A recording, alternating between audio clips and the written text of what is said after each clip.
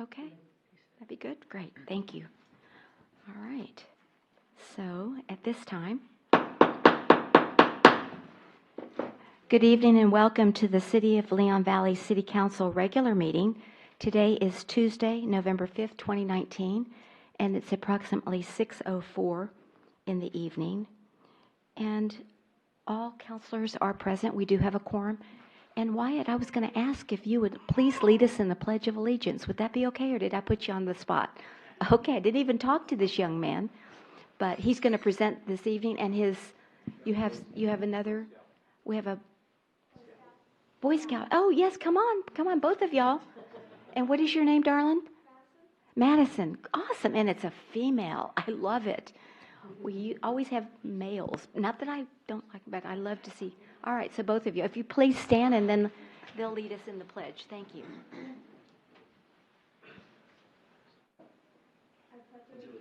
To the flag of the United States of America and to the republic for which it stands, one nation, under God, indivisible, with liberty and justice for all.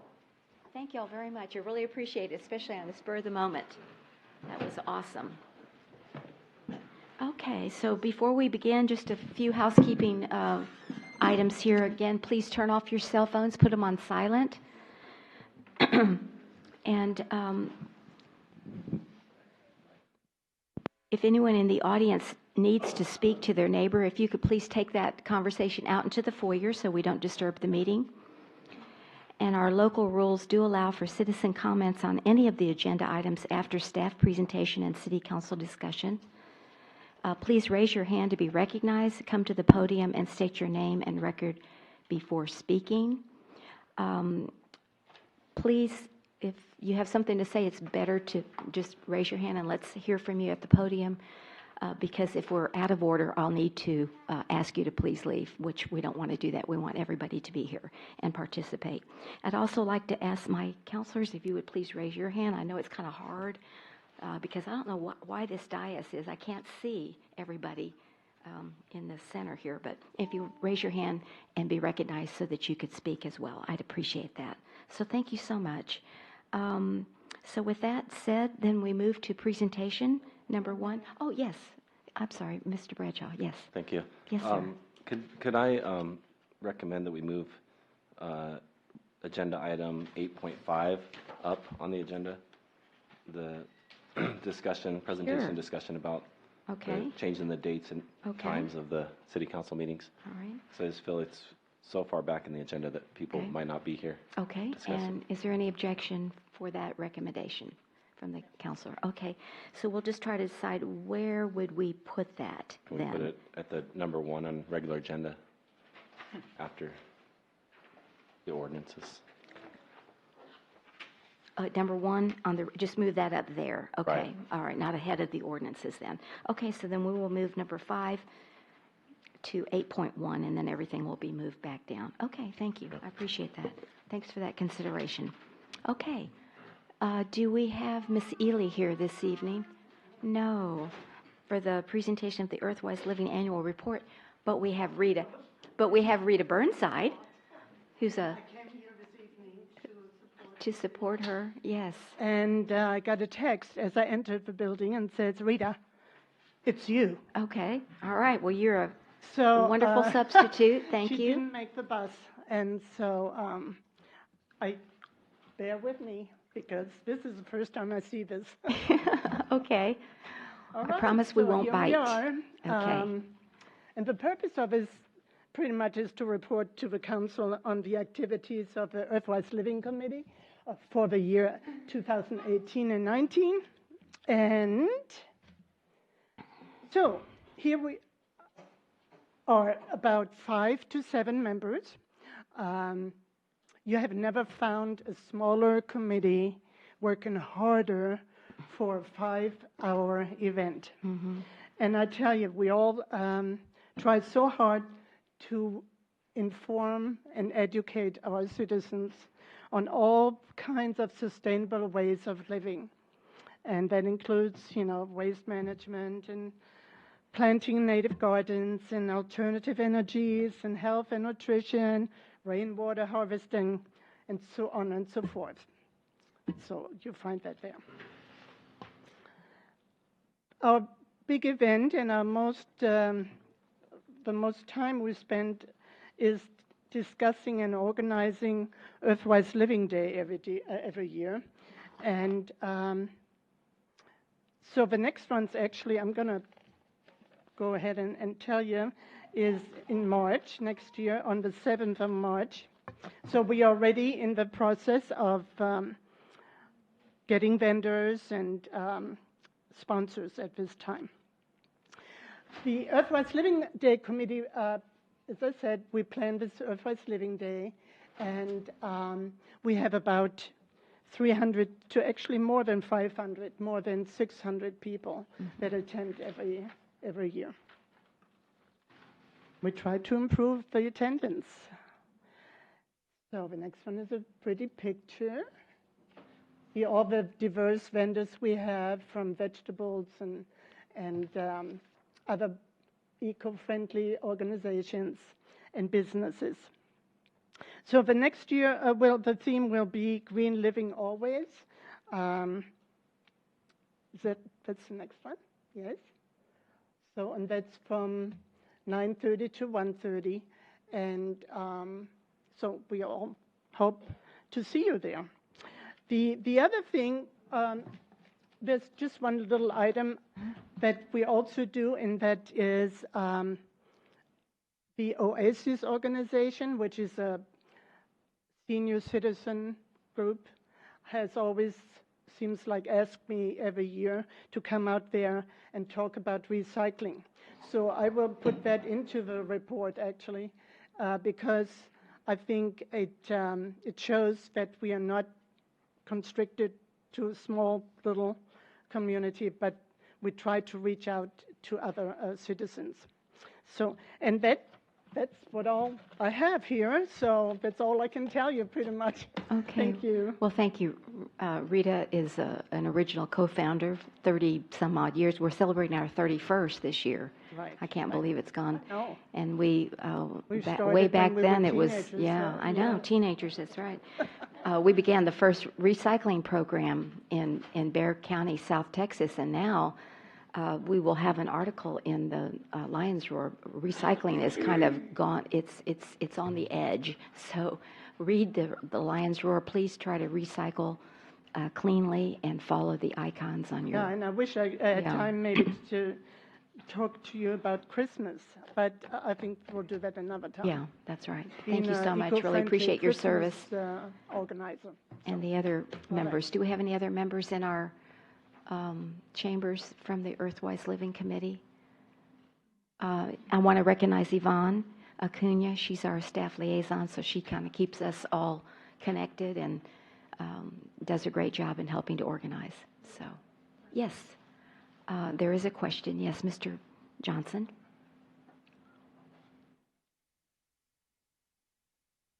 And it is a free event. I don't know if we said that. It is a free event.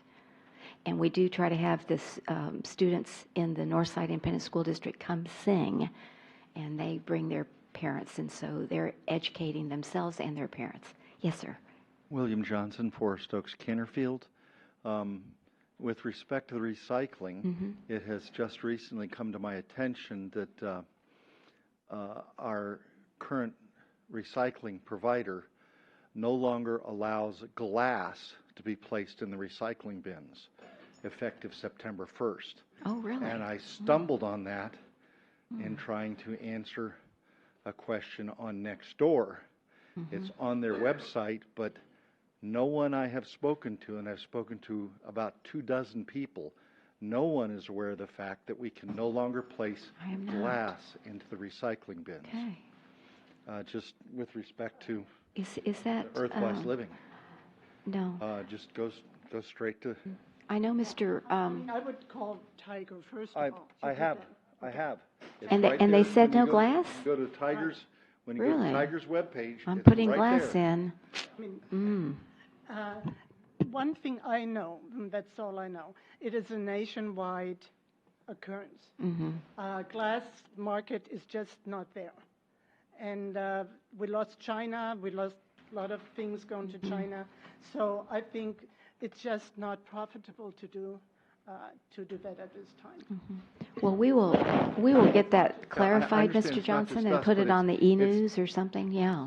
It's not the profit aspect of it, it's the fact that they have an inline assembly and Walmart bags, H-E-B plastic bags, and glass cause that machinery to jam Okay.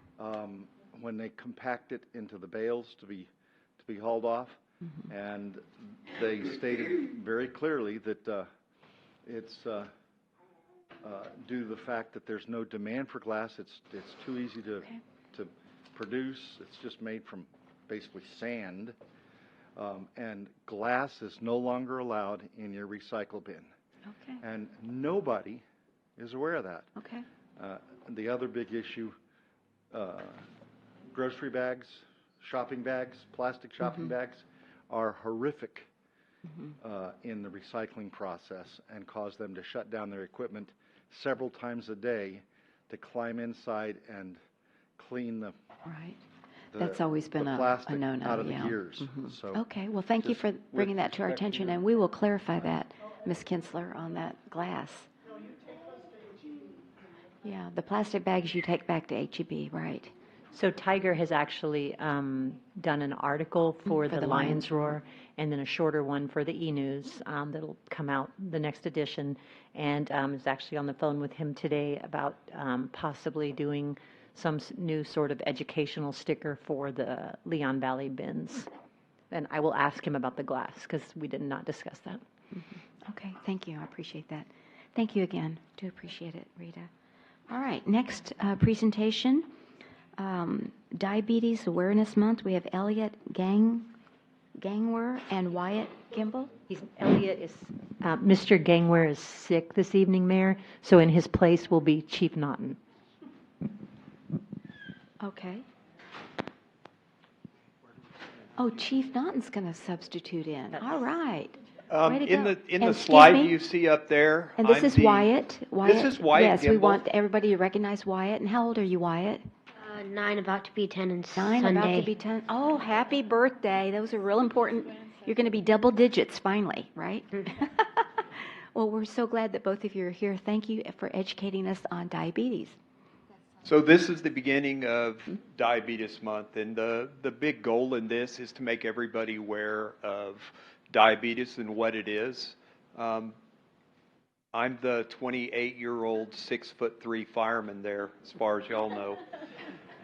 The thing those two people have in common before we start is they're both type 1 diabetics. Wyatt is a type 1 diabetic. One of my firefighters that works every day is a type 1 diabetic. Basically, you're going to find that there's no restrictions for it. We have lots of them. So a lot of people have diabetes. A lot of people in this room have diabetes. A lot of people manage it. A lot of people don't know they have diabetes. Do you want me to? Will you click? Next. So around the world, there's 422 million people with diabetes. It's one of the fastest growing issues we have in the United States. Next. So out of those 422 million people, 1 in 10 are a type 1 diabetic versus a type 2. For those that don't know, I'm type 2. Oh. I'm a diabetic. Wyatt's a diabetic. He's a type 1. I'm the bigger one there in the middle.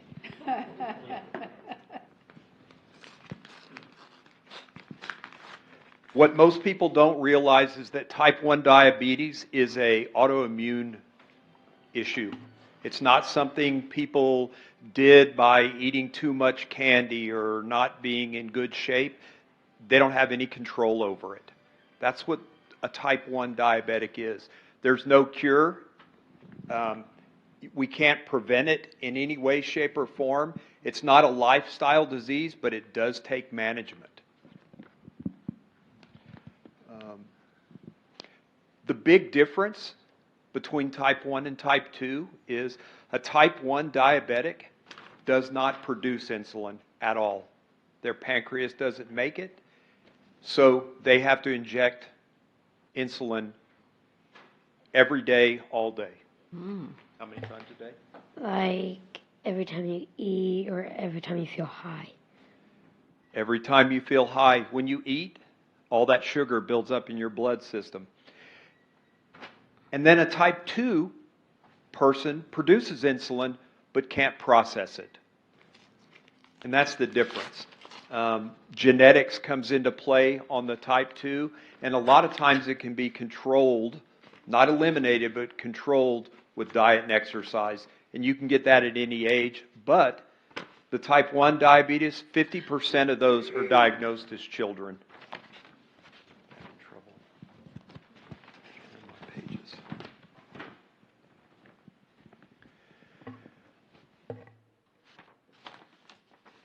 The biggest thing that we want to get across this month is to get checked, because there are people out there that are diabetics that don't know they're diabetics. And that really makes the difference when you're a type 2 diabetic.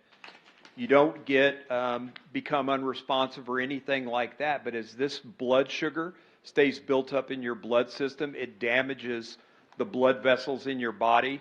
It starts in the eyes, goes to the toes. A lot of untreated diabetics lose toes, feet, legs, things like that, and their eyesight. The other thing, I love this slide, the other thing is you can't see it. You can't see it at all. Anybody could have it. It's just the way it is. They're just a little bit different. So Wyatt's going to talk to you about what his morning is like.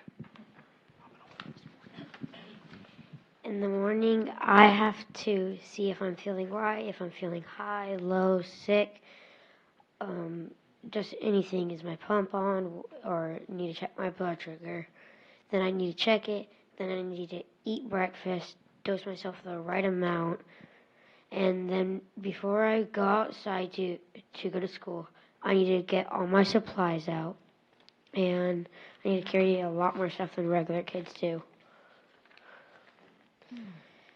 The supplies I need to bring to school is my insulin pump, pens to check my blood sugar, or if I go too high, I need to take a shot to get me down really fast, or syringes, which just make me do a finger stick. My glucagon or glucose tablets, a receiver, or a phone that is connected to my pump, which pumps the insulin through.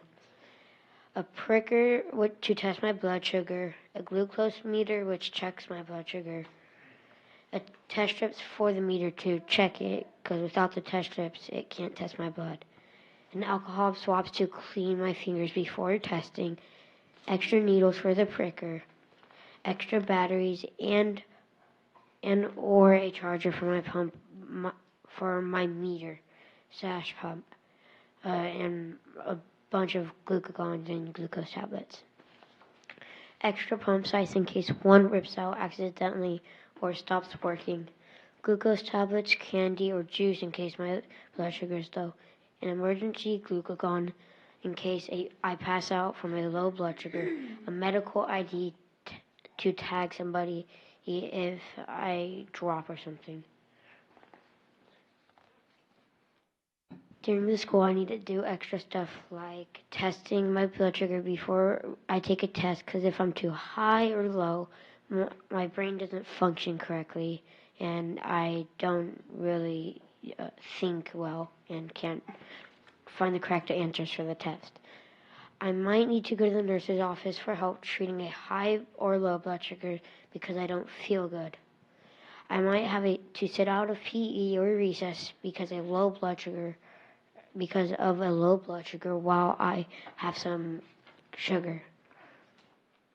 Before we have lunch or a snack, I have to test my blood sugar and calculate the amount of carbs in the food, then calculate how much insulin to give myself. Before sports or extra activities after school, I need to test my blood sugar. Before going home, I need to test my blood sugar too. Sometimes I might need help in case I pass out and I can't do anything. So the one thing that I will say about everything Wyatt said is he calculates all this and does it all himself. So at 9 years old, he calculates his own insulin, carbs, and administers it or punches it in his pump. There are a lot of people out there with type 1 diabetes. We want to get that across. I'm not going to read all these to you, but these are some of the people that you may know in current culture that are type 1 diabetics. I'd like to tell you I knew who they were, but I don't have a clue. I know the guy on the end because he's in movies. But these are people that function with type 1 diabetes every day. And you know what? Everybody has something they deal with. Whether it's bad vision, whether it's hearing loss, whether it's whatever, some people deal with diabetes. The things that you need to take away from this, people with type 1 diabetes manage this their entire life. And it's a management deal they do every single day. They have to test their blood sugar. They have to take insulin. If they start getting low, they have to stop and eat. And we all need to be aware of those things.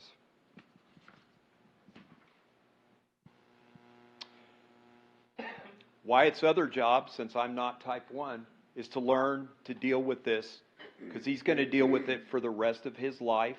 So is Elliot. Click next. And that's Elliot. He's sick today, but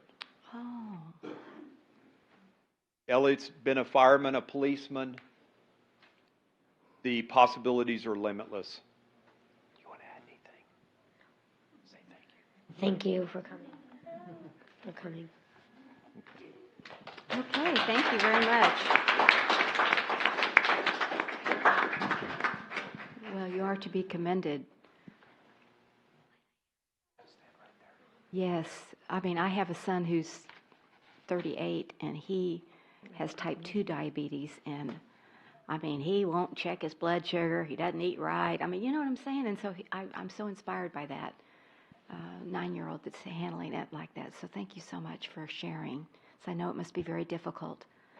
And Mayor, we have a proclamation also. and I have a proclamation, yes, but I do have a question or a comment. Mr. Johnson, if you'd like to, as I'm coming down, come on up. If there's anybody else on the council that would like to say anything too, please go before. Go ahead.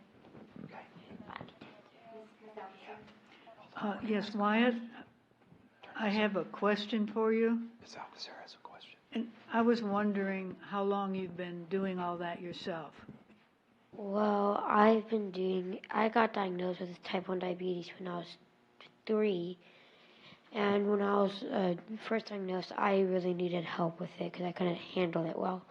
So I'd say I've been handling with it for about 6 years because I'm about to turn 10. So I'm going to say 6 years. And so have you gone through bullying or anything? Yes, when I was in kindergarten, I was bullied by 5th graders. And How do you handle that? I just ignore them. And I was on the bus, and the bus driver didn't do anything about it. So I just asked my mom to start taking me off the bus. And did she report the bus driver? No, I don't think so. But all your teachers are good with you about it and understanding? Yes, but not really substitutes. Oh, okay, so you have a problem all the time because people don't believe you because you look like and act like a normal kid. So what can we do besides that to help you? I would like to see you speak like the mayor was saying. People don't take care of themselves because they don't believe the type of things that you're doing. And those with type 2, so many of them lose body parts and vision because they don't take care of themselves. I think you ought to start speaking to the grown-ups. You're excellent, and I'm proud of you. Thank you. Thank you. Thank you.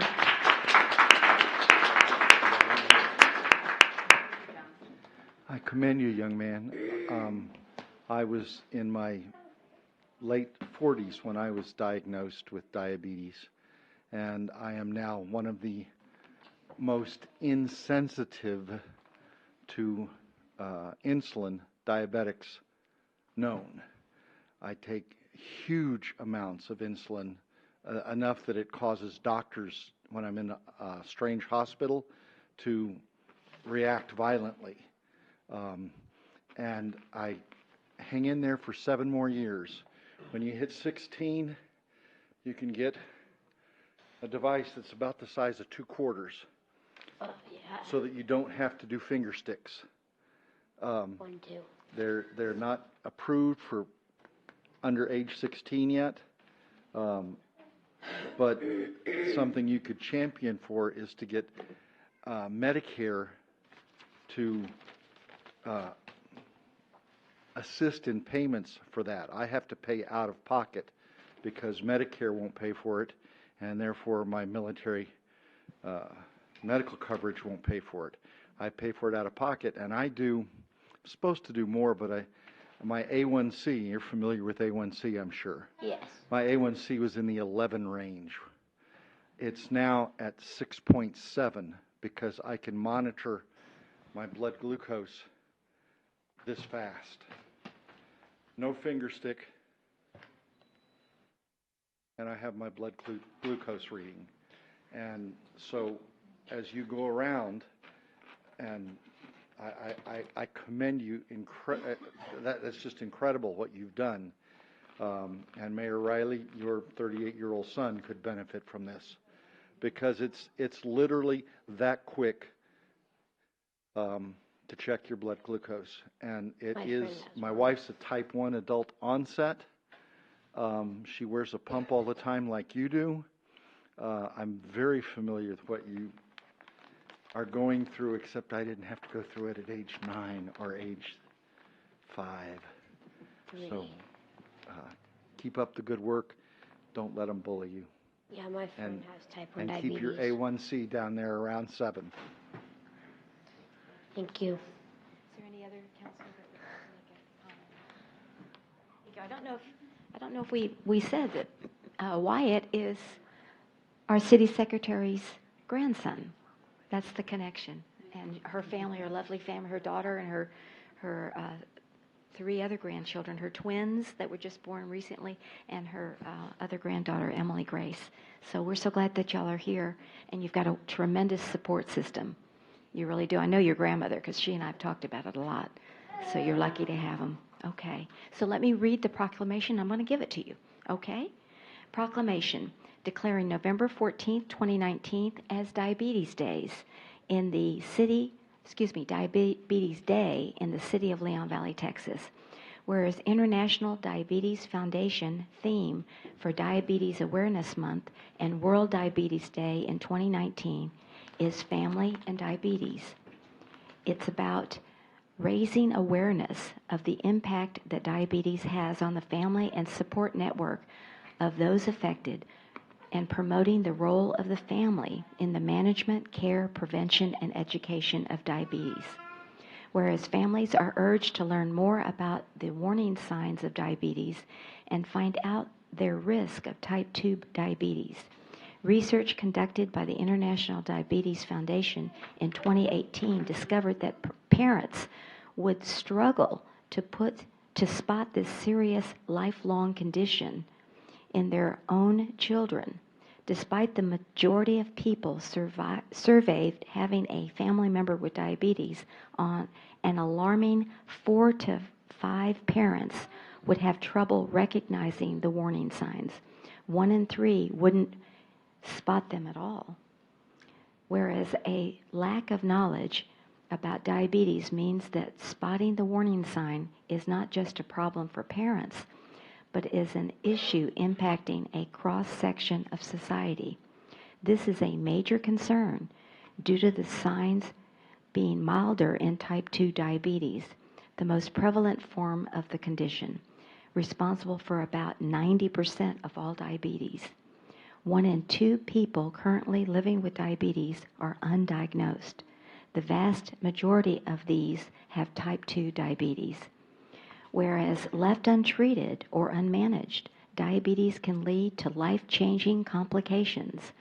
These include blindness, amputation, kidney failure, heart attack, and stroke. Diabetes was responsible for 4 million deaths in 2017. Whereas this November, the International Diabetes Foundation is urging people to test their diabetes knowledge and assess their risk of type 2 diabetes through an online quiz and assessment. Therefore, I, Chris Riley, Mayor of the City of Leon Valley, do hereby proclaim November 14, 2019 as Diabetes Day throughout this city, and I, along with the International Diabetes Foundation, urge all people to test their diabetes knowledge and assess their risk of type 2 diabetes through an online quiz and assessment by visiting www.worlddiabetes.org/resources and find out how you can help spread the word about diabetes in November. Signed by my hand this 5th day of November 2019, Mayor Chris Riley. Let's congratulate Chief Naughton and especially Wyatt Gimble for your bravery and maturity in taking on your type 1 diabetes. We appreciate it. Thank you. Will you come back and be a mentor to a lot of other people? I know you will. Thank you. All right. Awesome. You bet. Thank you, and congratulations. You have a wonderful son. I mean, how mature. Bye, darling. Yes, we're so glad to meet your granddaughters and grandson and granddaughter again. Thank you. All right.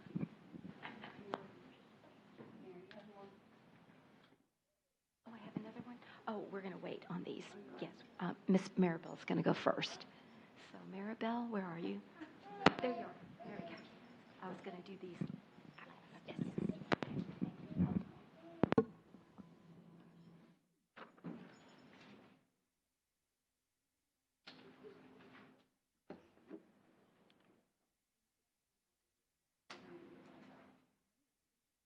Yes, ma'am.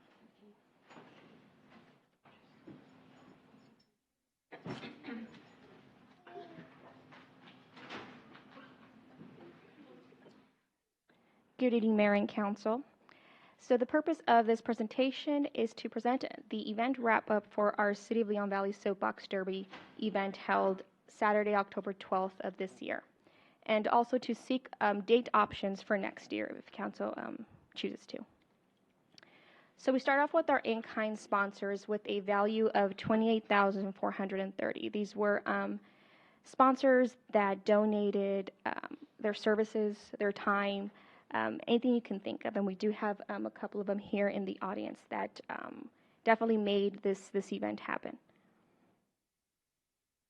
Our monetary sponsors with a value of $21,580 come up with these costs were to wrap the car. So we also had a couple of sponsors, new sponsors that assisted with wrapping their cars with their logo. And then our major sponsor, of course, was the Economic and Community Development Advisory Committee. They're the ones that sponsored the most amount. And remember, we did split the total amount between our 4th of July and the Soapbox Derby.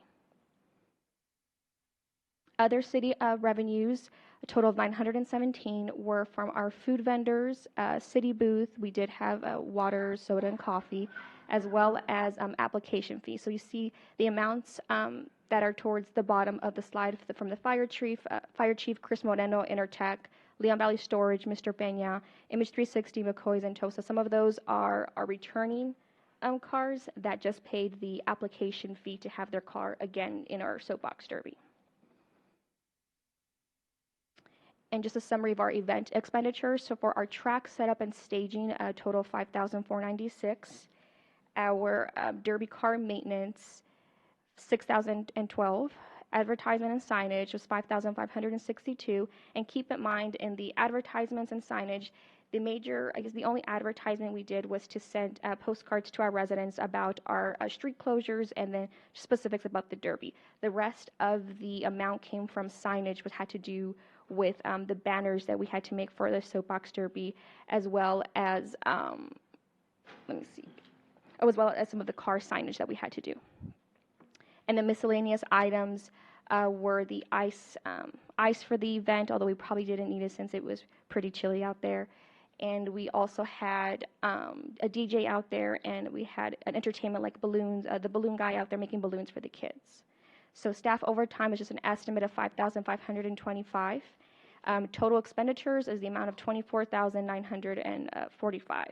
So our track setup and staging, the $5,496, $4,923 of that total amount was a one-time expense, which had to do with the track. So that's another cost that we don't have to make for next year's Soapbox Derby. And this is just a recap of our revenues and expenditures. So our monetary sponsorship with the biggest amount to sponsor, which was from the Economic and Community Development Advisory Committee, was the $16,000. So total revenues was $22,497. Our Soapbox Derby budget for 19, because remember this event did fall in 2 fiscal years. First budget amount was $3,500. For fiscal year 20 was $18,000, and overtime budget of $10,000. So total budgeted for the event was $31,500. And our expenditures, as you see there again, is $24,945. And again, some of those expenditures are just a one-time, which is the biggest one was our track, and also our trailers. So we did some of our sponsors, main sponsors, also donated their time to weld trailers. So GNR Automotive and Mr. Billy Kimball donated their time to weld these trailers together, which is another huge expense. If we would have purchased 2 trailers for the Soapbox Derby, and these trailers are the trailers that carry the cars up the hill again, it would have cost at least $6,000 to $8,000 for these trailers. So because they donated their time, these trailers only cost us around $2,000, and we keep those forever until we have the Soapbox Derby. Some of the event feedback we have. So overall, the race went smoothly. Minor setbacks, but no major accidents, which is exactly what we're looking for. Another feedback we had was to mark our finish line, so to have a clear line that can show where our drivers are passing through. Because we did have a lot of close calls, and which goes on to our third point, to have 2 judges instead of 1. So maybe 1 on either side of the lane, so we can definitely look into those close calls and have a better, accurate winner. Our start and end time would be more accurate. So comparing this to last year, last year's race we had about 18 cars, and the race took a little bit over 3 hours to finish. So we did add 6 to 7 cars this past year. So with that being said, we anticipated the race to end a little bit longer. But we also didn't realize that our logistics was actually a little bit better than last year. So the race went a little more faster and smoother. So now we will have definitely a better time, a better accurate time than this year. And then also need more local businesses. So a lot of our businesses assist with our 4th of July, which is a big hesitation for them to sponsor another event. But I'm going to push this year to have more of our local businesses volunteer and donate for this event. We did have a couple of them that were very interested, but they wanted to see how the race was first before they were in it. So we might have a couple of our local businesses in it for sure this year if council decides to go along with the Soapbox Derby. Advertisement, definitely need more publicity. Again, the only cost we endured with advertisement was for our postcards to the residents. Everything else was a sponsorship. Echo, Kansas 5 Morning Show did announce it, a talk radio show, a Facebook boost, which actually cost the city $15 to get it out to a lot of the audiences on Facebook, Nextdoor, and Lion's Roar. So recommendation or a city council discretion, we can definitely add another specific line item to boost publicity and advertisement like we do for the 4th. So with the 4th of July, we spend close to $7,000 in advertisement, and that's with iHeartRadio, that's with more postcards sent besides just the announcements to the residents, that's ad pages. So we definitely do more advertisement, and we can do that for fiscal year 21 if council chooses to do that. And our food vendors. So we decided to go with food trucks to save the cost of electricity, because I know for the 4th of July we do spend quite a bit on electricity to have our food booths there. So when we eliminate that, we have our food trucks come out and we eliminate that electricity need. But we found out, according to I contacted the San Antonio Food Truck Association president, and she mentioned that a lot of the food trucks didn't like to participate in events like this because the cost was too high for the vendor fee. and the vendor fee was half the amount we would charge them for the 4th of July if they would decide to go that route. Food trucks usually don't pay any vendor fees. They only pay what would be the food permit for events like this, because sometimes the cost is just not worth it. Sometimes they only make $150, and that's exactly what the vendor application fee would be. So we recommend to only charge the food permit fee to get our inspector out there. But again, city council discretion if this is something they decide to do.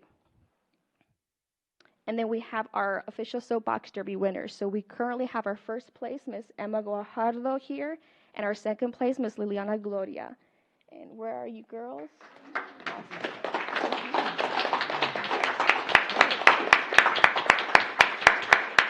Our third place, Mr. Marco Garcia, had football pictures today and could not make it.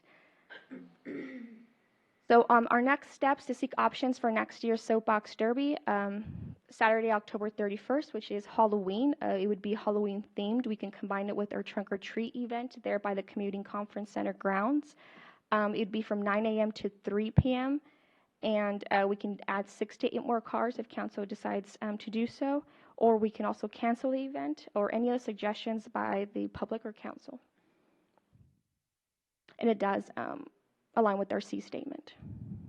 So I stand for questions. Yes, ma'am. I do want to say that I was at the Senior Citizens Luncheon about a week ago or 10 days ago, and one of the seniors brought her grandson, and she complimented the event. I was not able to be there since I was out of town, and but she said it was a really wonderful event. She was glad that she was able to bring her grandson. A little cold, Yes. but she said it was really great. I know you were going to give us an estimate on attendance. We talked about that last time. I was just curious since I wasn't here. Do you remember?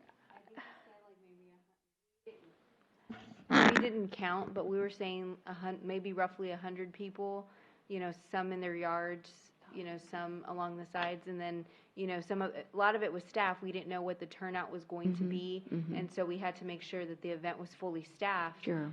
We probably wouldn't have had as much staff, and we actually sent some people home, but we still need the same amount of staff to do the cleanup and the setup and that kind of thing. But there were a lot of staff members there, so it's kind of hard to depict, I think the police and fire estimated about 100 people plus staff, right, Chief? Okay, yeah.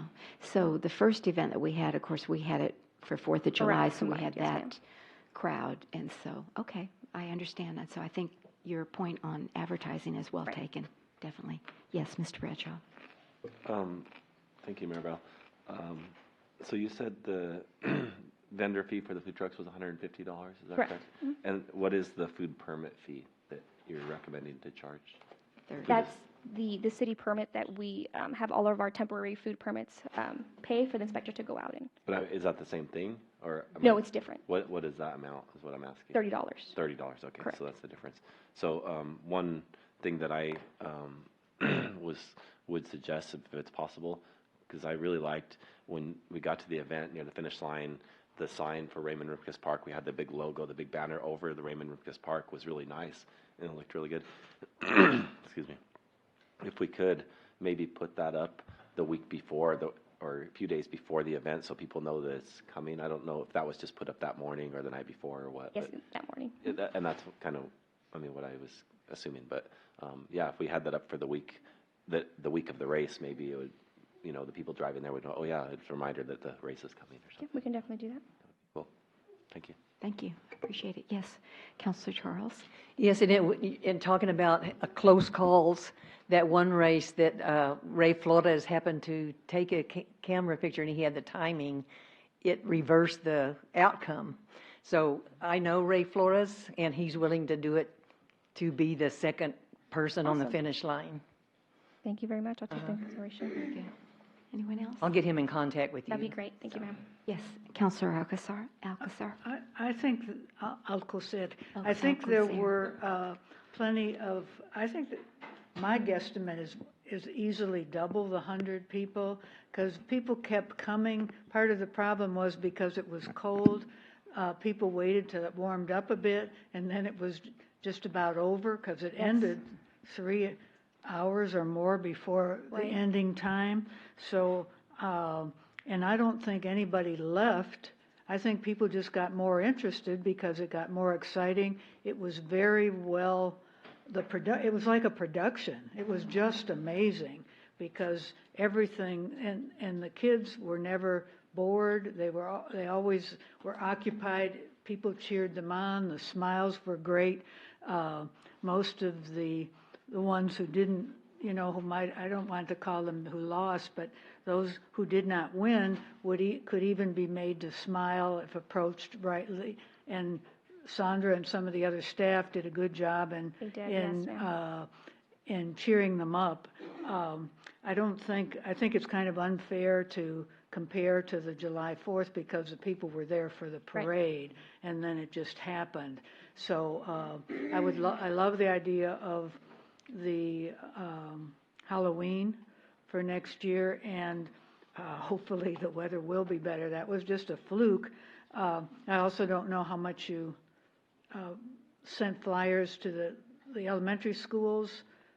Yes. You did do that? Mhm, yes, ma'am. But did they go home with the kids?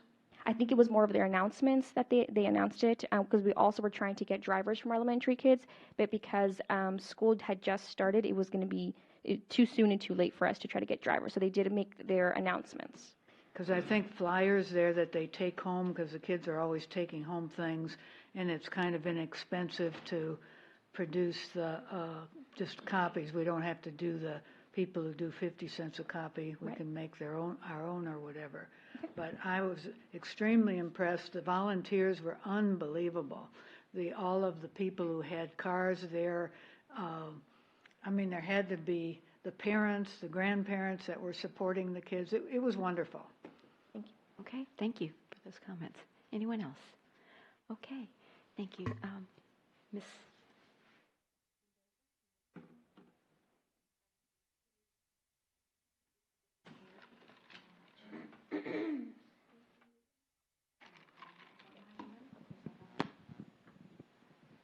Okay, so Beth, Federico, and family, if you can please come up to the dais.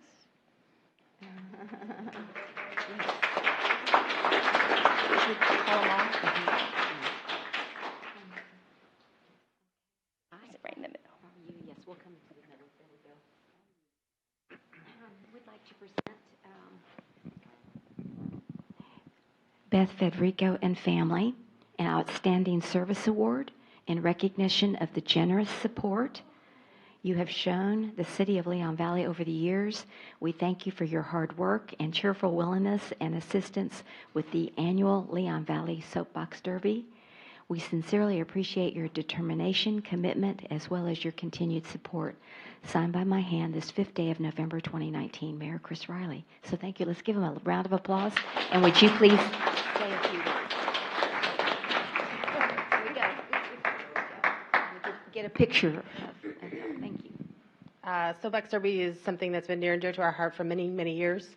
We're originally from Cleveland, Ohio, and Hannah actually raced in the Soapbox Derby and in the national championships in Akron twice. So we just love Soapbox Derby, and anything we can do to help the community and the kids, it's a great time. We had a lot of fun. So thank you for allowing us to do that here. Thank you. It's our pleasure and our win from your experience. It's invaluable. So thank you. Hope to help. Oh, yes.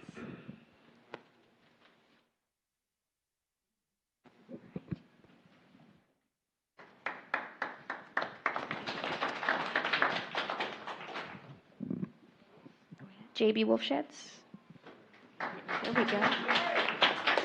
Thank you. And we have a little token of our appreciation. Outstanding Service Award presented to JB Wolf Sheds in recognition of the generous support you have shown the City of Leon Valley over the years. We thank you for your hard work and cheerful willingness and assistance with the annual Leon Valley Soapbox Derby. We sincerely appreciate your determination, commitment, as well as your continued support. Signed by my hand this 5th day of November 2019, Mayor Chris Riley. Congratulations. Thank you. Would you please say a few words? So last year, we our first time we did this, nobody knew what we were doing. I mean, me and the chief and Jason over there and Beth. I mean, we didn't. did it. She did it. She guided us through, basically. But we were excited about doing it this year, which is forthcoming. I almost bailed out, which we know. But I'm really glad that I came back. I really, really am happy that I decided to do it, and I want to continue on, and I want to make it continue one way or another. Thank you for your support. We really Thank appreciate you. it. Here's your certificate. Thank you.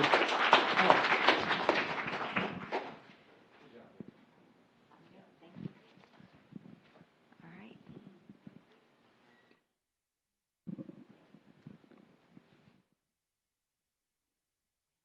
There we go. Bannis Towing, come on down. We have a certificate and a small token of our appreciation. Good to see you all. Thank you. So an Outstanding Service Award is presented to Bannis Towing in recognition of the generous support you have shown the City of Leon Valley over the years. We thank you for your hard work and cheerful willingness and assistance with the annual Leon Valley Soapbox Derby. We sincerely appreciate your determination, commitment, as well as your continued support. Signed by my hand this 5th day of November 2019, Mayor Chris Riley. Congratulations. Thank you. I think the first time your car won, right? The first Yes. year round. How did it do Yeah. this time? She didn't. Uh-oh. She was in the top 10, Okay. but it was really exciting, and it made it really exciting because her car is the one that we helped sponsor last year when she bought her car, and we got the businesses to donate the money back to her. So when she won, it made it really exciting because the two girls that initially were planned to do this, those are the two girls that won the first 2 years. So, and with all of us have working together, you know, her dad and mom and Jerry and all of us, we've all become such a big team, helping each other. We have a group text that we all help each other through the whole time for it. It makes it a lot of fun. We really enjoy doing this, and I'm excited for us to get to do it again. I already said I want to build us another car. Okay. And we're driving her crazy because we want to build adult cars so some of the adults can race too. Because they have a deal where we can actually make our own cars. You get the wood and make it, and we thought about doing like an American flag and Texas flag, and me and Jerry start a race off by us racing each other going down. So I mean, it just, you know, making it bigger and better every year and making it just exciting as we can for the kids. That's all that counts. Thank you. We certainly appreciate your support. No. All right. Thank you. Did you want to say anything? Yes. Okay, We yes. do need to thank all the police department and fire department and all of you people that helped put this on for the kids, because the kids love it. And I think it's the best thing that's ever happened. I've been towing in this city 36 years, and this is the first time that we put something on for the kids. And I think the kids love it. Great. And it makes them smile. And they're all winners, whether they didn't come in first. That's what I told them. Just because you didn't come in first, you're still a winner. You got to race in it. It's a very good message. Thank you. Really appreciate it. Here you go.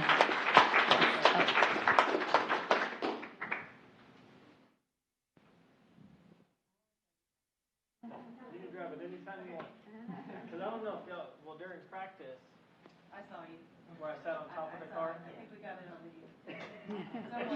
Somewhere. I actually put, You sat on the I small sat, car? yeah, I sat on top of it and I reached into the steering wheel and I put my feet on the back rails and I wrote it down, laying down on top of it. And then to stop, I reached my hand in Our there. insurance person is here. and then I braked, so I mean, I did good. Okay, there you go. Great. I got beat, but I did good. All right. Chris Moreno and family, come on down. There we go. The winner of the Soapbox Derby. Yes. Awesome. Congratulations. That's a heavy, woo, that thing is heavy. Awesome. That's wonderful. Hi, darling. How are you? Hi. Yes, so good to see you all. Let me, come on in right here. On behalf of the Leon Valley City Council, we'd like to present the Outstanding Service Award to Chris Moreno and family In recognition of the generous support you have shown the City of Leon Valley over the years, we thank you for your hard work and cheerful willingness and assistance with the annual Leon Valley Soapbox Derby. We sincerely appreciate your determination, commitment, as well as your continued support. Signed by my hand this 5th day of November 2019, Mayor Chris Riley. Again, congratulations. Give y'all a big award here. Would you like to say anything, Mr. Moreno? Okay, we're going to take a picture first. There she goes. Thank you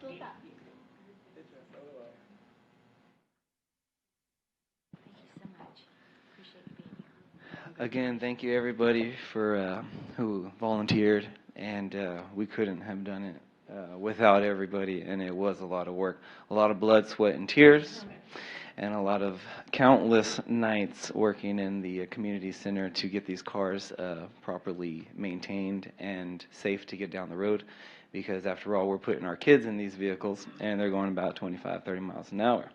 So it's our duty to make sure that the kids know what they're doing and are safe throughout the whole process, and we look forward to keeping everybody safe for next year and getting bigger and better every year. Thank you. Thank you so much. Take care. The Church of Jesus Christ Latter-day Saints, are they here? All right. We thank them. Let's give them a round of applause for their volunteer spirit as well. You sure may. You sure may. The Latter-day Saints, they showed up last year as well as this year, and they will show up for every year afterwards, I'm sure. They provide help that we need and that otherwise we wouldn't be able to hang in there, because our backs get kind of tired, and they were able to be there at the bottom and at the top to help with everybody. And thank you so much. Yes. Wonderful congregation. Thank you. Is Rudy Pena here? Pena Brothers Upholstery? I didn't see him. All right. And let's give him a round of applause as well. Thank you. Did he have 2 cars? He had 2 cars, right? That's what I thought I saw. And last but not least, Billy Ward. Is Billy here? All right. Let's again show our appreciation to Billy Ward and his team for all of the efforts at the Soapbox Derby. All right. Thank you. Is that it? All righty. Excellent. Thank you.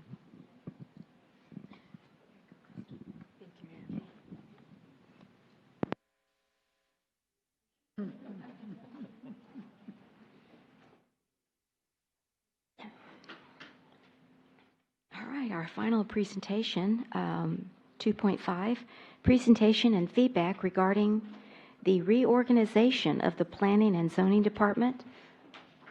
Thank you all very much. Those of you that are leaving, we appreciate you being here. All righty. And is Mr. Milan here? Yes, sir, our director. Thank you and welcome. Thank you. Oh, let me see. Took for granted it was up at a regular height. Sorry, I didn't mean, regular is not the right word. At a height conducive to my, there you go. Thank you, Mayor and Council. This item tonight, first I just want to say, our staff is proposing a reorganization of the planning department, but I want to say first, we're not proposing to eliminate any existing staff. We're just proposing to restructure the current staff that we have and restructure those titles and the duties. So I just want to say that first. I kind of realized that after I created the item. Probably should have clarified that right out of the chute. No existing staff will be leaving. Only one staff member will be leaving, however, which was part of the impetus of this. Our assistant director, Xavier Ontu, has rendered his notice. He's going to have a long notice. He's decided to go back to school and pursue a career in construction and project management. And so that is the only staff member that is going to be leaving the organization, but he's leaving on his own will. And so with that change happening, that kind of created an opportunity for me as the director and in coordinating with our other staff, looking at how we do business, how can we maybe more efficiently do business, and how can we better support the staff members we have and create a department that's really even more focused on upward mobility, succession, and best handling the needs of our customers and our public. And so I've been in my position for about a year and a half now. And so, and I've had about a year and a half to really look at the way the department operates, look at our staff, look at the best aspects of our staff, what they do best, what they want to do as well, the aspirations they have. We also have the My Permit Now system that is going to be coming online pretty soon too. So basically, right now we process a lot of things through the Encode system. Not the best software for building permit management, great for finance, but not the best for permit management. And so we do a lot of stuff by paper. And so My Permit Now is going to make everything digital. So that's really going to optimize the way we do things. So that's also creating an opportunity to look at how we have our department structured. And so, of course, anytime we look at restructuring, we want to bring that to the council and make sure that y'all approve of this restructuring, make sure you're on board with how we're going to be doing business for your citizens. Currently in our department, we have a director, that's me. We have assistant director, Mr. Antu, who I said is going to be leaving effective early to mid-January. We have our planning technician, which is kind of like a hybrid crossover position. The planning technician handles building permits, but also handles a lot of planning and zoning matters, platting, signage, site planning. And then we have our permit technician position, which is generally focused solely on processing permits. I don't know where that little thing is up there. We have our current structure of the department. Right now, administrative tasks are typically, everybody kind of handles their own administration, including me, as opposed to like technical or analytical tasks. We don't have a position in the department that's strictly devoted to administration. As in some other departments, in the city manager's office, you have Angela, her position is directly devoted to administrative support staff. Duties have also historically been more a function of the skills they deploy. We've had a lot of crossover. There's been the approach, everybody knows how to do everybody else's job. That way people can kind of jump in if there's if anybody leaves. We haven't really been focused on specialization. Since I got here in April of last year, one of my priorities was starting to focus more on specialization. We're growing. The complexity of development that's coming in the door is getting even more complex. So in my opinion, when that starts to happen, it's important to start specializing like in other cities where you have certain people that are devoted to certain tasks and they do those tasks specifically to the best of their ability. There's also never really been a succession plan built into the organization of our department. A lot of times, when a director leaves, then we hire out for another director. There hasn't really been if you start out as a permit technician, there isn't anything structured to rise all the way up to director, where you're being trained all along the way. Assuming an added 35% of each salary on top of the base salaries, including benefits, workers' compensation, total personnel expenditures, all of the positions in our department, roughly about $322,000 annually. So with the restructuring, looking to eliminate 2 existing positions. We're looking to eliminate the permit technician. In my opinion, I've worked for a lot of cities. Permit technician it's a pretty high-stress job. You are the front counter of permits. It's also, I put dead end, a lot of times it's hard to get a position, or, it's not typically a higher paid position, and so it doesn't require a college background, so it's not typically a position where you're promoted internally moving up, and so there's a lot of turnover in that position. And so with the nature of the work that we have in our office, in my opinion, I think that this is a position that the planning technician can do, and the planning technician can kind of be a crossover position which works on platting, but also is learning zoning and site plan review for potential promotion to higher positions. So I'm proposing that the permit technician position be eliminated and the planning technician position take over those permitting assignments while also working on planning things. Also, with Mr. Antu leaving, I've had the chance to look at our department and kind of look at how that position works. Mr. Antu has been a great addition to our department. He has a city management background, public works management background, so he's been able to jump in. He knows a little bit about everything and is able to be really supportive and has been a huge asset to our department. But typically assistant director positions are typically found in larger cities, and once you get up to about 25,000, it's usually whenever you get into assistant director positions. It's a little bit harder to find assistant directors in this area, because typically an assistant director is like the planning director with about 5 years less experience. And so what I've seen in our department is more of a need for duties, everyday kinds of duties. There isn't a need for another supervisor in our department. There isn't a need for another manager. There's a need for kind of the term, when you need less chiefs and more Indians. That's kind of I guess the way I could put that is that's kind of what we're needing in the department. We have a lot of work coming in. We have a lot of zoning work, more complex zoning work. We're going to talk about that tonight. And so what our department needs, in my opinion, is kind of a mid-level planner, an associate planner, but we don't need another director level position. We need a mid-level planner position that can jump in and, again, kind of do what Mr. Antu has done, is know a little bit about everything, but be able to jump in and start to provide some assistance with zoning cases, but also be able to jump in on permitting as well. So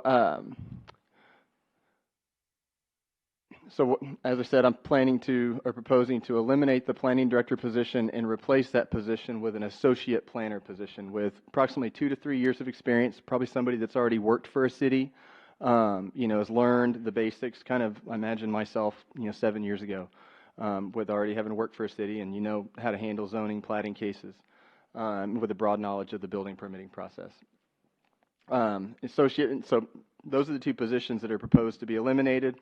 And positions proposed to be created are an associate planner position. That's generally what is proposed to replace the assistant director. Like I said, mid-level planning position, responsible for zoning, plating, urban design, site plan, signage, landscape architecture, and long-range planning. This is somebody that you're going to see a lot more of.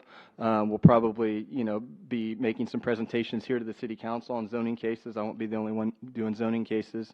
Also somebody that will have much more of a presence at the Planning and Zoning Commission. Give backup for me on zoning cases, but also someone that's getting trained in a lot more of the complex matters that the director deals with. This position is proposed to attend and present at all Planning and Zoning Commission meetings. We've talked a little bit about creating an Urban Design Commission. Haven't quite gotten there, but when we potentially get there, this is somebody that would be attending and presenting in those meetings as well. This position will typically be hired at the associate planner level. And so this is where we kind of get into looking forward to how can we, better retain employees? How can we create, a succession program? A lot of times, when you have an associate planner and they aspire to move up and become a senior planner, if there isn't anything available, they move on and go to another city. I've done that myself. So if you put a lot of time and energy to somebody, you want to be able to, provided you're providing them a great working environment and you're providing them training, learning, and earning, why wouldn't they stay? So that's really the plan for this position. Hire at the associate planner level with the potential for internal promotion to a senior planner within 2 to 3 years, depending on performance. The salary for this position is proposed to be $55,000 with an increase of $65,000 with promotion. The next position that's proposed to be created is an executive assistant position. So that's what I was kind of alluding to. We don't really have anybody in the department that specifically works on administration. We all kind of handle administrative tasks. I definitely get a lot of support, but we don't have anybody specifically devoted to that. And in my opinion, in the year and a half that I've been here, we have a lot of complex administrative things going, and my job's constantly evolving. We're about to get into a comprehensive plan update, hopefully. Then we'll go into the zoning code. We've got a lot of zoning work. We're up to 2 meetings a month. And so me, worrying about zoning notices and things like that gets pretty complex. And so having somebody that's specifically devoted to administration, I recommend is the next step for our planning department. This would be an entry to mid-level administrative position, specialized, in the administration of planning, performs administrative tasks, budget maintenance, invoicing, communications, records management, public meeting preparation, and facilitation, just general support to staff. Salary for this position proposed at $45,000 with an increase to $50,000 after the first year, depending on performance. Other changes, like I said, the planning technician position is already in place. Not proposing to eliminate that position, but kind of recalibrate the duties. A planning technician is basically, I would say, a planning director in training. If you are a planning technician and if you're in that position, that means that hopefully your goal is to one day be a planning director, because the next step after a planning technician is an associate planner. Sometimes some cities call it a junior planner, But the next steps up are planning technician, associate planner, maybe assistant director somewhere, and then a planning director. So what I'm trying to do here is create a succession plan all the way from planning technician all the way up to director. So, we have somebody here that can potentially rise up through the ranks long term, keep that historical knowledge, and build a career in the city. That's really, I think, what every department should have is if you start at the bottom, you ought to be able to work your way up to the top. This position will be responsible for processing all permits, including building permits through the city's My Permit Now system, and also assist the associate planner and me as well with zoning, plating, and urban design matters. So with My Permit Now coming, that really optimizes the permitting process. So I think that's going to create a lot more efficiency for the person processing permits and also provide them the ability to get trained up in zoning in the process. Planning technician will receive extensive training in building permitting activities. This position does require a minimum bachelor's degree, and currently the position's at $39,770 with an increase to $45,000 with certifications after the first year. So that position does great, gets certified, and get a potential increase to $45,000. So currently the proposed department organization, like I said, director, associate planner, executive assistant, so the proposed department organization will be a director, directly below associate planner, an executive assistant, and a planning technician. Total personnel expenditures for the department with all proposed positions, it would be $312,000. So with our current personnel expenditures of $322,000, this reorganization would actually result in a $10,000 decrease in actual personnel expenses for this fiscal year.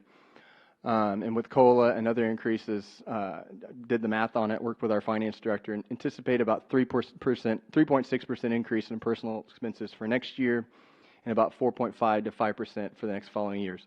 And ran the numbers on the salaries that we have right now. That's pretty much consistent with what we have right now. Over the next 5 years.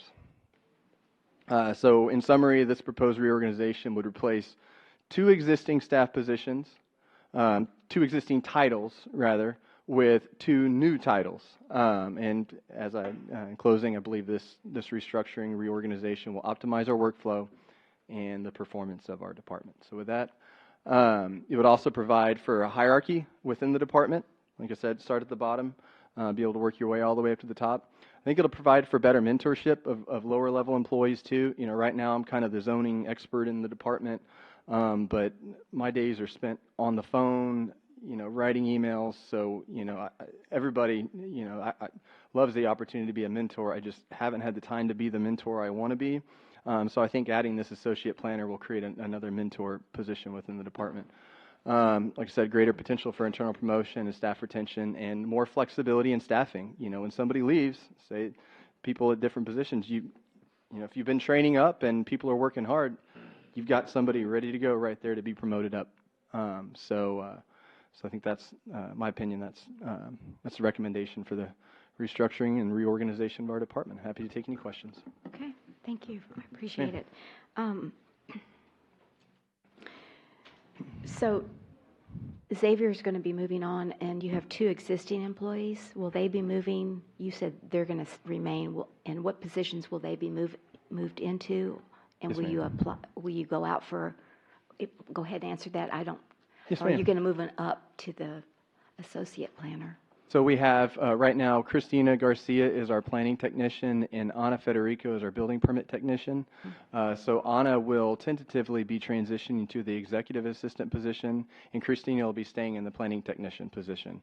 And so she'll be continuing to broaden her experience in building permits. She will be the building permit expert. She's already trained in that. Like I said, in the past, both Ana and Christina were sort of doing similar tasks whenever I got here, and so when I got here, the goal was, okay, we're moving towards specialization. Christina's a planning technician. I always joke, it's like, you're a planning technician, you're going to be a planning director one day as long as you're in that position. That's what we're going to train you and get you ready for.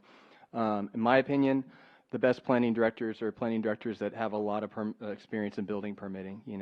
Planning directors come at the position from a lot of directions. Some spend their entire career just working on zoning. Maybe they work in places where permits separated from zoning. So I think that's going to be the best thing for Christina long term. She will be at the switchboards with My Permit Now, running the show there, becoming an expert, but she'll also be continuing to work on planning to get herself real sharp with planning so she can potentially down the road take that associate planner position. Right now we're going to go out for the associate planner position and hire out for that because that position is somebody that needs about 2 to 3 years of specific experience with planning and zoning commissions, city councils, plating, and so that'll be the structuring. Christina's going to stay in the planning technician position, and Anna's going to transition to the executive. Okay, so does the associate planner need to have a degree? Yes, ma'am. Okay. The associate planner will need to have a degree. Typically, an associate planner, in my experience, that's required a master's degree in urban planning. That's definitely going to be a preferred qualification. I don't know whether we're going to get that in this market. Every market's a little different, but definitely that's going to be a consideration. All right. And so you hope to implement this in January? I mean, if there's no action tonight, you're just getting feedback, but in January, when Xavier moves on, then you'd like to restructure it then? We're going to start the transition probably a little bit earlier. Right now, I think my permit now hopefully is going to get up and going within the next month. So with that, I think we can start to transition our existing positions. Obviously, the associate planner will probably take a little bit more time. Maybe, hopefully we can advertise for that. It takes a little while and might take, I don't know how long it'll take, but hopefully have everything in place by January. Okay, very good. So I'll open it up for questions. Yes, Counselor? Mr. Milan, are these comparable? We worked on getting things at market. Are these things that you're proposing at market for comparable cities? I think they're at market and also somewhere between market and competitive, I would say, and that's just going based on my experience and what I've been paid in the past when I occupied an associate planner position and an entry-level planner position. Thank you. Okay. Oh. So they currently are at market, but we're getting ready to do for next year because we do our market comparison every 2 years. This is year 2, so we will be sending the city manager a market analysis of all positions for next budget season. So, but that won't come till next summer? Or? Correct, around the summertime. I'll start soliciting from all the cities, all their positions and salaries after when we come back from Christmas, and I'll start gathering those and putting them in a spreadsheet and getting the averages and passing them on to the city manager. And if anybody has proposed an increase, it'll be done during the budget time. Okay, thank you. Okay, Counselor Charles? Yes, I said I give kudos to you for recognizing that your department needs to be a place where you can mentor employees and have internal promotions with the end result of retaining them. That's very important, and I admire that. Thank you. Okay. Anyone else? Yes, Counselor Hody. Mr. Milan, I just wanted to thank you and your department for, trying to streamline this a little bit and make improvements and not just settling in and say, well, this is the way we've always done it. So thanks. Yeah, thank you. Right. Anyone else? Okay, thank you very much for the Ma'am. update. Unless there's any other comments from our chambers. All right, thank you so much. Thank you. Moving then to agenda item number 3, the city manager's report. Ms. Kessler? Yes, good evening, Mayor and Council. We received a phone call from resident Marilyn Lemon, who wanted to praise the Leon Valley Police Department. Ms. Lemon stated at the end of September that her husband, who was diagnosed with Alzheimer's, went missing. She praised our officers on scene, and she wanted to ensure that the command staff and that city administration were made aware of how impressed she was with the police department's dedication, their caring, and their professionalism. She wanted to let us know that her husband had been located later on in the evening at University Hospital. We were able to determine that the officers she was speaking of were our dog watch officers. Officer Flores was the only officer she could specifically name, but stated that there were male officers also involved with the search for her husband. She wanted me to relay how appreciative she was of all of the officers' efforts during such a stressful time for her. So I'm just sending that forward to you. This right here is a copy of, my shoulder doesn't really good. Here is a copy of what the flood insurance postcard looks like, inviting residents to participate in a meeting. We have scheduled right now for November 16th from 10 to noon at the conference center.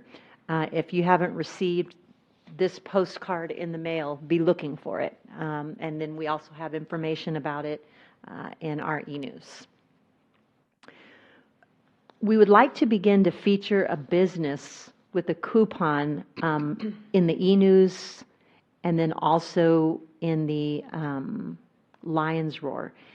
And what I'd like to do with the consensus here is go ahead and just start that and then bring to you some guidelines where a business can be featured, such as they have to have a current certificate of occupancy, they have to be in good standing, they have to be, their taxes have to be paid in Leon Valley, et cetera. But I just was approached by a business today wanting to put a coupon in. And I know, like, for instance, the Leon Valley Cafe, we did that for them with the 5% for the walking or bicycling there.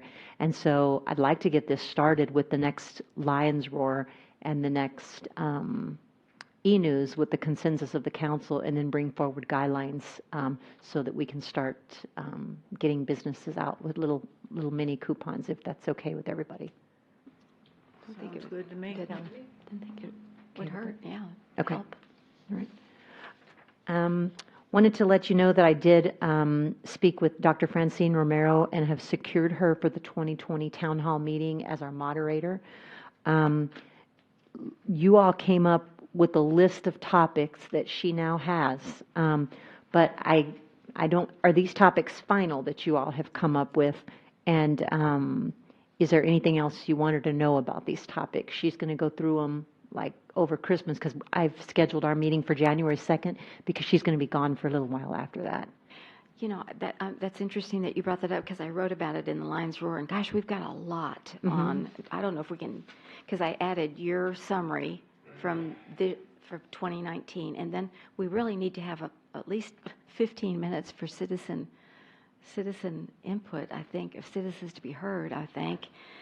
And I was wondering if we could possibly put it on the agenda for next time, and we could at least prioritize which one, you know what I'm saying? And then also, I mean, I don't know if we can fit it all in. Maybe we could have a general discussion, how many minutes. Then also, what about questions for each one of these? I know, I'm not sure how we did it last year and the year before. But last year, the staff just allocated the time based on how long the presentations were and did the questions, but we can bring that up to you all, and you all can do that. Maybe just do a tentative schedule, and then if you all had any questions, like on the Peachtree lot or on the Home Rule Charter, I mean, I just don't know, but I know we like to get consensus from the people who are in attendance with those clickers, and so if we could update on the pools, I know, anyway, so if we could maybe put that back on the agenda so we could maybe flesh it out a little bit more. Okay, I'll put it on the agenda for the... Councilor Hody, we did take one of those changes for the in-house city attorney to the contract attorney off, and so is there one of those that maybe we could put on for a future coffee? I mean, I just don't know. I think it would help to get the input and also hear from the citizens too. We didn't really get to get feedback on what they thought. The people that have been, they're in the chambers or they see on the video, if they could also give us, some feedback, I think that would be important. So, anyway. Okay, so I will let Dr. Romero know that I'll bring it back to the council for prioritization and questions on the 19th. I mean, that's just my thought. So. Everybody okay with that? Yes. Okay. Okay. Thank you. Appreciate it. Thank you. Sure, absolutely. And that concludes the city manager's report. Stand for questions. Okay. Any questions for the city manager? Okay. Seeing none, then we will move to citizens to be heard. Agenda item number 4. Is there anyone in our chambers that would like to address the council at this time? Please come forward. And the new rules allocate 3 minutes or up to 3 minutes. But all right. Mr. Johnson, good evening and welcome.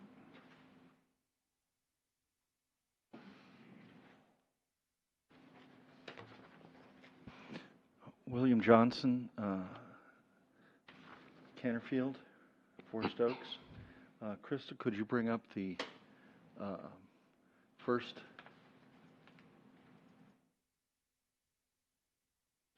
This is the resolution that was recently passed, and I'd like to scroll down to that. It says on item 1, bullet 1, oh, this is 217. Okay, in 217, let's scroll down a little further. It says, a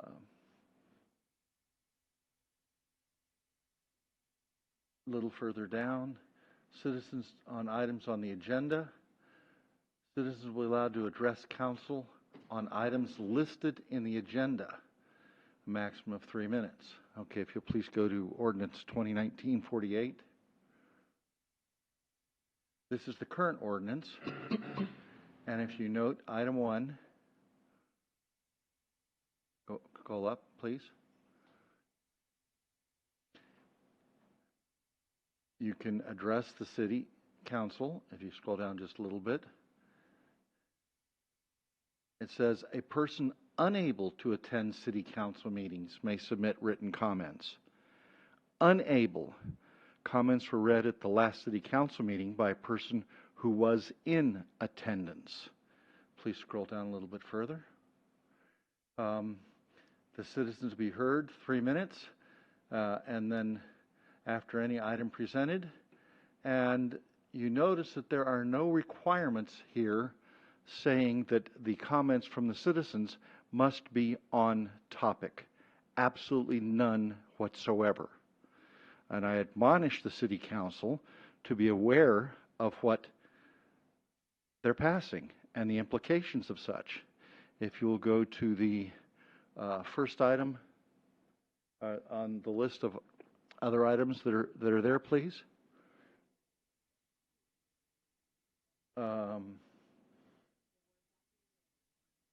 HB 2840. Okay, this is a summary from TML, and it discusses this in length, and the very last paragraph of this is pertinent to this conversation. A government body may not prohibit public criticism, including criticism of any act, omission, policy, procedure, program, or service. If you'll please go to the other Word document.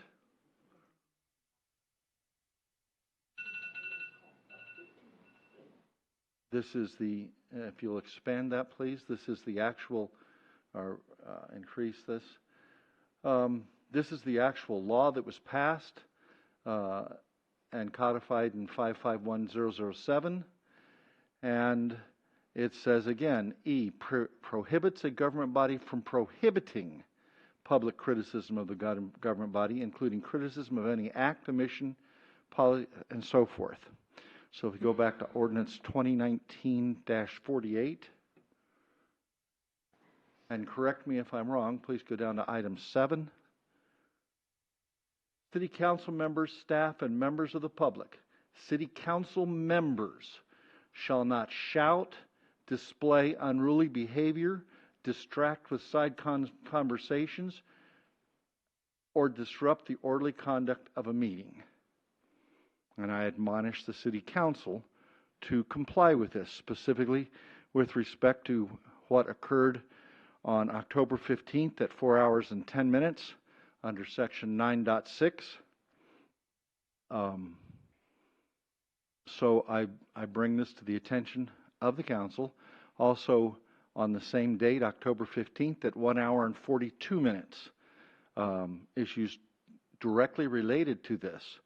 The current ordinance does not require a speaker to remain on topic, nor does the state law. Okay. All right. I know I've given you a little extra time. I just wanted you to finish your point, and I think you have. So if you link on the public meetings page is to the old ordinance that does require you to stay on topic. But that ordinance was superseded the minute this new ordinance, 48, received 4 affirmative votes. Okay. Very good. Thank you for bringing that to our attention. Do appreciate it. Thank you. All right. Anyone else? Yes.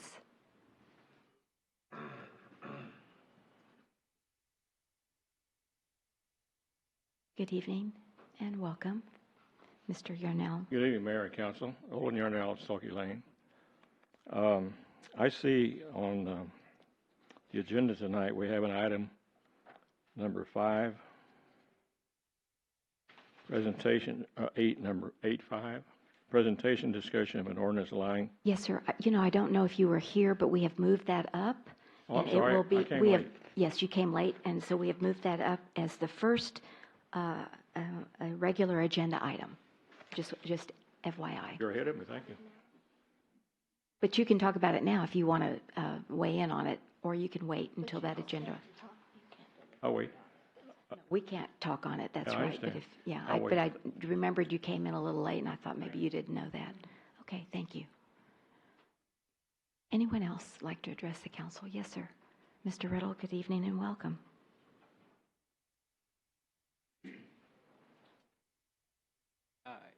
Yes, my name's Philip Riddle. I live on Rusopi. Last weekend I attended the trash and treasure sale at the Senior Citizen Center, and that was a great event, and I really enjoyed it. But the best part was I got 2 new pine trees to plant in my yard from the city. I guess it was part of the Arbor Day. Yes, our goal of planting 10,000 And trees. I've got them planted, and it was funny. In 2014, I got a free tree from the city also, and it's now about 9 or 10 feet tall. So thank you for that support. I appreciate the trees, and thank you very much. Yes, you bet. Thank you so much. All right. Anyone else? Okay. Seeing no one else, then we will move to, Mr. Blackmore. Is that saying that you want to come up, or were you like just hitting at a fly, or I wasn't sure. Okay. Thank you, Mr. Blackmore. Good evening and welcome. Stink. My name is Richard Blackmore. I'm a taxpayer and a citizen of Leon Valley. I opened up my mailbox again and got some trash in my mailbox. Ought to be a law against it. Talking about members of our city council. Absolute trash. Erroneous information.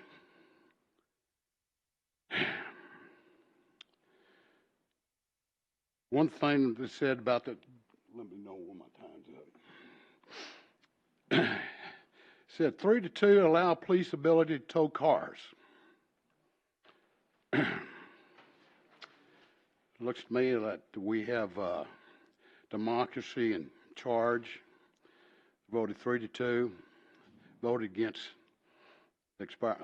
for the expired registration. The reason for that, people are watching out there because of all these abandoned cars we had in Leon Valley. You got a car with expired registration, it sits there. Police officer's not going to take that car, tow that car, until it's been sitting there for a while or people have been warned about it.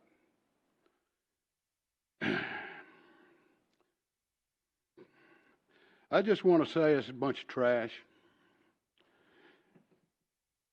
I want to say to the team, you're nothing but a bunch of scum-sucking pigs. Excuse me, Mr. Would you please remove Mr. Blackmore? We do not criticize, we don't cut down people in this chambers. I'm sorry. Well, I just did. I know you did, and I'm going to ask you to please remove yourself. Thank you. It's, you can, no name calling, please. That's not appropriate at all. All right. Okay. We'll move then to announcements by the mayor and city council members. Ms. Charles, if you'll begin. Good evening, everyone, and thanks for coming. Today is Election Day. I voted. It's the first time I've ever voted on Election Day, and I did it because I knew there was council meeting tonight. And I just want you to know that there's this comment, and I want you to take this to heart. Not voting is not a protest. A lot of people say, well, I'm not going to the polls. I don't like any of the candidates, and I don't like the issues, so I'm not going to vote. But not voting is not a protest. It is a surrender. Thank you. Councilor Rodriguez? I just want to tell everybody, thank you for coming. And this weekend, I had the pleasure of attending Representative Lopez's Women in Positions of Leadership. And it was a great networking. Wish I would have seen a lot more of our females out there. Have a good evening. Thank you. Councilor?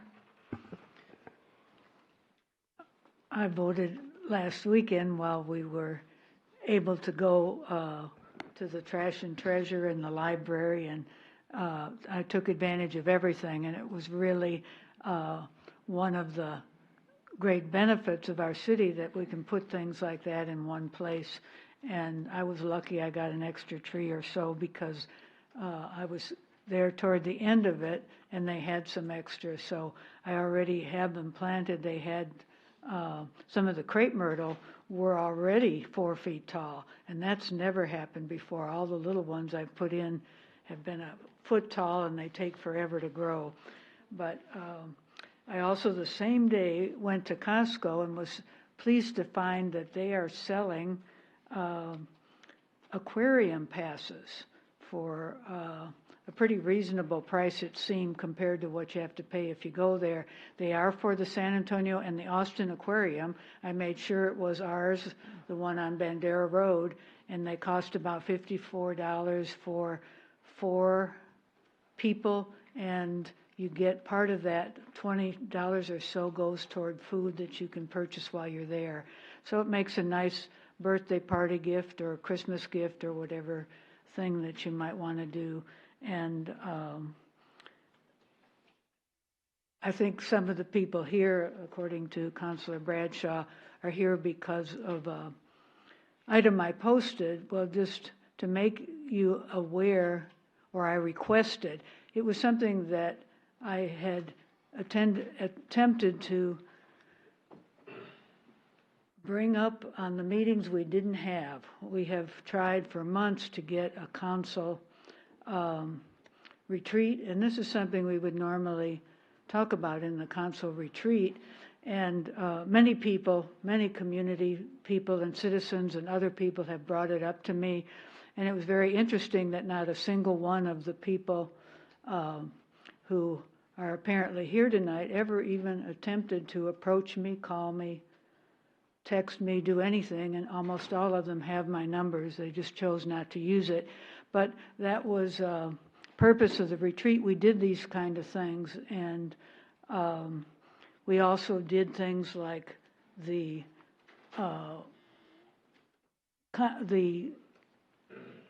item for January, the annual conference, and we ironed out many of them at the retreat. And we don't have retreat, we just take a lot more time in council. Just a reminder to all to please be kind, please be nice, including the way you look at people. Thank you. Thank you. Councilor Hody. Good evening, everyone, and thank you all for being here. I've got on my list of things to mention to advocate for the city council retreat. I had no idea you were going to say anything about it, so it's okay. Add to it, please. Well, just, I think there's no need, we can leave out any controversial topics if we want to, if we think something may be controversial. I think the council retreat, there should be a lot of teaching moments in there, and I'd like to learn more. So that's my thoughts on that. I know that Councilor Bradshaw had just begun a new job or was in the throes of a new job, so maybe we can work something out. It'd be nice if we could. And also, I just wanted to read this little statement that I just heard. Well, it's not a little statement, but it's not too bad. I cut some of it out. Ellen DeGeneres addressed the backlash she received over the weekend after she was spotted laughing with former President George W. Bush at a Dallas Cowboys football game against the Green Bay Packers in Dallas, Texas. Photos circulated of the pair sitting together in the owner's suite, which prompted some on social media to question why she would be hanging out with a former president whose politics run counter to hers. She said, "Here's the thing, I'm friends with George Bush," she explained of the former president who was a guest on her show in 2017. In fact, I'm friends with a lot of people who don't share the same beliefs that I have. We're all different, and I think we've forgotten that it's okay that we're all different. Just because I don't agree with someone on everything doesn't mean that I'm not going to be friends with them. When I say be kind to one another, I don't mean only the people that think the same way that you do. I mean be kind to everyone. Thanks. Okay, thank you very much. Councilor Bradshaw. Yes, I also voted today. I kind of was a little bit late in studying the issues, so I kind of had to read up on them today and went out and voted at lunch. And the new voting machines are fantastic. I hope everybody had a chance to go and use those and participate. I always say, if you don't vote, you can't complain. And it's you know, for a minute there, I thought we skipped fall and just went straight to winter because I was you know, really cold. But seems like the weather's kind of cooperated a little bit, and we might get our fall after all. So just thank everybody for coming tonight. Okay, thank you. I appreciate it. I have several items. I went to Judge Wolf, Nelson Wolf sponsors a quarterly meeting with the suburban mayors. So we met last week at the Public Works Department, which is on Probant Street, right along the San Antonio River, and it was beautiful. But he gave everyone a book, The Changing Face of San Antonio, An Insider's View of an Emerging International City, Nelson W. Wolf, forward by Henry Cisneros, and he signed it. And so I would like to donate it to our library. So I'll leave that. If we can give that to Rosie, that would be wonderful. This afternoon, the Bandera Road Working Group met. Lots of energy, but we received some really good news from Jonathan Bean, who's one of the, I think he's the associate director of TxDOT locally, and he said that TxDOT received $4 million for sidewalk improvements for Bandera Road from Braun Road to 410. And he said, this is a short-term solution because, again, this planning is for the next 20 years, but we'll be able to implement that within the next year or so. And we don't know if it's going to be in sections or if it's going to be all one. But anyway, he said he would bring back the plan. But I thought that was a really, really good news, and glad to hear of that. We were preparing and going over a presentation that will be held at the Leon Valley Community and Conference Center on Wednesday, December 9th, 10th, 11th from 5 to 7. So please mark that on your calendar. TxDOT's going to present all of the data that they've collected from Bluetooth, how people interact with Bandera Road. It's fascinating. It really is. The percentage, and it was interesting because they gave you two percentages. If you're going from 410 to 1604 straight away, from one end to the next, 7% of the cars. And you reverse it 1604 to 410, it's 12%. So most of the people just kind of go in and out, and you'll see that. It's just, it'll be a very interesting seminar, and they want you to come and not only educate yourself, but give your opinion. They're going to have a lot of comments and what do they call it? The graffiti wall. So they want you to write on a 12-foot, wall. So please come, and then after that, in 2020, they'll take all the comments and we'll start going to a preferred option. But right now, it's just reviewing all of the data collection at this meeting. Again, Wednesday, December the 11th from 5 to 7. And the reason they said 5 is they just have learned that people would rather come to a meeting on their way home rather than go home and then come back out again. They felt like they've gotten some better participation. I also put in the newsletter, but I wanted to thank again publicly County Commissioner Justin Rodriguez. The county commissioners voted a couple of weeks ago to allocate in their FY 2020 budget $1.3 million to the city of Leon Valley for the Seneca West Flood Control Project. And so Melinda will be bringing this back to us, so we've got some choices that we need to make depending upon how much we want to spend and if we need to allocate engineering and design costs, which we would have to bear. But anyway, I just wanted to thank the commissioners for their support. And happy Veterans Day. That's Monday.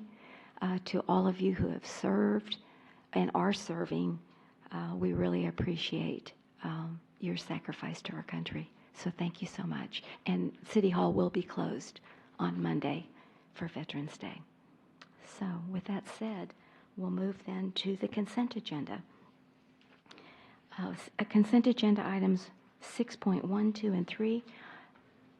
Is there anyone on the council dais that would like to pull any of those for discussion? Seeing no one, may I have a motion and a second to approve? I move that we accept the consent agenda as presented. Second. Oh. Okay. We have a motion by Councilor Alcacer and a second by Councilor Bradshaw to approve the consent agenda items 6.1, 2, and 3 as presented. All those in favor say aye. Aye. Any opposed? The motion does carry. Then moving then to agenda item number 7, ordinance 1, 2, and 3. These are our second reads. And Ms. Pasolay, if you'll please read agenda item 7.1. An ordinance of the City of Leon Valley, Texas, City Council reserving a 2.054 acre portion of Hebner Onion Natural Area Park for future public improvements, providing for repealer, severability, and savings clauses, and providing for an effective date. Thank you. Well, you're not Ms. Moritz, but I think you're taking her place this evening, Ms. Kinsler. I'm not. Thank you for allowing me to. Ms. Moritz had an emergency, and she wanted me to let you know that nothing has changed from the first reading of this. All right, very good. All right. No change, and so what is the pleasure of the council on agenda item 7.1? I move that we approve 7.1 as presented. Second, please. I second that. All right. We have a motion by Councilor Alcacer and a second by Councilor Hody to approve ordinance 7.1 as presented. All those in favor say aye. Aye. Any opposed? The motion does carry. Then moving to agenda item 7.2, Ms. Pasolay, if you'll please read that ordinance. An ordinance of the City of Leon Valley, Texas City Council amending the general fund budget of the City of Leon Valley, Texas municipal budget for fiscal year 2019-2020 in the amount of $310,000 to provide funding for the Leon Valley Fire Department for the purchase of a new ambulance, providing for repealer, severability, and savings clauses, and providing for an effective date. Thank you. Chief Naughton, good Mayor, evening and welcome again. thank you. Yes. Any changes or updates? No, ma'am. This is exactly as I presented it last 2 weeks ago. Okay. Nothing's changed on it. Right. Very good. Thank you. And so what's the pleasure of the council? Yes, sir. I do have a question. Okay. My understanding is this is a budget adjustment, is that right, for the purchase of the ambulance? Yes, sir. So why was this not included in our budget that we just passed in August? This is after a year of review. And the budget was done and turned in June. In June, so we didn't foresee, I mean, it's October or November now, right? So we didn't foresee then that there would be a need for an ambulance at that point? Mayor, Councilor Bradshaw, I think that's an excellent question. And it was the exact same question that I actually asked Chief Naughton. And he said he wasn't ready to make that decision yet based on the equipment that he had. Okay. And so he was trying to fix another ambulance and trying to put him in service that way. Oh, the one that the police department had, we are still, okay. And he was not able I was trying to get to the reasoning why Good question. it wasn't proposed earlier. Thank you. All right. Thank you. May I have a motion and a second for agenda item 7.2 if there's no further questions? Yes. I motion that we approve 7.2 as presented. I'll second. All right. We have a motion by Councilor Charles and a second by Councilor Rodriguez to approve 7.2 as presented. All those in favor say aye. Aye. Any opposed? The motion does carry. Congratulations, but we won't see this little new ambulance for, what, 9 months? Is that what you said? 9 months, all righty. Thank you so much. Thank you. Do appreciate it. Moving then to 7.3, Ms. Posley, if you'll please read that ordinance. An ordinance amending the City of Leon Valley Code of Ordinances, Chapter 2, Animal Control by updating Article 2.01, General Provisions, Article 2.02, Impoundment, Article 2.04, Registration of Dogs and Cats, Article 2.05, Dangerous Dogs, Article 2.06, Dangerous Wild Animals, Section 8.07, Prohibited Noise, authorizing an amendment to Appendix A fee schedule, providing for repealer, severability, and savings clauses, and providing for an effective date. Thank you. Actually, Chief, this was our third read. 14th read. 14th read, okay, but it says first read was held, but no, I mean, yeah, you're This- right. I mean, this is, we've done we've two been already. really This is been the- dissecting it Yes, and ma'am. just trying to understand it. So I know last meeting we had Mr. Hody and Mr. Hefner and asked Ms. Brown if she would join. So how would you like to begin this presentation? Actually, I've sat down with Councilor Hody and Mr. Hefner, and they had gone over, had a couple of meetings already, and then they sat down with Heather, Officer Rodriguez, and I. And so they've got some notes that they'd like to go over. It's not going to, I really couldn't put it in here because this had already been turned in.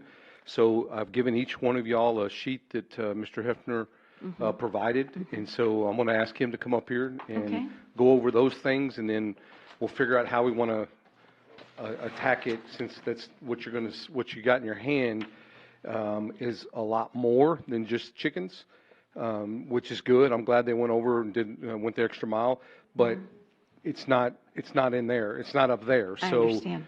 we've only gotten through, I think we got to the 13th slide, and then we went back to the first slide, so I'm not sure where you want to begin, because some of the things that they actually tackled in here, we've already gone through and said this way or that way on numbers.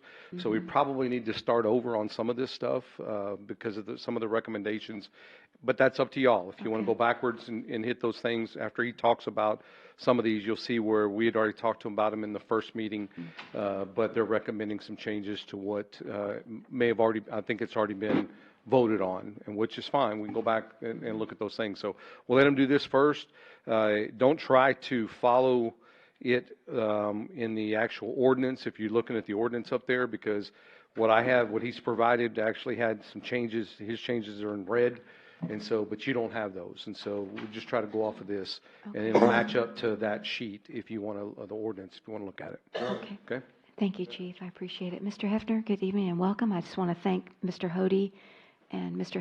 Hefner for your extra work over these last couple of weeks to bring us these recommendations. Sure, I Do appreciate it. appreciate the council's patience. I know this has been a long-going thing. Sorry for the delay on some technical. So the summary that the chief mentioned is about 2 pages, I believe. This is the editorial changes and the Right. content changes. I Yep. just want to be sure we're on the same page. Okay, Yes. thank you, sir. Anybody want a copy of them? I've got extra copies. Oh, you got a lot of takers.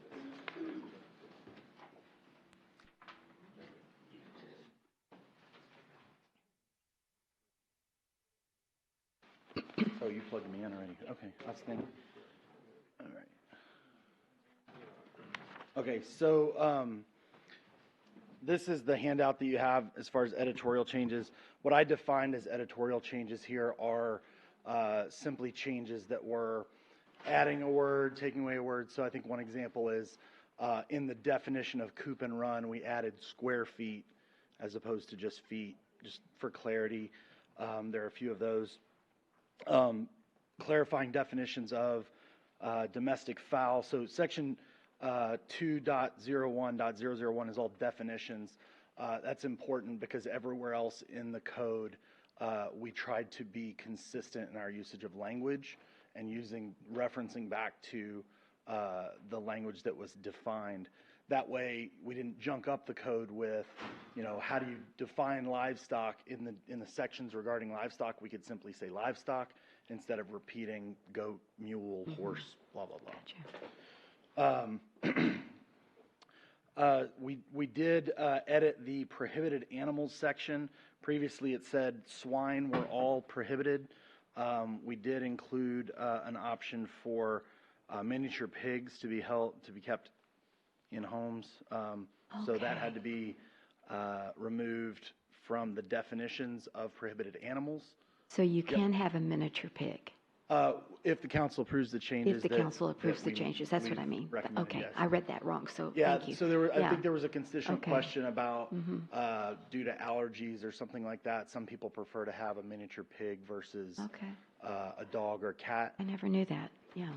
Go So figure. Yeah. the way that the ordinance was previously written, it said all swine were prohibited animals within Okay. the city.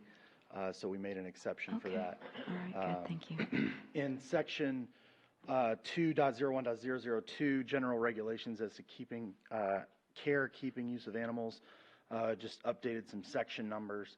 And in a moment, I can show you that actually in the ordinance. But just aligning letters, A, B, C, D, et cetera. Okay. In section 3, animal nuisances, clarified the definition of running at large. And so as we get into the definitions, we'll show that. And we removed some redundant language. We clarified subsection G to differentiate some limits for residential versus commercial properties with respect to feral cats. In section 4, violations, we added some language requiring evidence from the complainant in order to issue a court summons. It was implied, but we decided it was better to make it explicit. The way that it read prior with some of the CPAC suggestions, it read that just the act of making a complaint would result in a court summons automatically. So just made some edits there.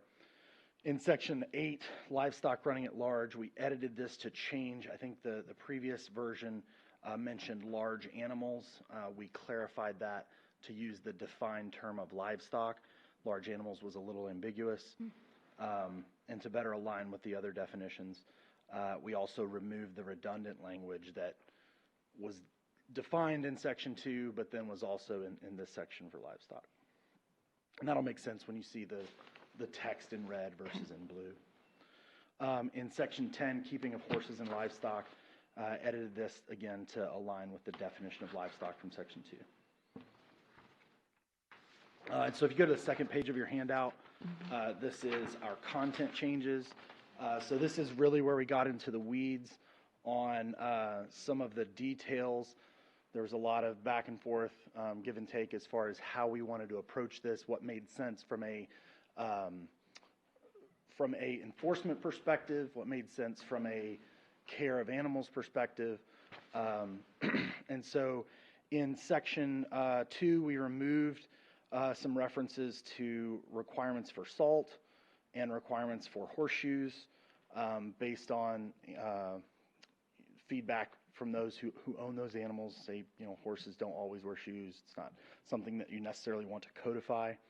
And then we added section M to subsection 2, requiring cats that are allowed outdoors to be spayed or neutered.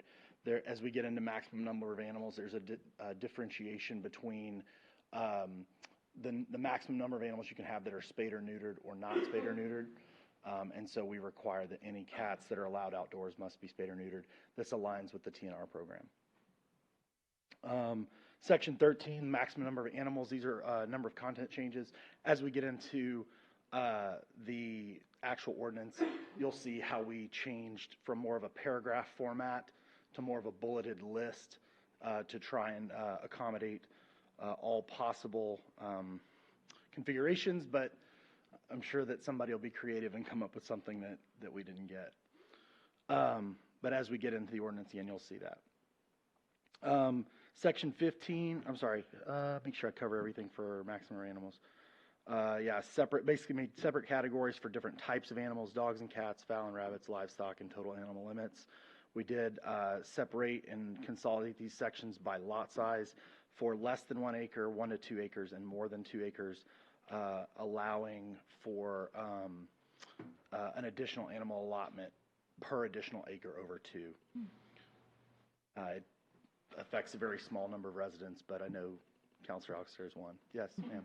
I didn't raise my hand for that. Oh, okay. Going back, so that I don't miss it, Yep. I thought on, the 01-002 that you did cats and dogs to be spayed and For neutered. spayed and neutered, I'll have to go back and double check. I think we only required, I think we did require cats and dogs. I'll have to double check. And I think, my suggestion is that you get a new word for allowed, because all cats and dogs are allowed outside, but I don't think that that's what you mean. You mean ones that more or less live or remain a good portion of the time independently outside, or even people just letting them outside. Right, and that's why, as you're talking about, I do think we did leave it at just cats, because there are some people that have cats that are exclusively indoor cats. And if you wanted to have a cat indoor exclusively, the changes we made did not require that cat to be spayed or neutered. I don't think the cats, we have the feral cats, but a dog, an unneutered dog outside is as bad or worse. They wander further and they cause more problems. I thought that you put them both in, but also the usage of the word allowed is my problem.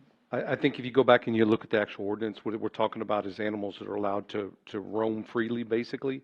So a dog in the backyard of a house would not be required to be spayed and neutered, but a dog also can't be running loose. So it's really about the running at large aspect, that if you're going to have a cat outside, it has to be spayed and neutered, because then they're able to run at large, because you really can't contain them if you're, because we took the cat aspect out of having to have them in a secured area. They couldn't run, they can run at large, because we already have that going on. But then the allowed needs to be at large. I think if you look at the ordinance, it's actually in the ordinance, I think. This is just a quick sheet for us to look at what the changes they made, but we can actually look at it in the ordinance as well, ma'am. And I have that document as well.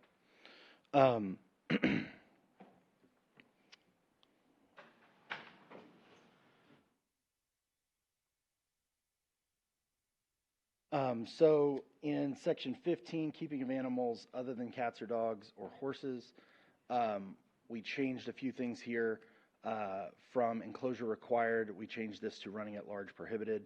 And again, as we get into the definitions of running at large, it'll be clear as to why that change was made. We streamlined some language here to use the definition of run at large. I think in the initial first read of this ordinance, there was some, wasn't very clear between is in a fence, in the front yard, in the backyard. There was a lot of ambiguity, and I think by couching this language back to the definitions, specifically run at large, it helps eliminate a lot of that ambiguity. We added a recommendation for owners of such animals to have a predator-resistant shelter to reduce occurrence of predation. This is not something that's enforceable, but is a recommendation within the code. Removed a setback requirement to avoid economic discrimination and potentially dangerous living conditions for animals. We did require access to a coop and run and removed some redundant language. We removed housed and confined requirement. Rather, the animals must be kept so that they're not allowed to, or not causing a nuisance, and there's some language around a nuisance. In subsection 5, that was, again, the miniature pigs. Section 17 was the last item on the removal of animal waste. We edited this for clarity and removed a few things that were not applicable, and then changed our language to revolve around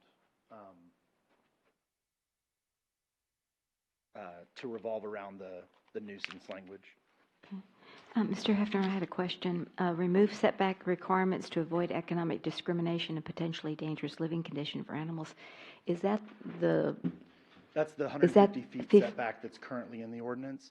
For chickens, right? That's correct. So okay, so you removed it completely. This section, what we've done is CPAC's initial draft changed it from the keeping of animals other than cats and dogs to the keeping, or I'm sorry, they didn't clearly specify chickens, and it was under a section just keeping of other animals.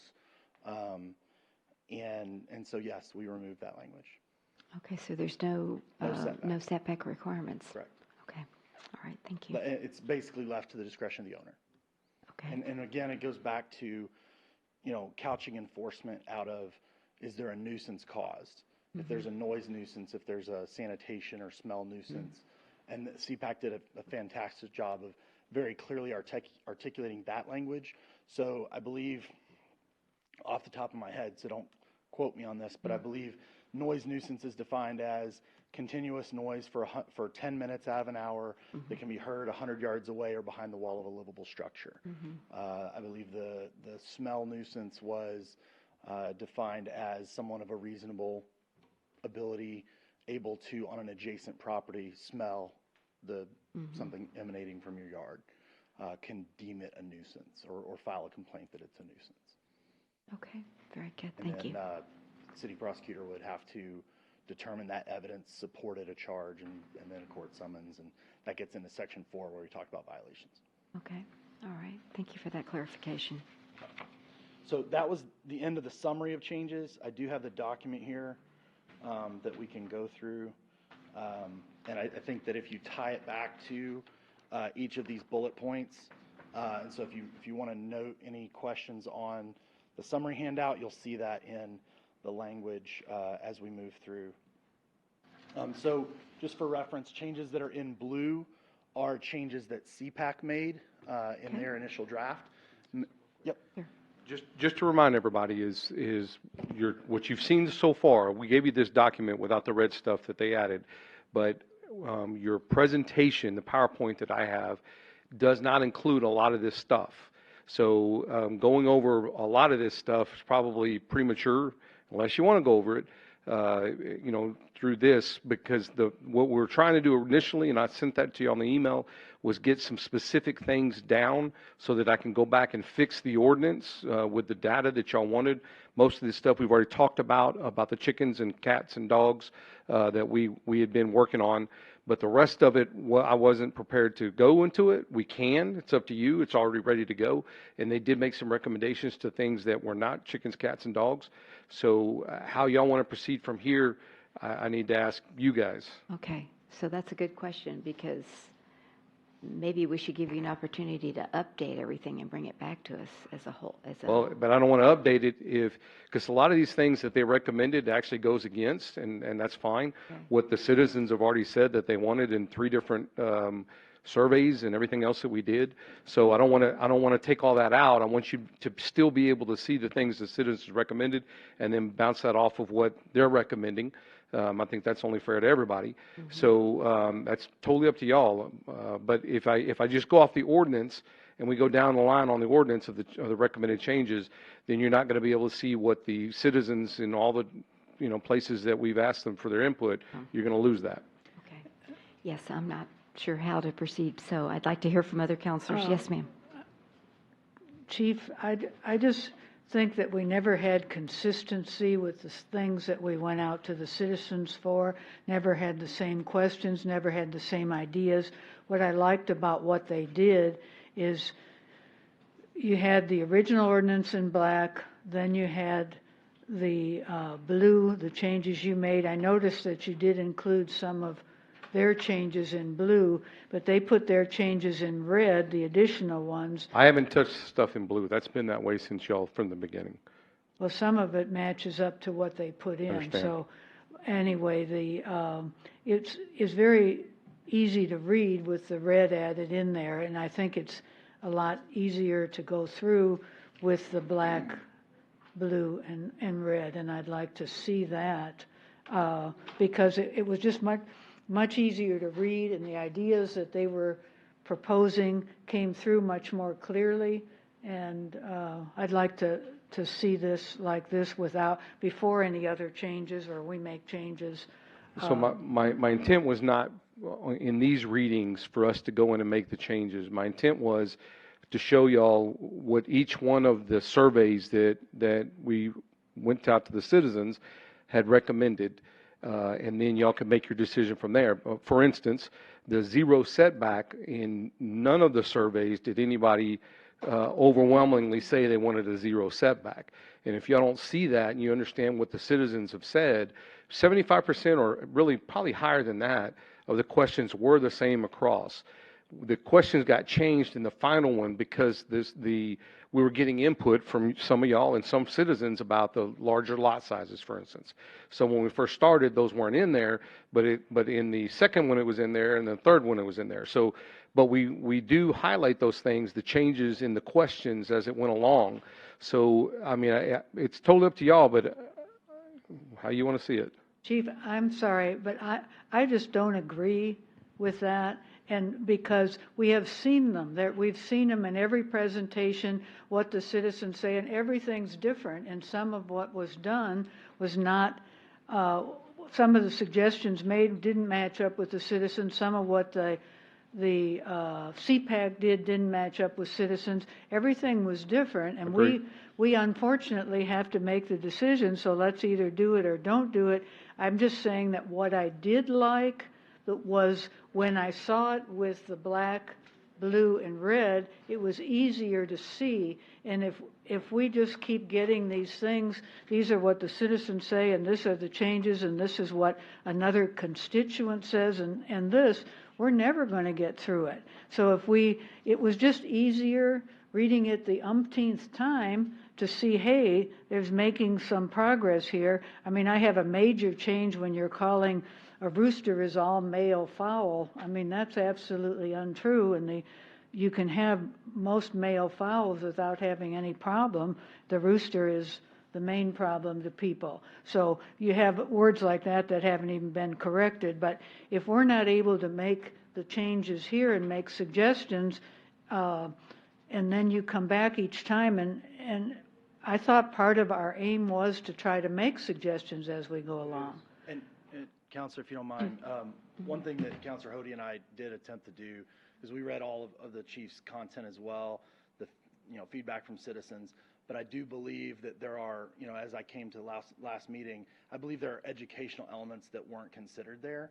I think there's data from, leading research in the field on how people care for animals in urban areas that maybe our citizens weren't aware of. And so I do believe that in good faith, Counselor Hody and I tried to incorporate the citizens' desires along with that research, along with what, between our two brains put together, we thought was the fairest and most equitable thing for all citizens of the city. I agree with you, sir. That's why I want it to be seen, because nobody else has seen it. And if we show it in the red, white, and black, or black, blue, and red, it shows up clearly. And I do think that was considered, and I like the idea. I mean, I didn't expect it. I expected something different, but I did. When I finally went through it, it turned out to be, I think, a really good thing. And I think they had a lot of good suggestions, and I would like everybody else here to see it, since they don't have the opportunity to see it. All right. Let's hear from Councilor Bradshaw, and then any of the other councilors that would like to weigh in on this. Yes, sir. I agree with Councilor Alcacer on this about the ease of reading it with the black and the blue and the red text. As I went through, I just was a little bit confused. Was the blue text what CPAC provided? So Counselor Hody and I did the red text. Okay, that is just, I had it backwards in my head. So okay, so you guys came up with some red text recommendations, and CPAC came up with the blue. And as long as we know that as we go through it, I mean, not that it matters. We just I think have to look at the verbiage and decide if this is what we want or what we need to change. And keep in mind what the citizens said during the as much as we can. And the reason, just to remind everybody, the reason that we were focusing on the cats, chickens, and dogs was because that's the direction y'all gave me, because it was too much. And so y'all said, please focus on cats, chickens, and dogs. This other part has been written for over a year, probably a year and a half now, all the stuff in blue. If we want to just go down the row here and start discussing everything as it's on this ordinance and forget the PowerPoint, I'm good with that too. That's not what you initially asked us to look at. So I can't say that that I've looked at the stuff in blue in a long time. But if you want to go down the road and look at it like that, that's fine. But you got to remember, there's a lot of stuff that doesn't have anything to do with cats, chickens, and dogs that we're supposed to be focusing on that are in that ordinance. There are 50-something pages, I think, of ordinance, maybe even more than that. I think it was maybe 80 pages of actual ordinance. So, I mean, if you want to start at the beginning of the ordinance and work down, we can do that too. It's totally up to y'all. Okay. Let me, Councilor Charles, do you have any comments? And Councilor Rodriguez before we move on to a second comment? No? No particular opinion as to how we should approach this, like Chief is and Councilor Alcaceres? I think I've been working on it as long as the chief when I was in Day one. CPAC. Right. So, I don't know how we would get, there was none of the feedback from the citizens at any of those places. None of them were all the same. But citizens did have feedback. We asked for it, so we need to pay attention to that. And then, and like Mr. Hefner said, maybe there was education lacking that caused them to vote one way when they would have voted another. So I don't really know how to proceed. Okay. Well, I'm glad I live in an HOA that rules the roost and we don't have to think about it. right. Okay. All right. Anything? Okay. Yeah, I do. I just agree with Councilor Charles. It's a lot of information. It's a lot of maybe this, maybe that. Citizens say this, citizens say that. You know, well, they want all the power. So I really don't know how to approach it or what would be the best way to make sure that all the vested parties are getting their voice heard and what they need done. Okay. Well, I think going through the black and the blue and the red would be helpful. And just a reminder that, as you said, Chief, a couple of times, we're not going to finish it tonight, but maybe we could finish some sort of a semblance of a draft because it is on the town hall meeting agenda, and then we can get more citizen input. Whatever the final product is, you know, I don't know.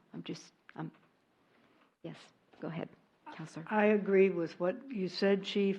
We requested cats, chickens, and dogs.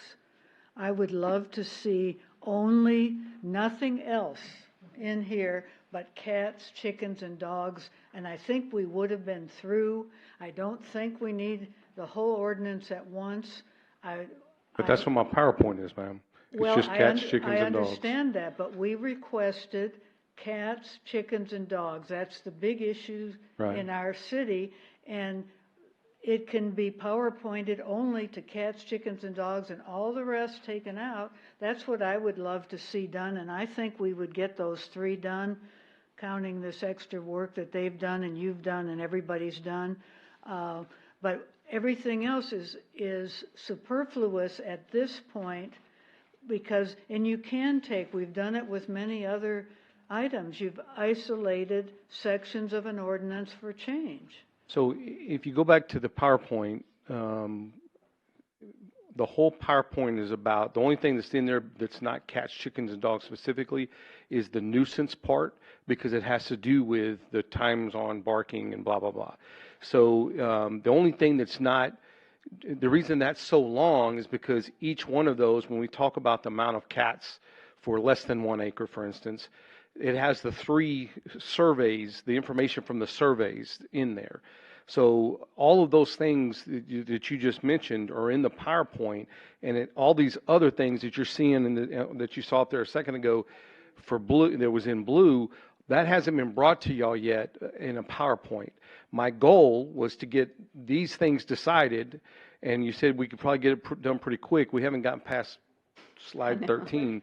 I understand that, Chief, but you still have a PowerPoint that's full of other things. If we can do a PowerPoint that comes in and eliminates all the others, I mean, that's part of the advance of what everybody does. I think you've done a wonderful PowerPoint, but we're not getting to where we need to be. And so if every PowerPoint comes the same, we have these things on the citizen input actually, to me, should be its own PowerPoint. If I were doing it, I would put that as its own PowerPoint because we've seen it literally 20, 30 times over and over. And But what we're trying to get is to the ordinance itself. I mean, most of us, I think, have a memory to go with it, but I also know that we haven't been educated. That's the one thing from day one that I've asked to get, that we get educated on these issues. I was more, we got educated on TNR. We had several sessions that came in, the people came in. But we've never been educated on chickens themselves. Dogs are people's favorite, so it's easier to deal with, but they're all separate. We don't need these numbers counted, because you can, like this one. This is a great one because it's got so many differences, but you add them all together because they all want them to roam freely. And then that's comparing apples to apples. Mr. Hefner, I yield the floor. Thank you. One suggestion I may make, council, would be, you know, Can we go, let's say, 20 minutes, and then I can, if you guys see that it's value add, we can continue. If we want to shift direction, I think I can cover a lot of ground in that amount of time, and we could. 5, 10, That 15, work 20. till That's 8:45? about 50 minutes for this topic then. Okay. Is that And agreeable then- with the council to go 20 more minutes on this? Okay. Okay. All right. Yes, sir. Just so we're clear, is you're going to go 20 minutes on the stuff that they talked about, because the rest of the stuff they haven't gone over. Most of the stuff in blue, they never even looked at. So you want him to go over the stuff that he's not been involved in as well, and then I'll sit down and be done with the presentation. Up to y'all. Council Bradshaw. I would leave it up to Mr. Hefner, whatever he's prepared to present, would go with that. And I'm assuming that it's having to do with the cats, chickens, and dogs that we've talked about. No, it's not. Yes, It's not. It's more. There's a lot more than that. Chief, it won't take long to go through, let him do the red, and then we go from there. So just the red stuff is what I'm saying, what you're saying. That's what yes, that's what his presentation is. Okay, but it's not going to be starting at the blue beginning and stuff. going down. We're just going to have him hit the red stuff, and then we'll get back up here and decide where you want to start with me with the blue stuff, correct? Okay, cool. Probably another day. I don't think we can. So I'll start with section, and again, you can reference the handout for the changes that we have here. I will call out a couple of blue elements, mainly because we reference them, like running at large is a good example. So this first section, 2.01.001, is all definitions. They're alphabetically listed. And so if we come down here, we made a change here to coop and run, simply adding square feet and removing this last sentence says the enclosure includes a roof over at least some or all. That we felt that was redundant, we removed it. This section, we expanded the definition of domestic fowl to include other animals. That's, again, editorial. Here we define livestock, and so this is not limited to this list of things in addition to equine, hog, sheep, blah, blah, blah. So again, all these blue changes were things that CPAC included. We did read through many of those, and we'll get to some sections that we didn't, and I'll call those out as we did. But we had to read through that content in order to have a full understanding of what changes we did want to make. Everything that's in your packet, in today's packet, is everything in blue. Our red stuff is additional. Prohibited animals, so as I mentioned, we added a section for, this used to just say swine. We added the exception of miniature pigs as defined in subsection 15. The key element here is run at large. Again, this is in blue, but I want to spend a quick minute here because the definition is very important. And as we talk about running at large at other points in the ordinance, it'll be important to have a good understanding of this. So to run at large is to be free of restraint while outside the boundaries of real property of the owner. So hold that, just kind of tuck it away, and we will come back to it. But that's where we couched a lot of the information around cats, dogs, and chickens. This is, again, still in the same section. I'm sorry, this is section 2, 2.01.002. This is simply reordering these letters for consistency. And we removed, this is feeding animals salt for work and milk animals, and this is ensuring that horses and mules have shoes on each hoof. We felt it was appropriate to remove those. Those are not needed to be codified for those who have those animals. Ultimately, whether you feed your animal salt or not is the owner's responsibility. It doesn't need to be an enforcement issue. And then added this last item, cats that are allowed outdoors must be spayed or neutered. I think there was a question. We can certainly take that comment and make additional edits. This section on animal nuisance, so I will read it without, there's a lot of noise here because you've got some things struck out. I'll read it as our edits would have it. The owner or keeper shall ensure the animal, except cats, does not roam at large. So that's the edit. And so again, it goes back to that definition of run at large being without restraint outside of the boundaries of the property of the owner. This section here we mentioned is section 2.01.003, animal nuisances, clarify G to differentiate residential and commercial properties. This simply, instead of saying an individual's property, we talk about a residential property or a commercial property. CPAC set it at 3 feral cats for any individual property. We simply made a slight change to allow 3 on a residential property and 4 on a commercial property. The violation section, this was, again, these changes for police officer and their align in other places where CPAC made this exact change to modernize our language. You know, it's just this was another place where the word policeman was in the code that we found. This section that CPAC added in discussion with Councilor Hody we felt was problematic, and so this section in red in coordination with Chief Salvaggio we added.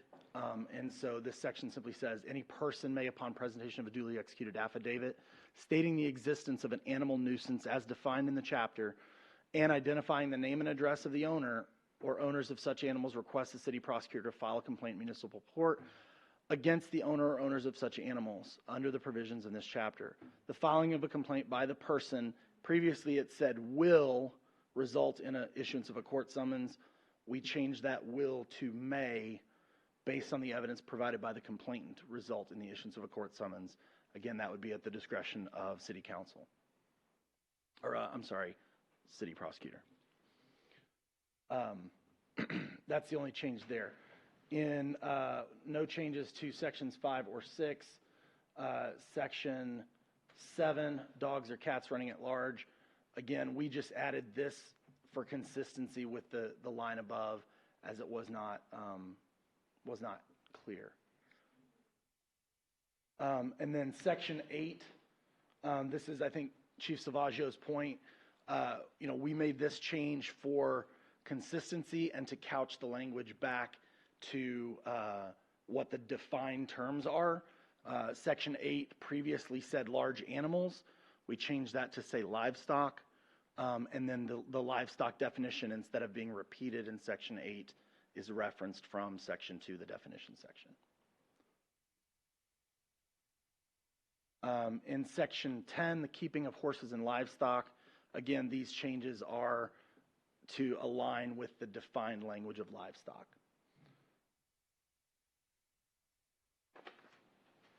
We didn't make any changes to horseback riding or vicious animals. This is one of the key sections, one of 2 key sections where we made changes. Section 13 is about the maximum number of dogs. Well, originally it said dogs or cats. Today's ordinance says maximum number of dogs or cats and doesn't code anything else. CPAC's change, if you notice here at the top of the section, was to change this to maximum number of animals. So this change actually made it a little bit more challenging for Councilor Hody and I, because we had to consider maximum numbers for potentially all animals in addition to cats, dogs, or chickens, which was our initial mandate. And so, again, this is, I'll show this example, and then I'll show the next page, which has the struck out example from the previous edit. So this kind of paragraph basically said the same thing, but we struck it out and made it a little more clear, but also allotted certain things to allow for differences in types of animals. And so section 13, subsection A is for residential areas of the city with lot sizes less than 1 acre. And we said a maximum number of 4 cats or 4 dogs, or any combination up to 4 total cats and dogs, no more than 2 of which may be unsterilized. So this was great feedback from Officer Rodriguez and Chief Salvaggio about the previous ordinance was unclear. It simply said 4 cats or dogs and allowed the possibility that someone could have 4 cats and 4 dogs. So we made that very clear here. And then in section B, or in subsection B, we mention a total of 6 animals of any combination: dogs, cats, domestic fowl, snakes, rabbits, or other approved animal in accordance with this code.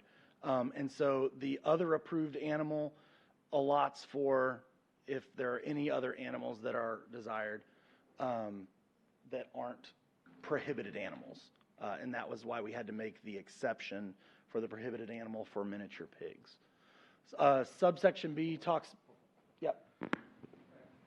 You forgot the last part of that sentence, and other applicable building and zoning regulations, which are important because there are some things that are violations of the zoning or violations of, let's say, setback requirements that are different than the setback requirements that Mr. Hefner's talking about when you talk about building something that would be a real setback requirement as far as your building codes. So we made sure and put that in there to make sure that everybody understood that it's not just this code you need to pay attention to, it's these other codes that could also restrict your ability to build a 8-foot chicken coop at the very end of your fence because you have a 5-foot setback in that area. Yeah, and that was a great opportunity for me to get educated on the building codes. And that is, there is a building code that says you can't build within 5 feet of your property line, a structure. Subsection B is basically laid out exactly the same as subsection A, except it applies to lots that are greater than or equal to 1 acre, but less than 2 acres. Subsection C will address lot sizes greater than 2 acres. So for those that are between 1 and 2, we said 4 cats or dogs or a combination of 4. Maximum number of 10 domestic fowl. This is allowing for those lots that are over 1 acre to have more chickens than a lot that's under 1 acre. And then a maximum number of 2 livestock animals, again, going back to the definition of livestock. And then sub D is a total of 10 animals of any type for lots between 1 and 2 acres. Yep. I'm just noticing something. Are y'all recommending maximum number of 10 total of a combination of any domestic fowl and rabbits? Within the other limitations. Correct. Right. So you're not saying 10 domestic fowl and then they can also have 10 domestic rabbits. No, okay. We'll clean that up as we go through. I just want to make sure. And then sub C over 2 acres is basically the same. And all these numbers were a collaboration between Councilor Hody, myself, Chief Salvaggio, and Officer Rodriguez to find what makes the most sense for given lot sizes, the diversity of lot sizes that we have across the city, and what's easily enforceable. For those lots greater than 2 acres, very similar. We increase the maximum number of domestic fowl and rabbits is still 10. We increase the number of livestock to 4, and the total number of animals to 20 for those lots greater than 2 acres, allowing for an additional 5 total animals in sub E as an echo, 5 additional total animals per acre over 2. Counselor Yep. Alcocer. Okay, so if you have 10 chickens, you can't have any other animal. That if you had, so in your case, Counselor, if No, I don't want my okay. case. For a lot over 2 acres. No, no, sir. Okay. Look at the 2, you say you can have 10 chickens. Yep. Yes, ma'am. Or 4 cats and dogs and 2 livestock, but then you can have only a total of 10. Yes, ma'am. So you can only have 10 chickens and no other animal. Yes, ma'am. If you had 10 chickens, that would hit your limit for, if you're looking at sub B, that would hit your limit for a lot between 1 acre and 2 acres. If you had, however, 8 chickens and 2 livestock, that would be acceptable. And so that was, as we went around what these numbers are, because they are somewhat arbitrary, we tried to strike a balance between the different categories, considering that a dog is not equal to a chicken, is not equal to a horse or a cow. Now, I understand that. It just said 4 chickens can't have a dog, or 4, anyway, go ahead. Right, so we assume that if someone had a dog, they would have 1 less chicken or 1 less rabbit. It would probably eat it. There you go. And so that's the bulk of this subsection on the maximum number of animals. The rest of these are struck out. They were the previous edit. You can see we actually attempted to make an edit within paragraph form and then decided it flowed better by bulleting it out. And then reordered these subsections, keeping in all of CPAC's changes. We simply changed the letters here. And all of this blue section is in your packet. We did not make any changes to the excess animal permit. And as we looked at this, every element in the excess animal permit, this says chickens, but every other sub-bullet here applies only to cats and dogs. And so we considered removing chickens from the excess animal permit, but we discussed and felt if someone wanted to have more than 10 chickens and wanted to apply for a permit, that's their prerogative. So we didn't make any changes to this section. No changes at all to section 14, operation of a kennel. So CPAC's recommendations are as given. And then subsection 15, I got 6 minutes, okay. This is the other primary area where we made changes. And Councilor Ackerson, I know we will come to roosters. There's a lot of conversation and debate about how we handle roosters, and I absolutely agree with you on the point of domestic fowl doesn't, like all male domestic fowl don't necessarily constitute roosters, so we need to clarify that specifically to male chickens. That's in the definitions. Yes, ma'am. So the primary change here was we changed this from an enclosure required. Again, the previous ordinance had a proposal, or the current ordinance today states 150-foot setback. CPAC suggested 100-foot setback. We removed that setback, again, leaving it up to the owner to make the best decision for their property within other building and zoning ordinances to place a chicken coop or other enclosure on their property in the best place for the care of their animals. We give them that ability to make that decision so that we don't place the animals in harm's way by putting them, the only place that meets an arbitrary setback is in direct sunlight in August. It's probably not a good idea. So that was our recommendation here. And so the way I'll read it again as edited. So keeping of animals other than dogs, cats, or horses, subsection B, running at large prohibited. It shall hereafter be unlawful to allow chickens, ducks, geese, rabbits, or other food or farm animals to run at large inside the city limits. It is recommended that the owner keep such animals inside a predator-resistant shelter or enclosure from dusk until dawn to reduce the occurrence of predation. So I'll stop there. That's a primary change. Any questions? Any questions? Sub Yes. 2. Councilor Bradshaw, he has a question.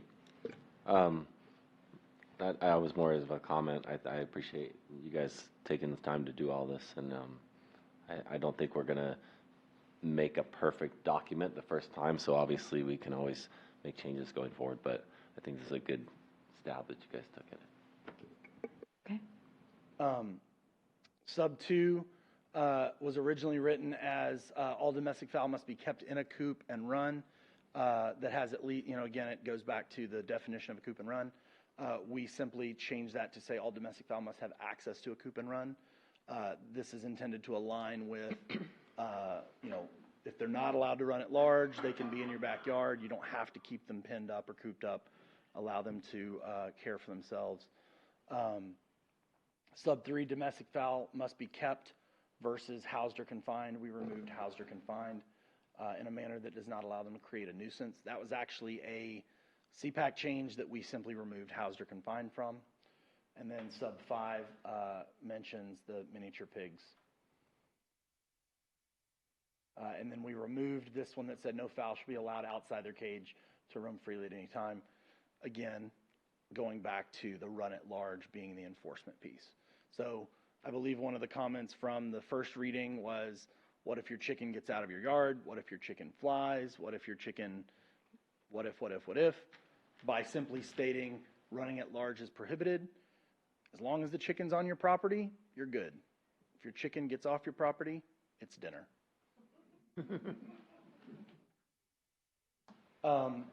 So going back to the handout, the last section that we have is section 17, removal of animal waste, sanitation standards, and that was the extent of the changes. So if I can cover that in 2 minutes, then I knocked everything out that we did. So the biggest changes here were, as Councilor Hody and I reviewed this, many of the changes that were suggested by CPAC, I think while good intentioned in this section, we felt placed an undue burden in that you've already established what a nuisance is from a sanitation perspective. I think there's an element in here that says, animal owners must have and maintain a fly control program, but nowhere do we define what a fly control program is, right? If there is a sanitation nuisance within the definition where if you're standing in your neighbor's yard and you can smell the poop from my chicken coop, then we have a nuisance, right? And we need to do something about it. And again, we have in the violation section, a complaint can be filed. There's processes and procedures in order to mitigate that.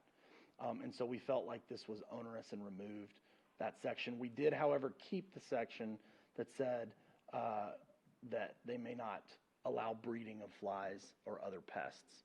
So no animal owner, subsection D, no animal owner shall allow the accumulation of animal waste on any premises in a quantity sufficient to create an odor offensive to a person of normal sensibilities standing on any adjacent property not owned or controlled by the subject animal's owner, or which creates a condition conducive to the breeding of flies or other pests.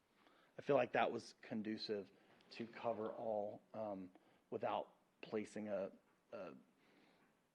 codifying a burden on animal owners. The rest of this was reordering sections, and I think that was all of our changes. So we are at section 18. That's the beginning of the trap, neuter, release, return program. I'm going to leave that to Chief and his team. But I believe everywhere else in the code, we did not have any changes between Councilor Hody and I. That was the extent of cats, dogs, and chickens that we had. The one element I did want to call out here was this was actually added. The agenda item on tonight's agenda is for the animal ordinance. This ties, and it's section 2 or chapter 2 of the code. This element is actually in chapter 8, but it relates to, subsection B, this relates. And so I want to call it out in this discussion. This was a CPAC change, but I think a great one. No owner or keeper shall allow animals being held on their property to create a noise disturbance in such a manner to annoy, distress, disturb within the vicinity of hearing thereof. For the purpose of this chapter, an animal noise nuisance shall be defined as a minimum of 10 minutes of noise of events over a period of 1 hour where the animal can be heard continuously 100 yards away or behind the wall of a livable structure. So I think within that noise piece that's in chapter 8, within the other sanitation elements that we've outlined in chapter 2, within the running at large piece that we've defined, you address the vast majority of concerns that would be raised with regard to having chickens, any differently than you would have a cat or a dog. So 2 minutes over, apologies to council, but that is the work that we've put through, and There are many other changes that Chief and CPAC made to other sections after Section 17 that I encourage, further review on. I guess my ask would be any feedback on, I know we have one comment about changing roosters to not to only apply to chickens. There was some debate about roosters, whether you needed to specifically ban them altogether, or whether you simply say, if they become a nuisance, then you have to abate them, right, or get rid of them. And the decision ultimately with the group was to ban them. And I think the biggest question, Ms. Frederick, was grandfathering that, like from the day of, like if you pass the ordinance tonight and then tomorrow somebody had a rooster, are they suddenly now breaking the law, or are they grandfathered in? And I think the answer was they're now in violation, and you have enforcement options.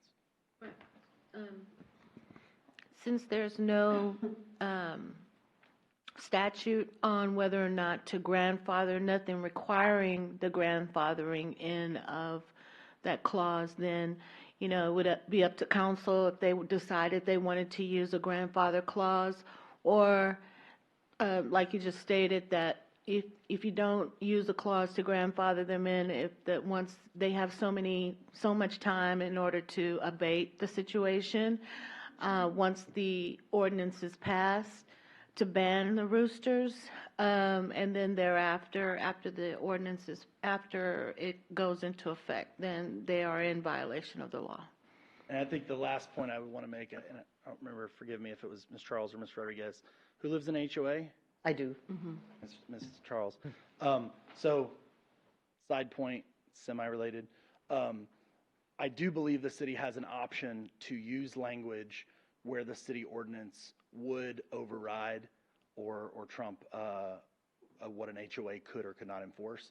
The reason I say that is my children also wanted to set up a lemonade stand, and the state legislature passed a law this session about lemonade stands, and in that legislation there was language that specifically said no HOA can restrict this ability. So might be something to consider if you really don't like your HOA.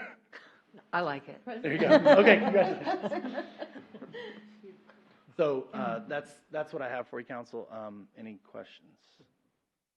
Well, whatever we do, it's going to be a huge educational outreach on this, however we come down on it. And then I'm wondering, Chief, are you feeling like this is going to be more enforcement for y'all? Absolutely. Yeah, that's. You're putting chickens right next to somebody else's house. So those are just. So we're going to get the calls, and we're going to be out there, neighbor disturbances, and we all laugh about somebody shooting and eating your chicken, but the first time that happens, it's going to be on. Yeah. So. Well, I don't know, but that was just but we don't know until we.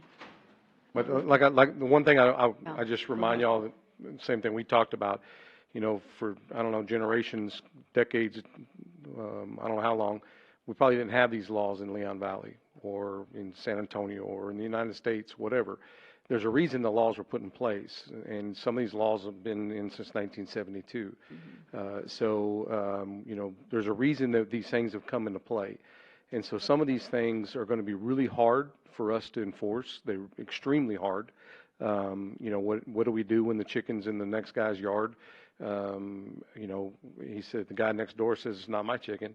We're going to have people chasing chickens around the backyard, try to get the chicken out of the backyard. I mean, it's really, in an urban environment, this is going to create it's going to create a mess for some officers. And so basically what's going to end up happening is we're going to tell the dispatcher if it's about a chicken, unless they're saying it's a nuisance or something like that, but just the fact that they have chickens, the dispatcher's going to tell them it's not against the law, and so we're not going to go because it's not against the law when they call. And so it is going to create a whole nother can of worms for us. Absolutely. Just was sensing that's how you were feeling. So. Absolutely. Okay. Councilor Bradshaw, let's hear from the rest of the council first. I know we've got people that want to. I did have one question. When you were looking at the ordinance for the limit of number of animals, yards less than an acre, or 1 to 2 acres and 2 acres or more. Was there other cities that you looked at to get these numbers, or how did you kind of come up with those numbers? So when we looked at City of San Antonio, City of San Antonio actually allows for any lot size 8 chickens and 1 can be a rooster. We felt that wasn't in line with what the citizens desired in Leon Valley.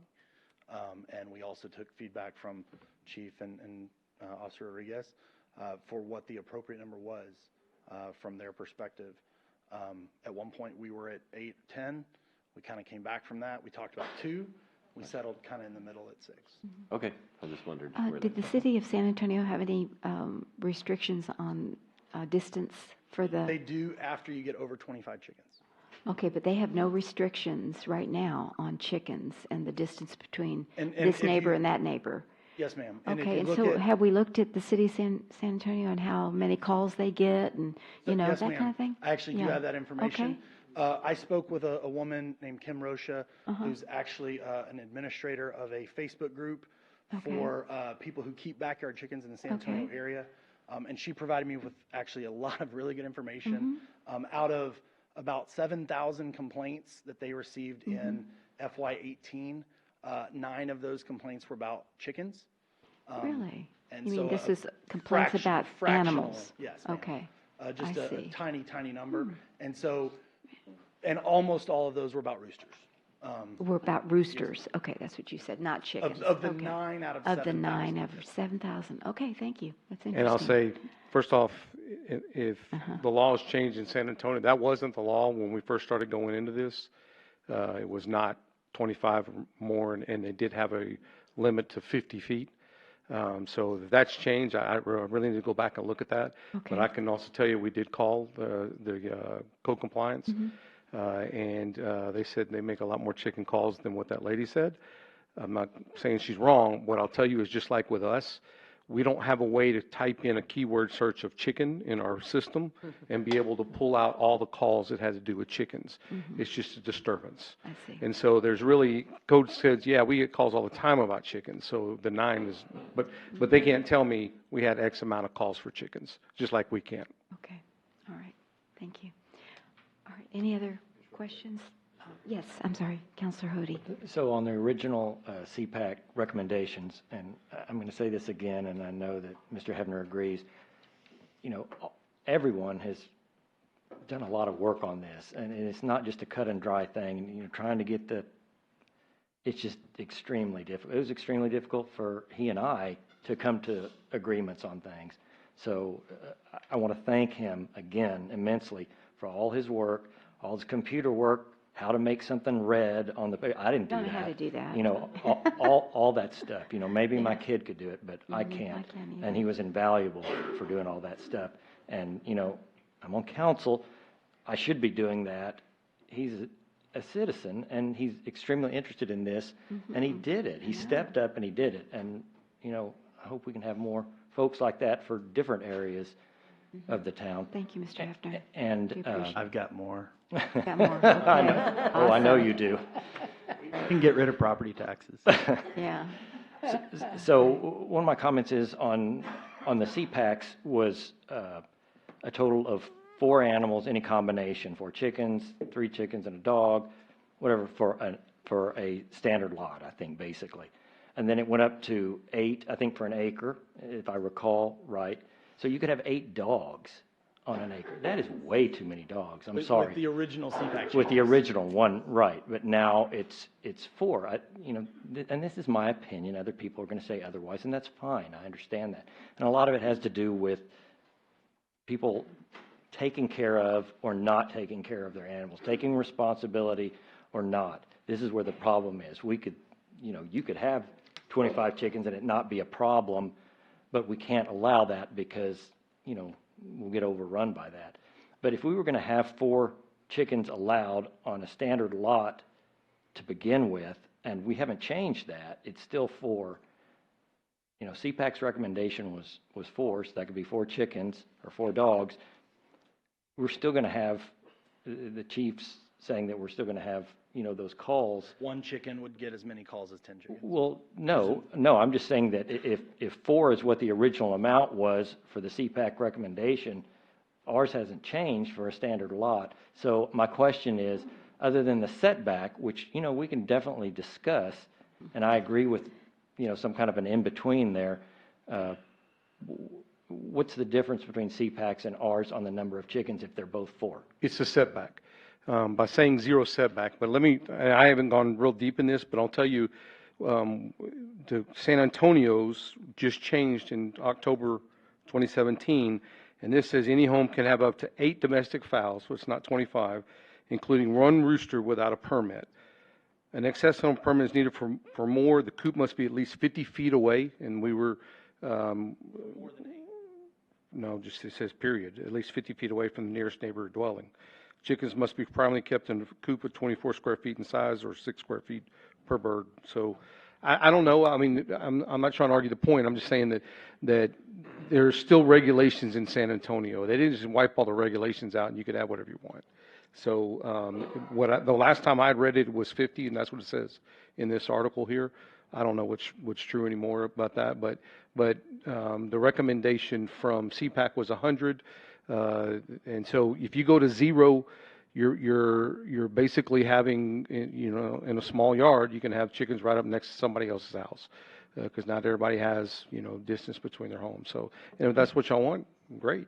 I mean, that's not a problem. But Chief, what's the difference between having a dog right next to you barking all the time at you and a chicken who doesn't bark? I've got 3 of them in my next room. I know. I mean, the dogs are I think one of the things that we had talked about as well is what the chickens are going to do to the backyard. You're going to end up with no grass, and it's going to be kind of all torn up and that doesn't happen with dogs? Yeah, I'm sure it does. But Yeah. Okay. Very good. So this is the San Antonio ordinance, which says 8 domestic fowl allowed at a residence. that's only for One can be excess roosted. animal permits. This is the animal limits. If you have more than 8 chickens, there are additional requirements. That's where the 50 feet requirement comes in. Okay. There's no setback requirement for up to 8. In our version, we set that at 6. Okay. I'd have to go back and look. Like I said, when we looked at this, we started this over a year and a half ago now. And so whatever you guys want to do, I mean, that's the point. I appreciate that. All right. So if we're finished, then I know, Ms. Joseph, you've been pacing and did you like to say something? I want to make sure before we move on that you add your 2 cents. Joseph, Trotter Lane. I'm going to change it to dogs. Oh, okay. On your presentation, Mr. Hefner, you said something about, that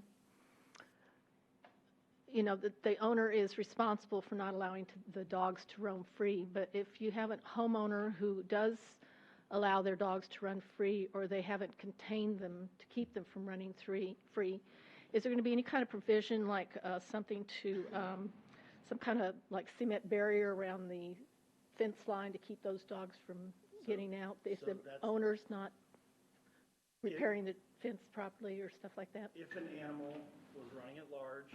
Oh, Mr. Hefner, if you'll come, we are recording, so I Yes, want to be ma'am. sure. So Thank to you. answer that question, if an animal were running at large with the way that we've written this, they would be in violation of the chapter.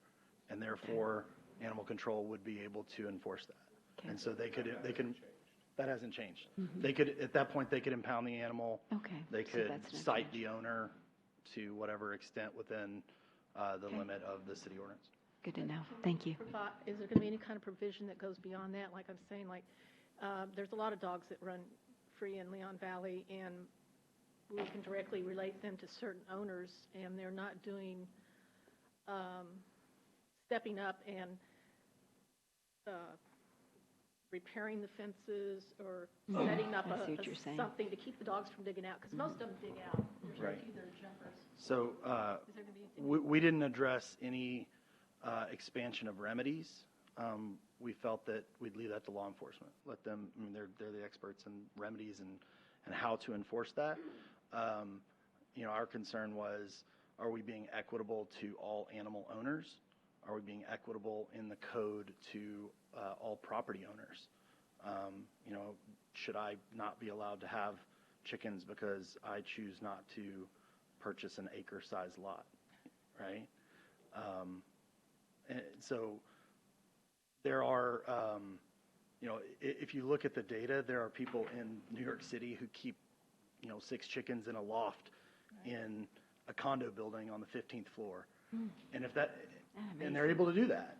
And, it's actually encouraged by the USDA that people keep backyard chickens, right? The whole sustainable food movement and everything else. And so, the fear that's out there of specifically chickens being a problem is, I think, unfounded. I understand your concern about dogs that are getting out, and I think that the city has certain remedies if you have repeat offenders for how you take their animals away. But at some point, you can't force anybody, no matter what you put in an ordinance, you can't force everyone to obey it. This was something Councilor Hody and I discussed, which was there is nothing you can write that somebody won't violate. So do you, it's a philosophical question about how you write laws. Do you write laws to the least common denominator and restrict everyone and take away everyone's rights based on the one person that's going to screw it up for everybody else? Or do you have some reason, some common sense around how you write it to allow the most freedom for most people while giving your law enforcement an ability to address the problem areas? And I think that's what we try to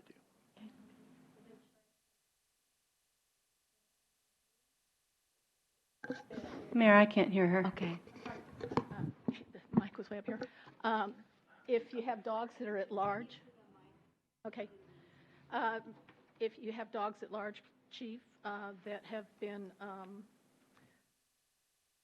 forget how I stated it, that have repeatedly gotten out and the owners say have not repaired their fences, or is there some compliance that after several dogs have been caught, brought back, and then what is required of the owner to stop that?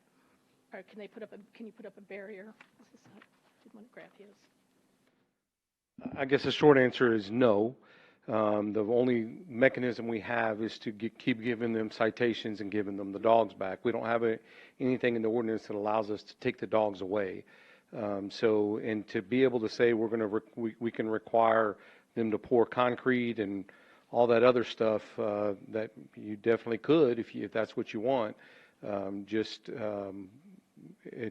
It would be asking them to do that. And then if you require that before they can get their dogs back, we have to babysit them, and half the time they're going to say, just keep the dogs. We already deal with that when we say, you got your dog, like the one lady, this dog has been out multiple times in your neighborhood, Mayor. We gave her citations this last time, and her dog, because her dog keeps getting out, but we still have to give the dog back to her. I'm just asking if there can be some kind of provision, or is there a provision that that the homeowner has to provide a safe fence to keep those dogs from getting out, digging out, chewing through the fence? Is there any, once they've been caught several times? No, and there's no such thing as that's the best way to put it. Just something, I won't even go there. There's not an impenetrable way of doing that. But if y'all wanted to say that, we could. If you want to say you got to pour down a foot of concrete, you could. You definitely could require that. But right now, there's nothing in the code that allows us to enforce that. All right, very good. Yeah, we still have a lot more on our agenda, so let's try to wrap this thing up. Ask about vaccinations in this. You only put down rabies. Can there be a requirement that dogs and cats have shots for the contagious diseases like parvo and is it distemper for cats? Yeah, so that was actually addressed in many of the CPAC changes we didn't cover, but there's zoologic diseases, which rabies is one, parvo is one, right? So those all kind of fall under that requirement, and if as you read through the sections, those would actually be included in the agenda packet for tonight. In the agenda packet, if you look at the section about zoological diseases, there's a whole section that CPAC did an outstanding job of being very comprehensive on. Okay, I'll pull that up. Thank you. Okay, thank you. I appreciate it. All right. So, I know it's about 8 after, so what's the direction the council wants to go in on this? Yes, sir. What would you So my recommend? recommendation is that we take what the combination of these three, tell me if you disagree, and not recreate the wheel. We don't need another huge different PowerPoint with all the bar graphs and everything else on it. I think we pretty much know that. If we can just take this and go through them one item at a time through, is it through 2017? Yeah. And just aim for that the next go round and just start with the definitions and move on down. Okay. And not, Is everybody recreate the wheel or whatever the word is. consensus, general consensus on the council to do that? Yes, I would recommend we rewrite those areas that were covered tonight with the black, blue, and red, and combine all those and clean it up and be done with it. Okay, so if I understand correctly, Councilor Hody and I would get together, we'll rewrite sections 1 through 17, clean up all the language, and come back with a proposal to council to adopt. Except I think you need to do it with the chief. Yes. Yeah. It's up to you. I don't mind even doing my work, but but at this point, the stuff in red, if y'all are good with that, I can easily turn it into blue, and then we could start at the top instead of us jumping back and forth with each other. Just start at the top and we start going down. And if we get to a section like this where you don't believe it should be 4 and it needs to be 6, and y'all want to argue about it amongst yourself, that's fine. We can do it that way, but we can take the stuff they've already done.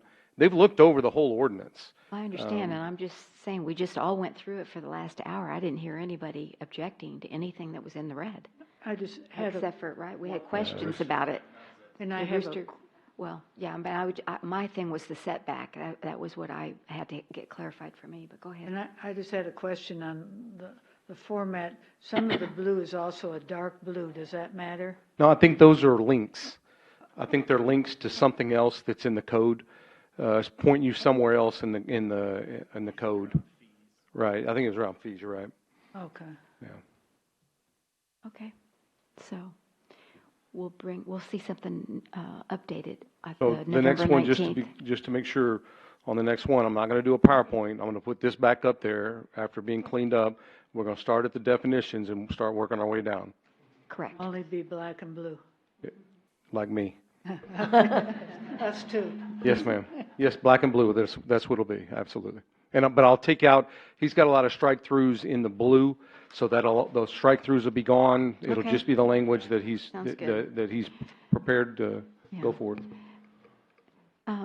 Ms. Garrett, can your question wait till the next time? Oh, I was just gonna say, why didn't they just put electric hot wire on that fence for those dogs that are getting? Oh, okay, well, that's another suggestion. Okay, Yeah, but then if somebody gets shocked, then they're going to get sued. That's why. okay, all right. Yeah, well, not me.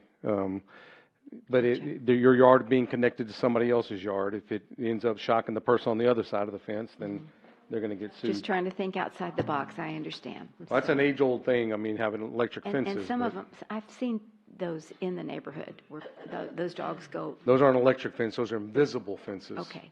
Where the dog gets shocked if it goes there. Yeah, exactly. Absolutely. Okay, all right, thank you, appreciate it. All right. Another animal question? Okay, all right, let everybody else. All right, quickly, please, another minute or two. We're going to be here till midnight again. I know.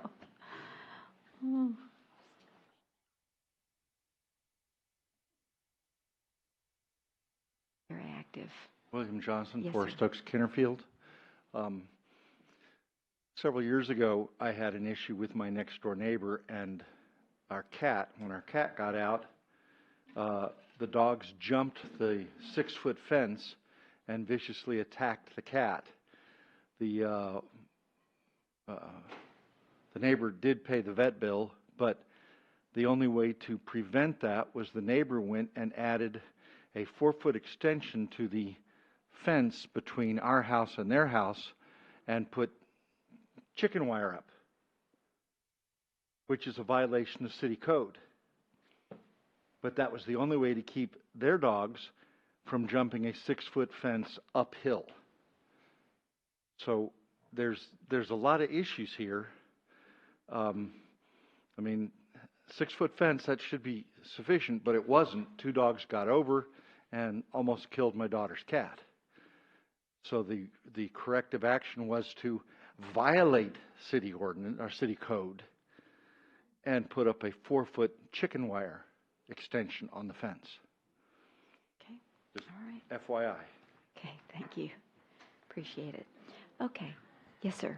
So one comment, there is actually a provision in here. CPAC, again, did an excellent job of updating about violent animals, about animals that have a history of biting other people or animals, and how they can be treated.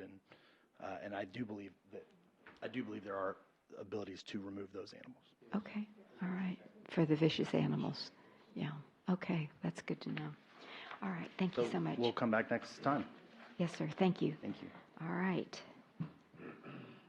So then, moving to the regular agenda 8, we'll move up 8.5 to which is the first read. Ms. Postle, if you'll please read that ordinance.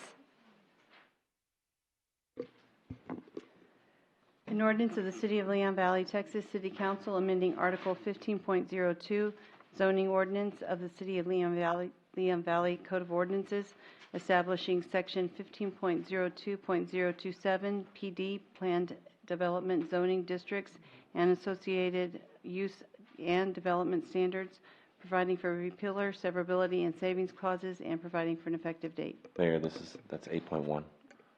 We wanted to do 8.5. Oh, 8.5, I'm sorry. Yeah, I'm sorry, we were moving 8.5 to 8.1. What? No, I'm having a senior moment. Let me do that again then. Thank you. Thank you. Appreciate it. An ordinance amending the Leon Valley Code of Ordinances, Chapter 1, Article 1.04, City Council, Section 1.04.001, meetings to change the meeting dates and times, providing for repealer, severability, and savings clauses, and providing for an effective date. All right, thank you. All right, so I'll ask Councilor Alcacer and Councilor Hody to begin the discussion, please. I have no PowerPoint. I only have ideas. This has come over an accumulation of years of attending meetings and a Saturday morning program called Innovation Nation, where it encourages you to go outside the box on ideas and encourages you to make change in thinking and items and progress, and talking to citizens who keep saying they can't attend meetings because they're at night and they can't go on Tuesdays because they have dinner with a parent or they work late hours, or Tuesday is their special day. And watching the meetings that were here 6-8 hours at a time, and talking to fellow council members just in passing, or listening to them as we say, oh boy, we get out early today, and thinking about the staff that has to be here at 11 o'clock at night and come be here the next morning by 7, and they're the ones doing all the work. So I think that we ought to, as a council, make some changes, give it a try, 5-6 months, to see how it works. And some of the ideas I had were to limit the meetings to 3 hours. The Charter Committee has done a pretty effective job in just saying, okay, 9:30 comes or 9:22, let's stop, continue it the next week. I think that we need to do that. I think that I would like to have us try a meeting in the daytime, 1 meeting a month in the daytime, 1 meeting remaining in the evening. It would allow a variety of citizens. We get the same people here all the time. We don't get new people except occasionally when they come with a new idea, or they're coming to attend somebody getting some kind of award. I would like to see our meetings better planned, so that we don't have, like we did today, nearly 2 hours of pre-meeting things, which is one of the reasons our things go so late many times. I think when we have something like the animal ordinance, it ought to be a special meeting only for the animal ordinance. The daytime meeting, I just in kind of talking to a variety of people, maybe starting it at 3 and ending it at 6. At 6 o'clock, it could be when people are given the certificates and awards and promotions or whatever happens. Or we could limit them to the evening meeting. But I think many people would prefer to come earlier. I do think if we started the evening meeting, we could start it at 5 instead of 6 and have the pre-meeting things at 5. We have, again, this is considering the staff, they have to sit and wait for us to start the meetings. I know people say, well, that's their job. Well, it really isn't their job. We're here to accommodate everybody. There's many of our staff that are citizens of our city, and I don't, it's sad to me that they're discounted so often. So I guess as a synopsis, I would like the trial period. I'd like one day a week. It could be Tuesday, but I'd like to try a different day just to try and see if people could come. It's like we said, we took a poll at the conference on the January meeting, the town hall, thank you, and saying, well, is it better to have it in the morning or the afternoon? Well, everybody that's there are there in the morning. How do we get the poll for the afternoon? We don't. But we try it. We see if it works.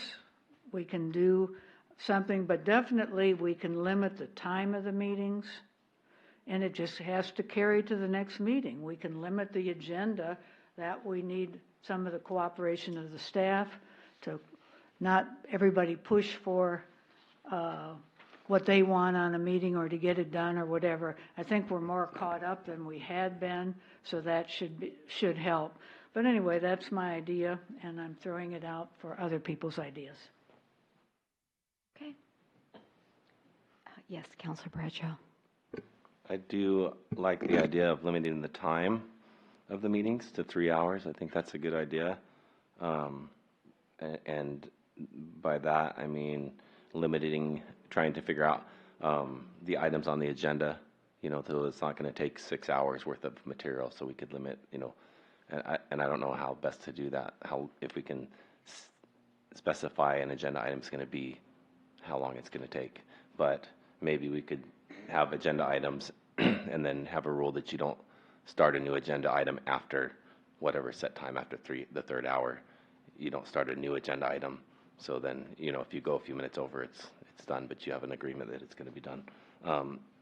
I don't agree with having a daytime meeting from 3 to 6 p.m. or even a meeting starting at 5 to 8. I think most citizens work and wouldn't be able to attend meetings at those times. I actually would prefer, sometimes it's hard for me to get here at 6 o'clock, or when we have a executive session at 5:30, I have to leave work right at 5.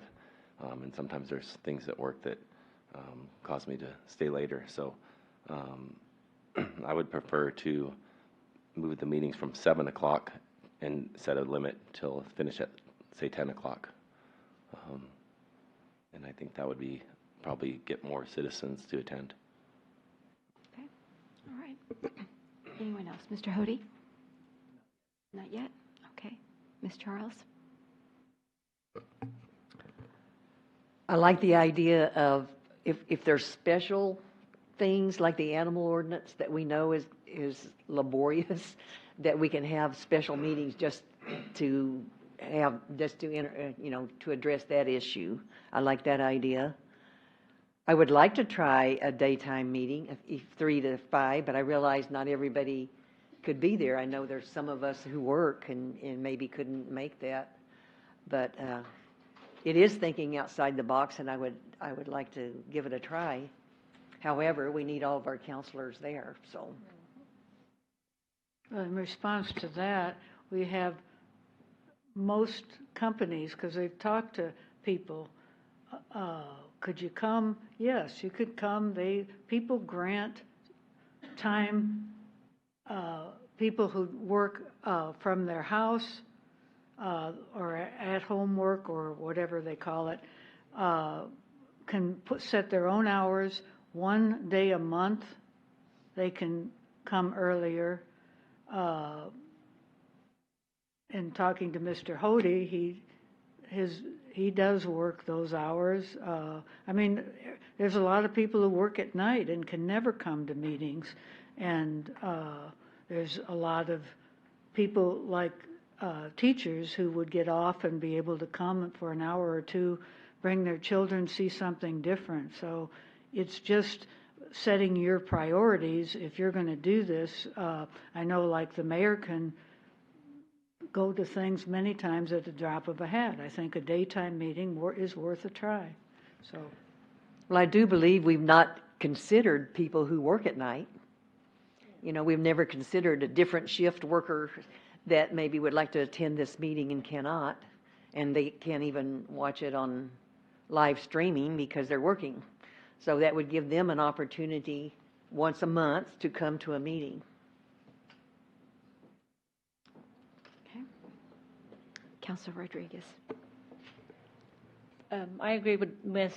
Charles. We haven't really, I don't think, considered a switch of times, and I know it might be difficult for those of us who do work, but I'm all in favor of cutting the time down, because 5 or 6 hours to sit here is quite a long time, and I'm just wondering if it's possible that when the agendas come out, as I know many of the people sitting out there like to see what's coming up, that if they had questions, is there somebody that they could contact, so that way we're not sitting up here and watching them go back and forth and back and forth and back and forth, just like the department heads are available for us if we have a question pertaining to the agenda.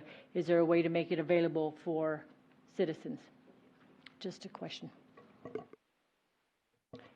Yeah, that's what I was just about to say. Councilor Rodriguez is correct in that department heads are available from 3 to 6 for you all, so that you can get all your questions. And we've doing this for years.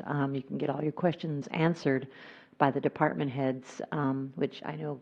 Well, actually, a couple of you, and Councilor Alcacer in particular, Councilor Rodriguez, I know you do it as well. But go to the department heads and get your questions answered beforehand. But as far as making the directors available to the citizens, absolutely, yeah.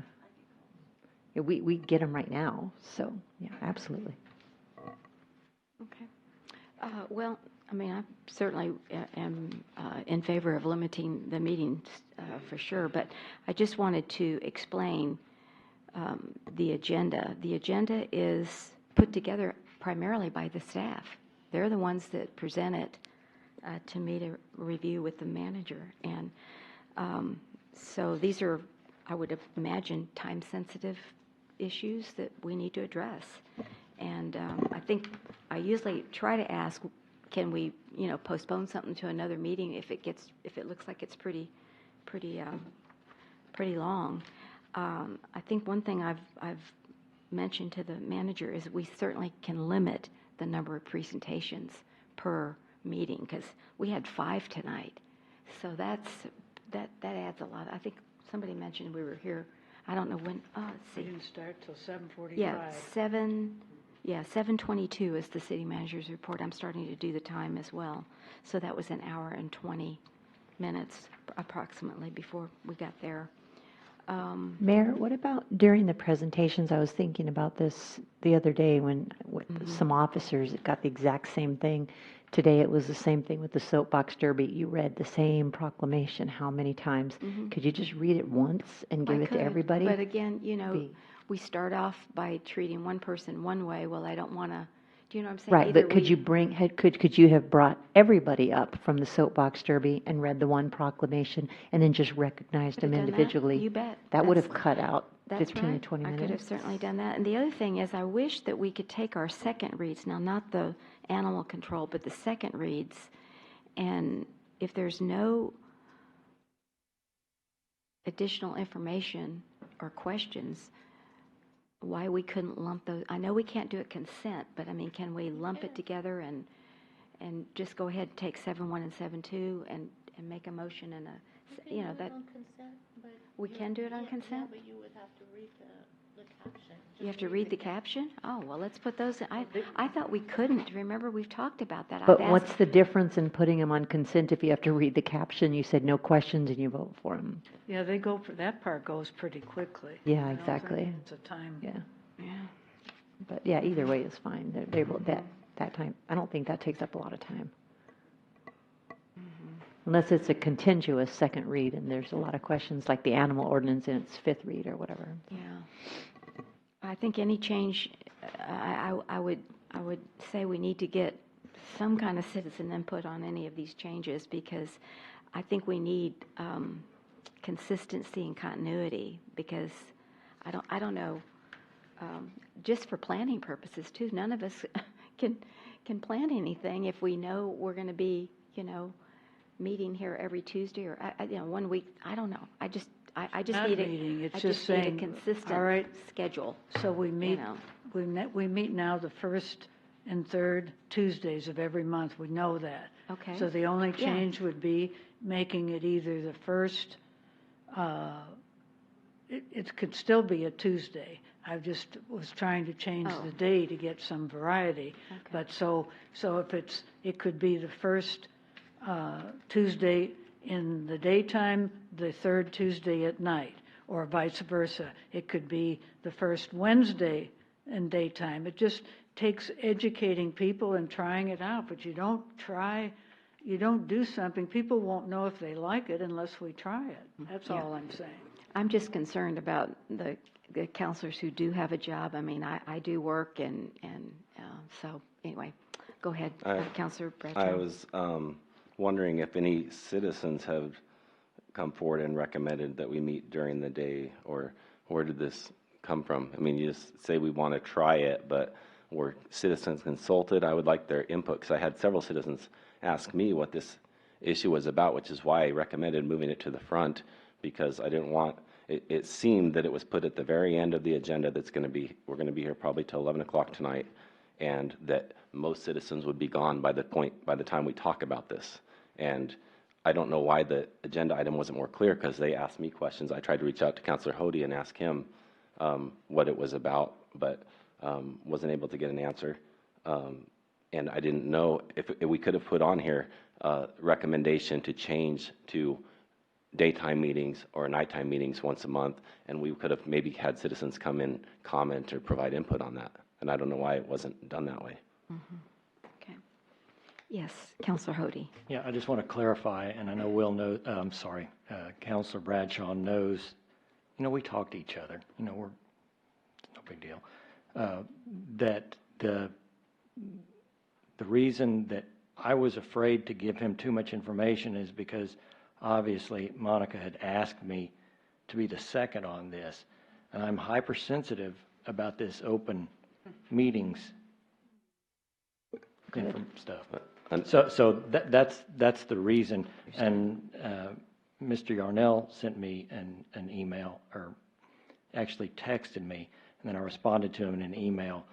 And as you can see, it's just pretty basic information. It's not, you know, Monica and I got together and decided that we're going to have these only during the day. It just you know.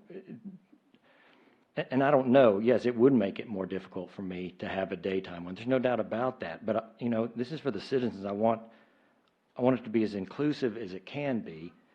and definitely limit the time, because I know you, Mayor, have made comments, when we're in the back, people start losing their mind. Yeah, that's right. I At can't a think certain straight. point. Yeah, I'm And when you're exhausted. hearing, a long and drawn-out animal ordinance, how does, and I really should know this, but how do we determine, or who determines what order things go in?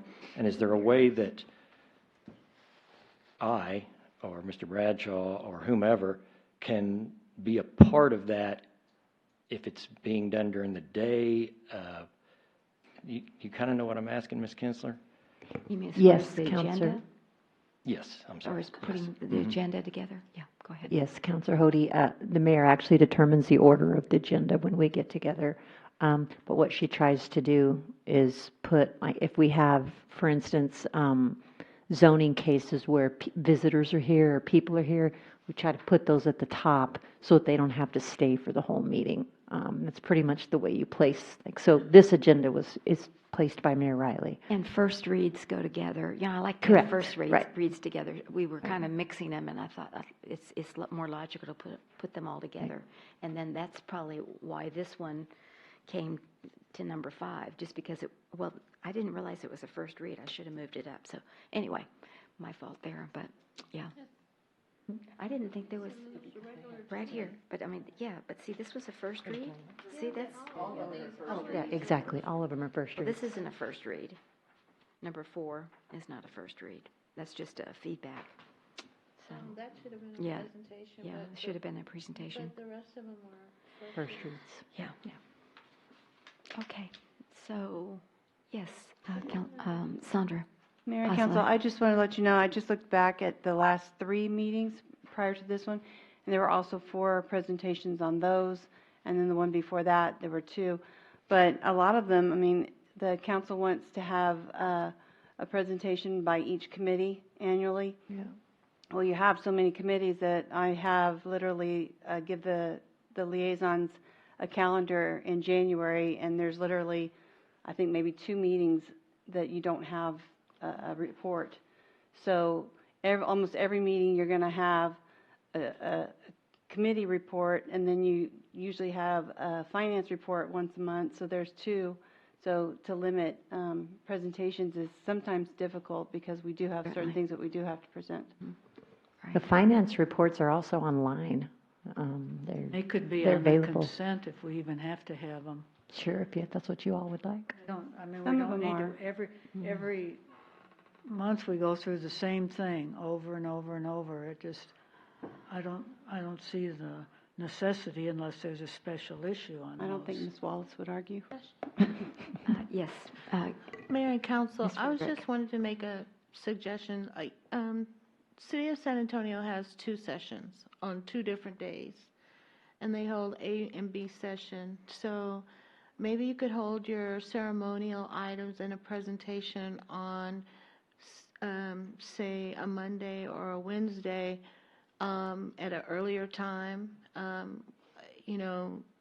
Everybody doesn't have to, it would be just for the people that are presented with resolutions and things like that, and then have your regular agenda items on the next day in your B session. So, that would shorten the time for both things, and you don't have to stay all night. It's just a suggestion. Yeah, good I suggestion. think it's a good Thank you. suggestion. We did, when I was a county manager, we did actually had night meetings and morning meetings, and we had work sessions. And the work sessions were really helpful. So if you wanted to come and you wanted to consult with staff and go through the presentations, you could, prior to the council meeting. Maybe that would shorten it a little bit. Staff's here anyway. So another suggestion. Anyone in our chambers like to weigh in on this? We'd like to hear from you, for sure. I was thinking maybe we could do some kind of a survey or something at the town hall meeting. I don't know, like to, just get more citizen input. Because you remember when we changed the meetings a long time ago to 1 meeting a month? Do y'all remember that? That was, I don't know when that was. 1 meeting a month. It was on a was a Monday. It was the second Monday. And then it was one coffee a month. And anyway, we changed it back to the first and the third, so it only lasted about a year. Go ahead. Johnny Garrett. Yes, ma'am. Leon Valley. When you make presentations to people, most people work. Most people work during the day. They may work different times, different days of the week, but most people are day workers. We don't have that many night workers. I say keep it during the day, at the end of the day, because there are working people. It's just common sense. Don't spend so much time talking about chickens. I've got a solution for that. I'll write it up for you. Okay, thank you. Okay, Mr. Yarnell. Mayor and council. Ms. Garrett brought up the idea of chickens. Do we get some kind of certificate for this master class we've gone through here on the chickens this evening that you all sign off on? I have a copy of page 465 of your packet. It's a message from Ms. Alcacer regarding this issue. And it's at the last sentence, it says, Councilman Hody has agreed to the second on this matter and is available for contact regarding same. I'm unable to find anything further in the packet that indicates that Mr. Hody seconded this issue. Is it somewhere that I can't find it? If you read the M&C that's also included in there, the charter doesn't require a second in writing any longer, like it used to do. It just says that the city secretary has to inquire that he has seconded it. And I did that when he stopped into the office. Charter doesn't require that? Correct. If you read the page, if you just quoted 460, whatever, it would be the page ahead of it. Did they change it again?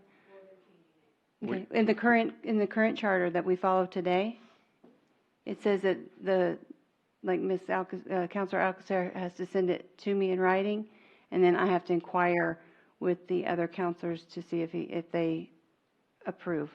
So another counselor does not have to approve this in writing? Correct. Is that what you're saying? Yeah, that's what I'm saying. When we were a home rule charter city, though, you needed 2 emails. Correct. When we were? General law, I'm sorry, general law. Well, prior to this, you've been sending out seconds? Since we've had the charter, sometimes people have seconded via email, but sometimes people just let us know they're seconding. But you have to have, according to the charter now, you have to have an email from a counselor. And it does not say you have to have an email from a second counselor, if you'll read the current charter. I have it in front of me. I will read it. Thank you very much. You're welcome.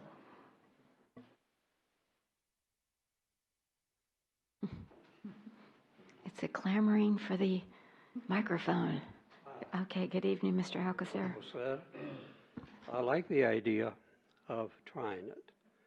We can say all we want, it's bad or it's good. The only test is going to be to do it and see what your results are. Because this is only a sampling. You got 10,000, or how many did you tell me the other day, Mr. Johnson? 10,000 people out there. 11,000. Yeah. So I think we should expose it and then see the results. It's worth a try. I think that survey at the town hall meeting will be a good start. And that's I not really good do. enough. Give them that's options. That's not good enough. I'm You sorry. have a very small sampling of people. Well, that's no good. You need to go all the way. you mean to It's a good mail starter. it to It's an mail it to every indicator. household? Ma'am? Mail it to every household? Is that what you mean? I don't know. I'm not sure how people. We're all different. I always recall the. I know I've said this before, and it's getting late, but the legislatures in Congress do not hear from 100% of the people, right? They get only a small percentage, and so they have to extrapolate how much weight they give to the people that do respond.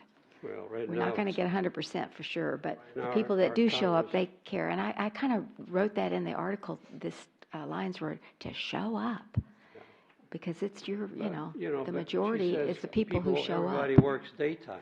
I say everybody works nighttime also. So it's Okay. Thank you. I know, there's not a... Good evening, Ms. Baldridge, how are you? Baldridge, 6368 Parcel Hill. I'm not opposed to looking toward making a change, but I'm wondering if you publish something in the newsletter to the public, just to get a feel if you can. But I don't agree with holding meetings at 3 o'clock in the afternoon without proper notification of the public. Irregardless if they've got an issue that they're going to bring or not. It's amazing to know how much people read and absorb, and if they're interested, they'll come. If they're not interested, they won't. But if they know they can come at a certain time all the time, it makes a big difference. But I don't understand, why we'd want to meet at 3 o'clock in the afternoon and have council members happy about anything like that if they're employed, working regular hours. Irregardless, if they can take off a time once a month or twice a month, but that's asking a lot of someone that's holding a job and wants full attention. That's my feeling. Okay, thank you very much for those thoughts. Do appreciate it. All right, Mr. Martinez. Martinez, Seneca. Couple items here. The charter does say that either the mayor or the city manager can place an item on the agenda, but I firmly believe that the mayor should have the final approval on all agenda items. And I view this idea of changing the city council times is just another attempt at this city council to limit people's voices. You already did it last month by limiting people to speak for 3 minutes instead of 5. You don't want to hear people's voices. You don't care to hear them. This is another example. Councilor Alcazar, you're the one that fought heavily to have our council meetings start at 6 o'clock when we had them at 7 o'clock for years. 7 o'clock makes for a reasonable time to start a city council meeting. People like to be able to come home from work, eat, and then come to a city council meeting. At 6 o'clock, you can't, if you work downtown, you cannot eat a meal, drive across town with the traffic, and be here at 6 o'clock. This is another example, another way that you want to stifle people's voices. At 7 o'clock, when we had a executive session, we could have it starting at 6 o'clock. We had plenty of time to conduct our business and then start the meetings at 7 o'clock. That makes for perfect, logical sense. But obviously, you don't want to hear from people. Thank you. Okay. Good evening, council members. My name is Drew Power, 7410 High Stepper Lane, Canterfield. Longtime resident, first-time participant. I just wanted to thank you all very, very much, each and every one of you council members, and to you as well for the response to my request for the 2020 census information. Thank you very much. About this presentation and discussion, change is always good. It's got to accommodate the mass, not the minority, but as someone that works a 12-hour day, 5 days a week, and wants to become a member of council or other, the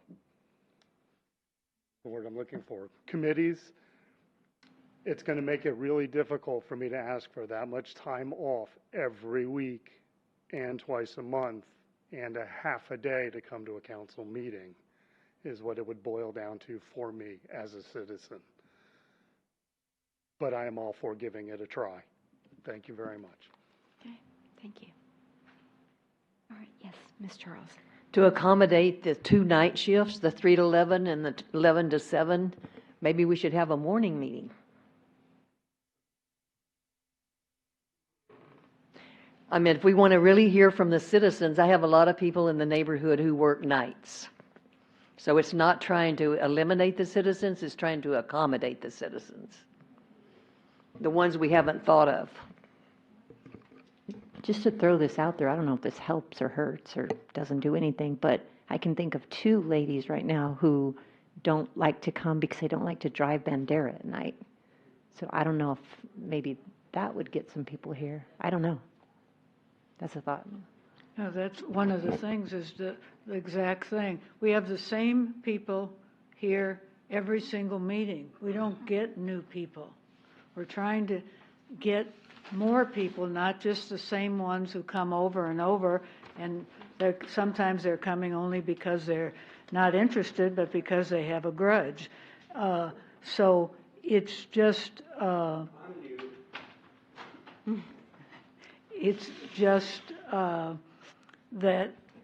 that's what people have said. I don't want to drive at night. Now we start the time where we have 3-4 months that are all, it gets darker and darker, and people want to try to not do, something different. And my neighbors have talked about it. No, I don't want to come out at night. I got a couple to come one time, and they left after an hour saying, it's getting too late and the traffic's going to be bad. And so I said, well, would you come to a daytime? Yes, I would. There's a lot of people, we have a lot of medical people here who work night hours. They have an interest in civic things and they can't come because they're always working. There are the ones teaching at the universities, teaching it at night. They can't come to the meetings. That's all. It's like, give it a chance, give it a try. Morning, afternoon, I'm not stuck on a time. I'm just encouraging a change, trying to get something different, not just for the people here. I know that in spite of the council, everybody could try to make it once a month, whether it's us or other people on the council. Okay. Councilor Bradshaw. I would recommend that we reach out to the citizens and find out what will accommodate the most people, just to try something, just to see who shows up. Just give it a try. It sounds a lot like you've got to pass it to find out what's in it, to me. And it just doesn't make sense. You need to do research. You need to find out what is going to be accommodating. The council, the reason we have council meeting, I'm sorry, but it's not for the staff. It's not for the city staff. It's for the citizens. We work for the citizens. And so we're supposed to accommodate the citizens and get feedback from the citizens. And that's the purpose of the council meetings. Mr. Johnson.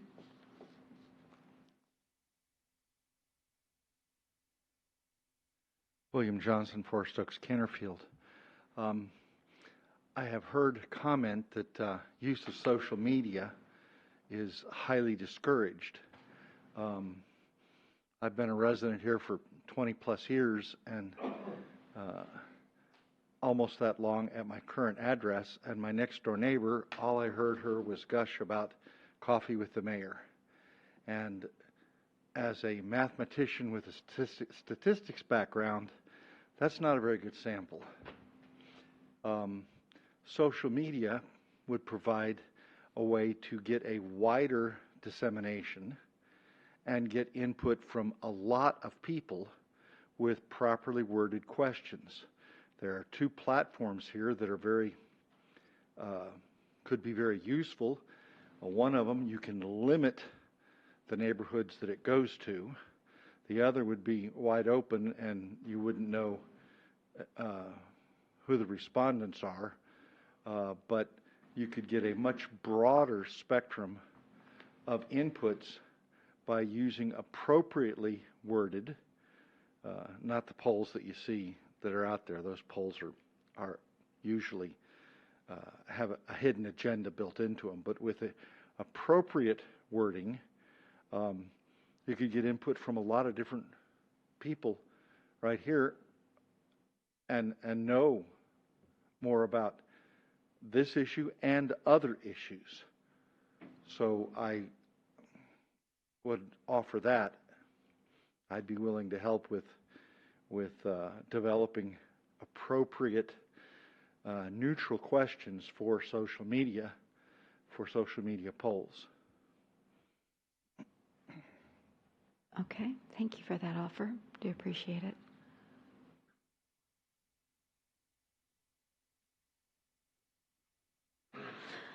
Okay. Well, one thing we can do, we can limit the duration of the meetings.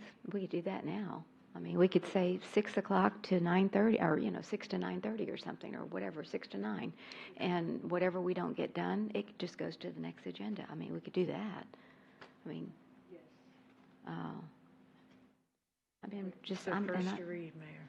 I'm sorry. It's a first to read. I understand that, but I was just throwing that out, that's something we could do now and not impact the first and the third, morning, whatever and then meanwhile, get more citizen input on changing the date and time. That's what I would say.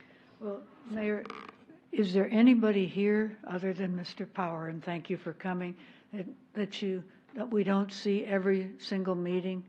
There's not a soul, not one soul, except my soul mate over there who comes sometimes. But he's these same people could come one time in the daytime, depending on when they wanted to take off or whatever it was. It's just, we can't get a poll from here. We can't get a poll from us. It is on an agenda item. It can be more explicit for the second meeting. As I said, it would have been discussed at a retreat and thrown out there, and then people would have more ideas and they could talk to more people. But talk to any nighttime worker and see what they say. Talk to your neighbors who don't like to, we do have a lot of seniors and they don't like to drive at night. Excuse me, yeah, we need to come to the podium if you'd like to say that. But Sandra, I just had a question. Do we have a measure of how many people are watching online? Because my understanding is it's increased, that people I could are. try to get that for you before the next meeting. Okay. It I does would like do to. that. I just Yeah. haven't I think if figured you it could all kind out. of do the trend, Mhm. like maybe since September, I mean, I don't know, or go back a little bit and just see what the, Would it because be- everybody knows that they can get on, I think everybody knows now that they can get online, right? I mean, Oh, I yeah. really do. Yeah, Or they watch it afterwards. right, Yeah, exactly. Either way. And Yeah. that should, if we can get sure, yes. But just remember, we got people watching us from across the nation. Right. So you're not just talking about Leon Valley people watching. That'll But be in- I can that'll give you be in those, numbers. I can give you that information as Yeah, well. I think if I can so. figure it all out. Yeah. Are you able to distinguish between what, those who watch it at a different time? If I don't even have the link up right now, but when we were checking before, we could see that it was, whether it was on a cell phone and what kind of cell phone, computer, what city, Whatever what information you state, got, all I that, think yeah. would be good, yeah. Mhm. But what Definitely. I'm saying is, are you able to distinguish who's watching during the meeting Yes. versus people who look at it at a different time? Yes. Okay, good, that's great. Yes, Mr. Bradshaw. One, for the record, I don't like driving Bandera during the day, but two, if we did decide to do a daytime meeting, once a month, would it be possible to do a Saturday during the day? I would be able to do that once a month on a Saturday, and then the night meeting be during the weekday. Okay. That's just one suggestion that might draw different people that, a lot of people, like some of the citizens were saying, work, and the last thing they want to do after working all day is come to a city Right. council meeting at 6 o'clock. So maybe on a Saturday, more people might attend. Well, the coffees are much better attended than the city council meetings, and we get a much more of a diverse crowd there Right. at the coffees and at the town hall meeting. Right.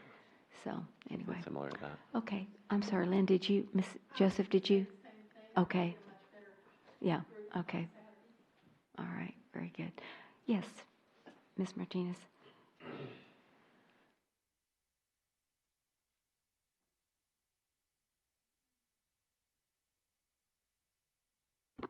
Pat Martinez, Seneca, states, what I'm up here to address is a statement that Councilor Alcazar said that you get the same people here all the time.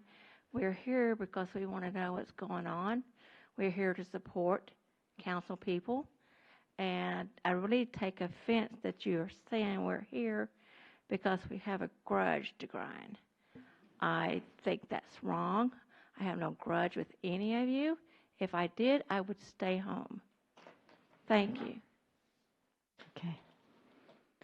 All right. I think we've heard from just about everybody then. Okay, very good.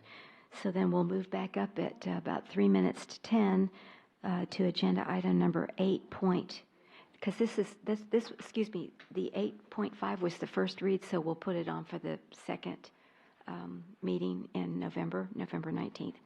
So Ms. Postley, if you'll read 8.1, please. An ordinance of the City of Leon Valley, Texas, City Council amending Article 15.02 zoning ordinance of the City of Leon Valley Code of Ordinances, establishing Section 15.02.027 PD Planned Development Zoning Districts and associated use and development standards, providing for repealer, severability, and savings clauses, and providing for an effective date. Yes. Thank you again, Mayor and Council. This item tonight, I will, this is a deep item, so we'll get through as much of it tonight as y'all would like to. Feel free to interrupt me at any point in time during the presentation, because this is kind of some deep zoning stuff. And so, yeah, I'm going to go ahead and launch into this. I'm happy to bring this to the City Council. We've been working really hard on this at the Zoning Commission. The Zoning Commission has put in a lot of time on this, and so we're happy to be bringing this to y'all. So the purpose of the meeting tonight is to potentially establish a new zoning district classification, a PD, which is an acronym for Planned Development Zoning District. A lot of cities have PDs. This is the first city I've worked for that doesn't have a PD district. Generally, PD, and I say PD districts, but I'll say Planned Development Districts at first, so that that kind of sticks. So Planned Development District zoning, the purpose is to provide for additional zoning flexibility to specifically facilitate specific projects. And that's the unique thing, that how a PD district is different from regular zoning district. Regular zoning districts anticipate a wide range of uses. PD districts anticipate one use, one project, and one development. And so it kind of generally acknowledges that in a lot of cases, sometimes our standard zoning districts maybe don't afford the kind of flexibility necessary to facilitate a specific project. We're, as we've discussed, we're in the process of updating our comprehensive plan. One of the reasons why we're updating our comprehensive plan is to facilitate an update to our zoning code. So in the meantime, until we get a new zoning code that is a modern zoning code, a PD district has the ability to be a good fix for that, to facilitate some of these complex projects that we have coming before us. Long-term, zoning code will provide a long-term fix, but I think short-term, this PD district will definitely be a good fix for our zoning code. Where did this come from? Why are we doing this right now? Well, I've been thinking about planned development districts for a while, and we have two projects right now which I think are really kind of necessitating the need for a planned development district. One is a Paradise Car Wash expansion. That's a pretty complex zoning case that we've been talking about at Zoning Commission for several months now, hoping to get some resolution on that. In my evaluation of the zoning code, there really isn't an easy fix for that with our standard zoning classifications. Don't want to get into too much detail about that, but there's no simple rezoning, there's no simple code amendment to handle that situation. It's a pretty complex case. We've also talked about the proposed mixed-use development at 6758 Posse Road, which is a very complex mixed-use project that will probably most likely need some sort of waivers and relief. Planned development districts are a good mechanism for that as well, but always provided the planned development district is pursuant to the comprehensive master plan. Currently, our city zoning code is kind of a traditional zoning code. A lot of times people call it Euclidean zoning because of a Supreme Court case, but we have standard zoning districts. They're typically single-use zoning districts, such as single family, retail, commercial, industrial. This is the way cities have been zoning for a long time now. It's kind of led to the built environment we have where everything is separated. You have to have a car to get from point A to point B. Different than how we developed cities for years. That's the way we've been doing things. There's definitely criticism of that, and I'm happy to be one of the people to criticize that method, always advocating for mixed use. But be that as it is, that's the way our zoning code is right now, and we'll be definitely talking about that in more depth in the future.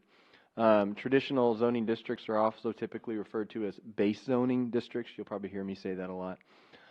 Standard zoning districts contain a broad assortment of development standards that anticipate lots of different uses.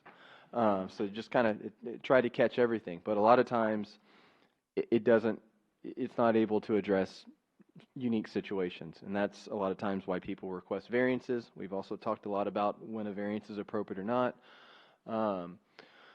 And so standard zoning districts are also very broad, so they can widely be applied throughout a city, and so that development patterns can generally more or less remain consistent. And this can be a good thing in some respects. You know, it's generally we want to minimize the number of zoning districts. If we had, you know, I can't think of, we have thousands of parcels in the city. If we had thousands of different zoning districts, that would be impossible to administer. So there's good aspects to optimizing and having a limited number of zoning districts. But, you know, the more standard zoning districts, like I said, the more standard zoning districts you have, the more difficult it is to administer and for the citizens to really understand zoning. It's pretty complex as it is. But like I said, traditional zoning does not always easily accommodate complex development projects, such as redevelopment, infill, mixed-use development, specifically in cities where everything is built out already. Particularly where things are built out already. You know, in a built out environment, things get really complex. You know, in an environment where it's a brand new city, it's pretty easy to develop land when it's just grass. That's pretty easy. But when you have all these different buildings, all these complex situations, zoning can get complicated. So, you know, there's a few different ways that you can handle complex situations. Well, variances are one way, but variances can become problematic because they're not simply, you can't award a variance based on the merit of the project. You have to have a unique hardship. And variances, as we've talked about, must demonstrate a unique hardship. And so planned development districts can be an alternative to traditional zoning, and they can also be an alternative to variances as well to facilitate unique projects and provide flexibility. They offer the city the ability to tailor zoning based on the unique needs of a specific proposed project and the unique attributes of a site. PD districts are also developed and implemented differently from traditional zoning districts. You know, PD districts are tailored to the specific needs of the project. They typically can allow for variation from one or more regulations of the code. But this means that assurances must be made through the PD district that the variances won't be detrimental. And the most effective way to ensure that a project or a variance or a waiver won't be detrimental is through a site plan. And so that's why all PD districts have to have a site plan with it. Sort of like an SUP in a way, but definitely much more complex than an SUP. A site plan is always approved as a guiding document in a planned development district. In any planned development district, this is different. You know, like with a typical zoning or traditional rezoning, someone will request a zone change, and so that's just a simple zone change. There's no assurances. The only assurances the city has is that the project is going to have to comply with all the standard requirements. But with a PD district, the logic is, okay, the city is accepting some flexibility, accepting some variances or waivers from different regulations, but in return, the city also will be able to understand in doing this, the project will be constructed exactly as it's proposed. So you get insurance that, say you vary from a setback or from a parking requirement, you know that it's not going to result in something detrimental. You know, okay, we're giving the variance under the assumption that the project will be developed exactly like this site plan, or a landscape plan, or building elevations. Any subsequent development must conform to all the plans and documents associated with the planned development district. So a lot of specs you can kind of call, you know, sometimes like to say in planned development district is kind of like an SUP on steroids. It's much more complex, and it can also be an additive or subtractive process.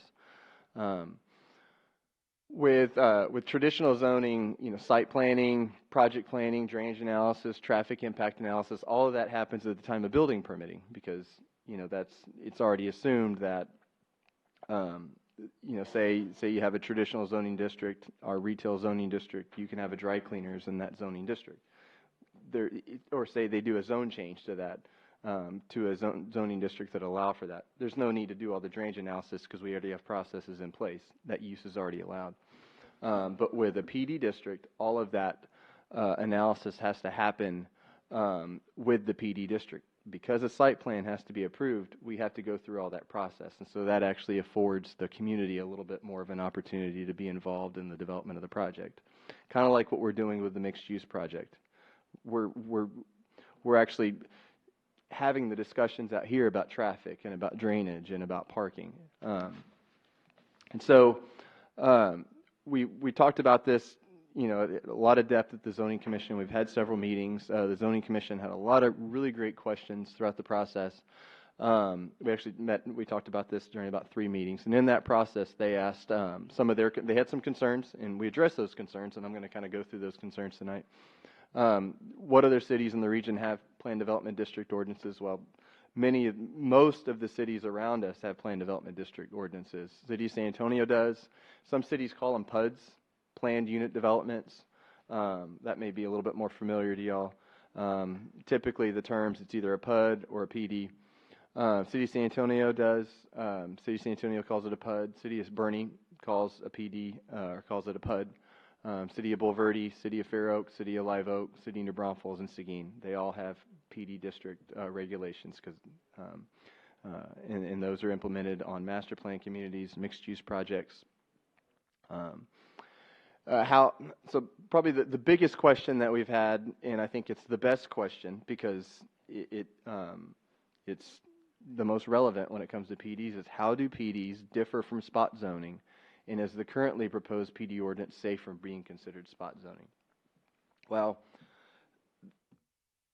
what I'd like to say about PDs, or what I think about PDs, is a PD is only spot zoning if the staff that you have working on it, and the zoning commission, and the council that's approving it allows it to happen, and the city attorney allows it to happen too.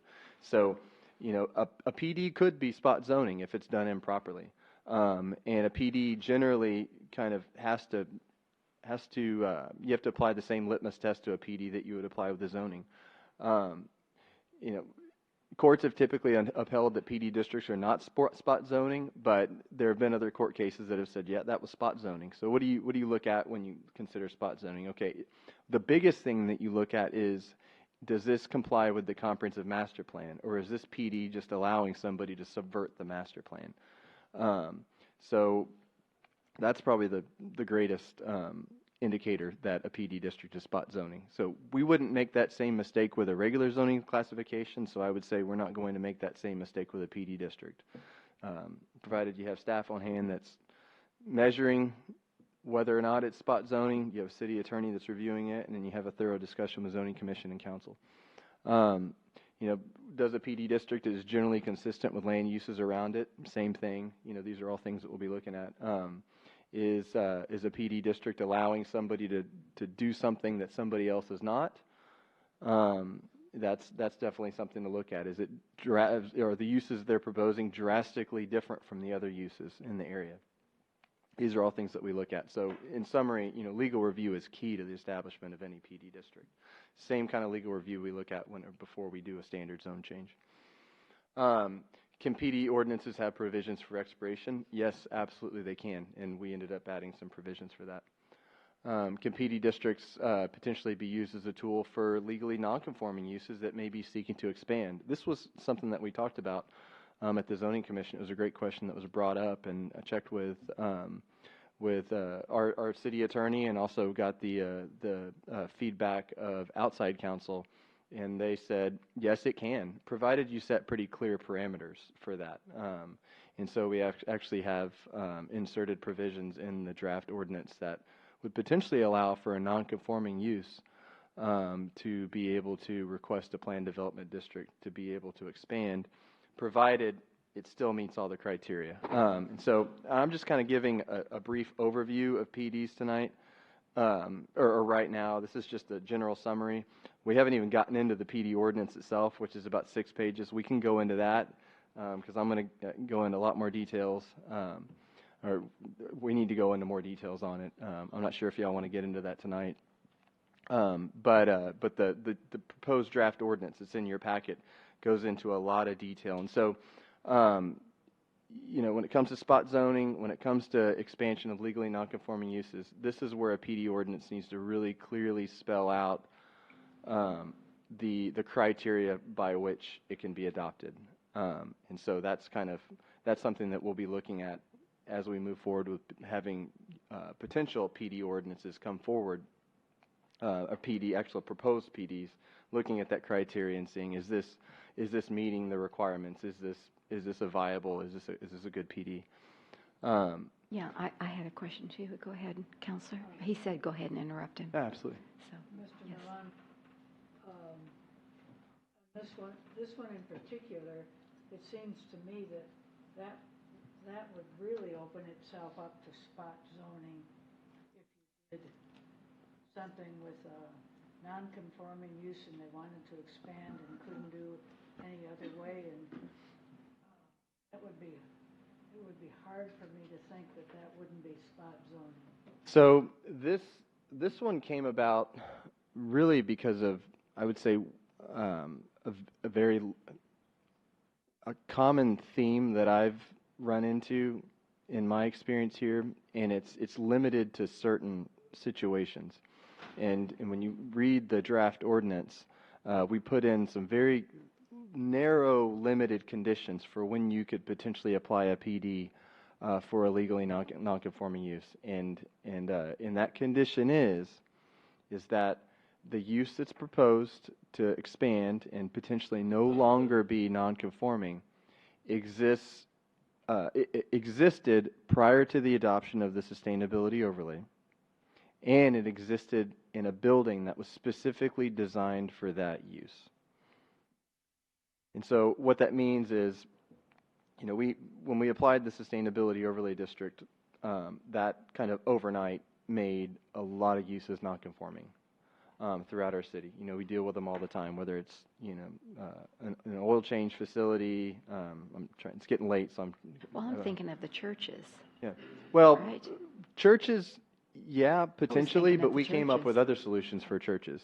And so that really wasn't, you know, exactly one that I had in mind. You know, that the car wash is one example. You know, that facility was specifically designed for a car wash. We have other facilities that,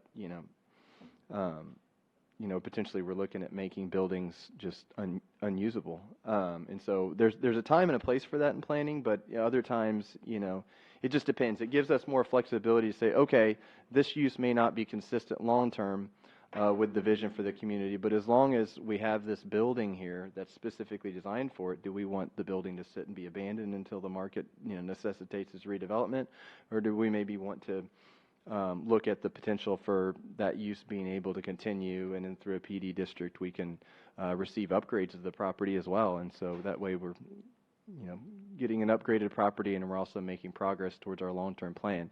As your planner, I would say I think there's a big difference between taking a piece of grass, a large piece of grass, and allowing a use that's not consistent with our long-term goal versus an existing building where you have an existing use and potentially they're looking to expand and there's the opportunity to make some upgrades. I think that's really kind of a big question for this community as we move forward. How are we going to make progress on our long-term vision while accommodating our current businesses and keeping in mind that we have a current built environment that is, you know, built for certain types of uses. I think the sustainability district was really successful in a lot of respects, but in a lot of ways it was also pretty top down, and it built a very strong vision for the future, but it didn't really build a framework for how to incrementally get there. And so I think that this planned development district ordinance has the ability to maybe, you know, potentially provide for the expansion of some uses, provided it's consistent with our comprehensive master plan. That's really the main. Yes, ma'am.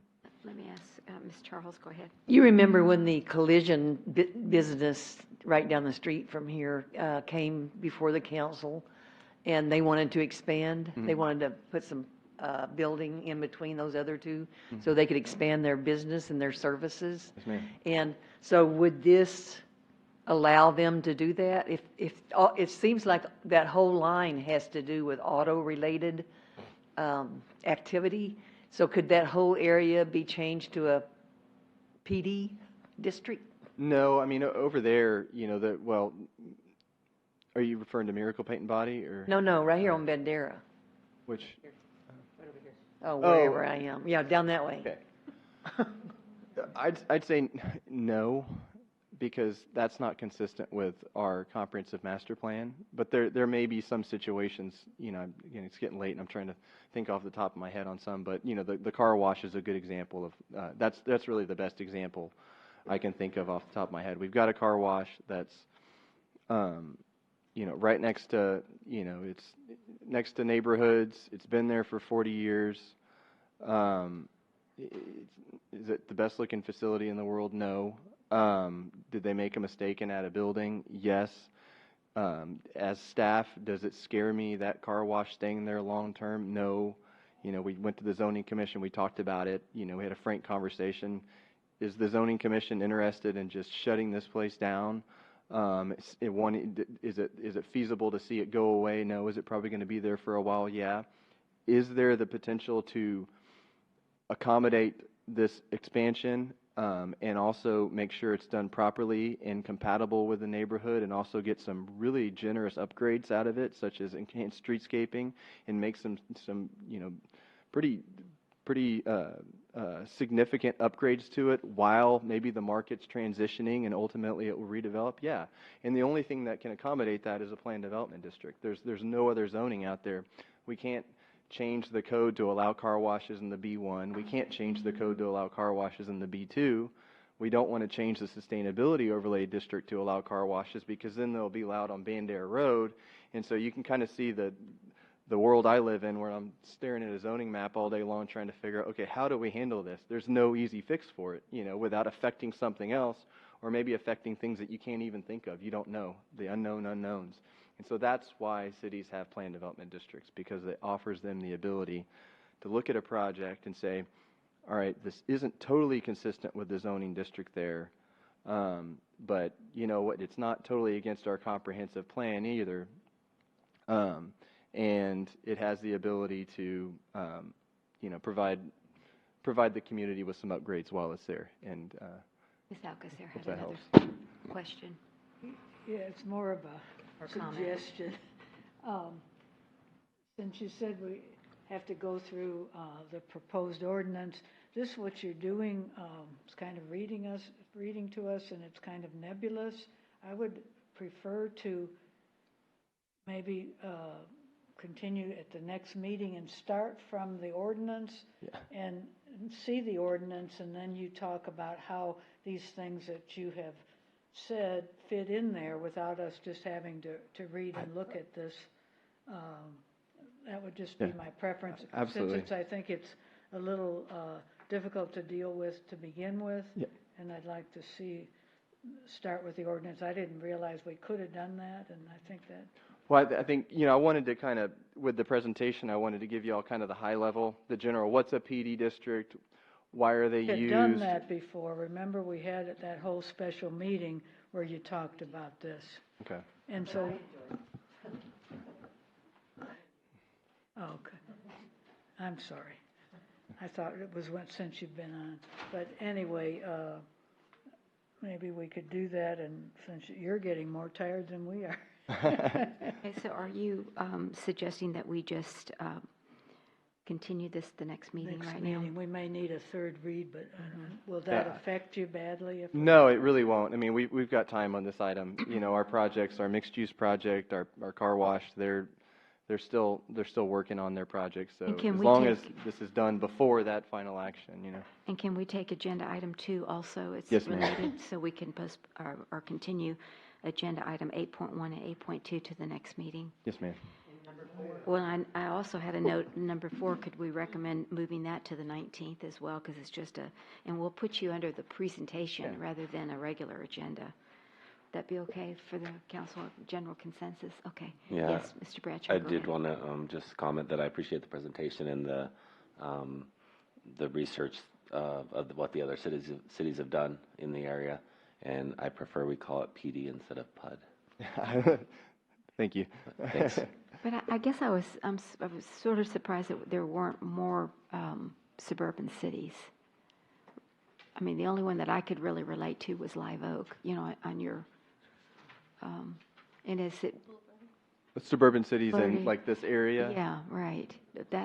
Bulverde's not really in our area. That's outside of Bear County. It's in Flamel County, I think. Oh. Yeah, so I never see them at our meetings. So I was just curious. It was just the only one I recognized was Live Oak. Yeah, I think in our general area. I was wondering why there weren't more of them. I think, my opinion, I'd say that, just the complexity of the development in those cities maybe isn't there yet. They're kind of, Chavano Park they're still developing new land. They haven't really gotten to a point where they're redeveloping existing land. Okay. And I would just frankly say, planning, the complexity of planning as a profession in general is just not as, it's not as rich in this area. Say when you get up, I don't want to make it sound bad to the San Antonio area, but you get up around Austin and you have cities like Pflugerville, Round Rock. There's just planning is a more robust element there, I think. And so I'd probably say that's kind of why. But I think this region, down in this area, you still have cities that don't have planning departments. They process everything with more public works or building departments. So planning is just not as robust of a pursuit, I'd say, in this area. So that'd be my opinion why more suburban cities don't have PD districts yet. Very good. After consulting with the city attorney, just to be on the safe side, could I have a motion to move to the next meeting, November 19th, agenda item number 8.1, 8.2, and 8.4? I Please. so move. All right. I second. All right. We have a motion by Councilor Alcacer and a second by Councilor Charles to move 8.1, 8.2, and 8.4 to the November 19th, 2019 meeting. So thank you, and we'll pick it up, and you'll do the ordinance with. And we have to vote on that. Thank you. Yeah, we just did. All those in favor say aye. Aye. Any opposed? Thank you. See, I'm already I know tired. my brain too. I forgot. Thank you for my. Okay, so then our next one then would be Ms. Kinsler, 8.3, and Ms. Postley, if you'll please read that ordinance. An ordinance of the City of Lehigh Valley, Texas, approving the city manager's appointment of the law firm of Denton, Navarro, Rocha, Bernal, and Zek, P.C. to provide legal services as city attorney and designating a city attorney and assistant city attorneys. Okay, thank you. All right. Thank you. I have the clicker. Yeah. Thank you. Good evening for the last time. During the previous city council meeting, you actually had a short presentation from the 3 firms that are listed right there.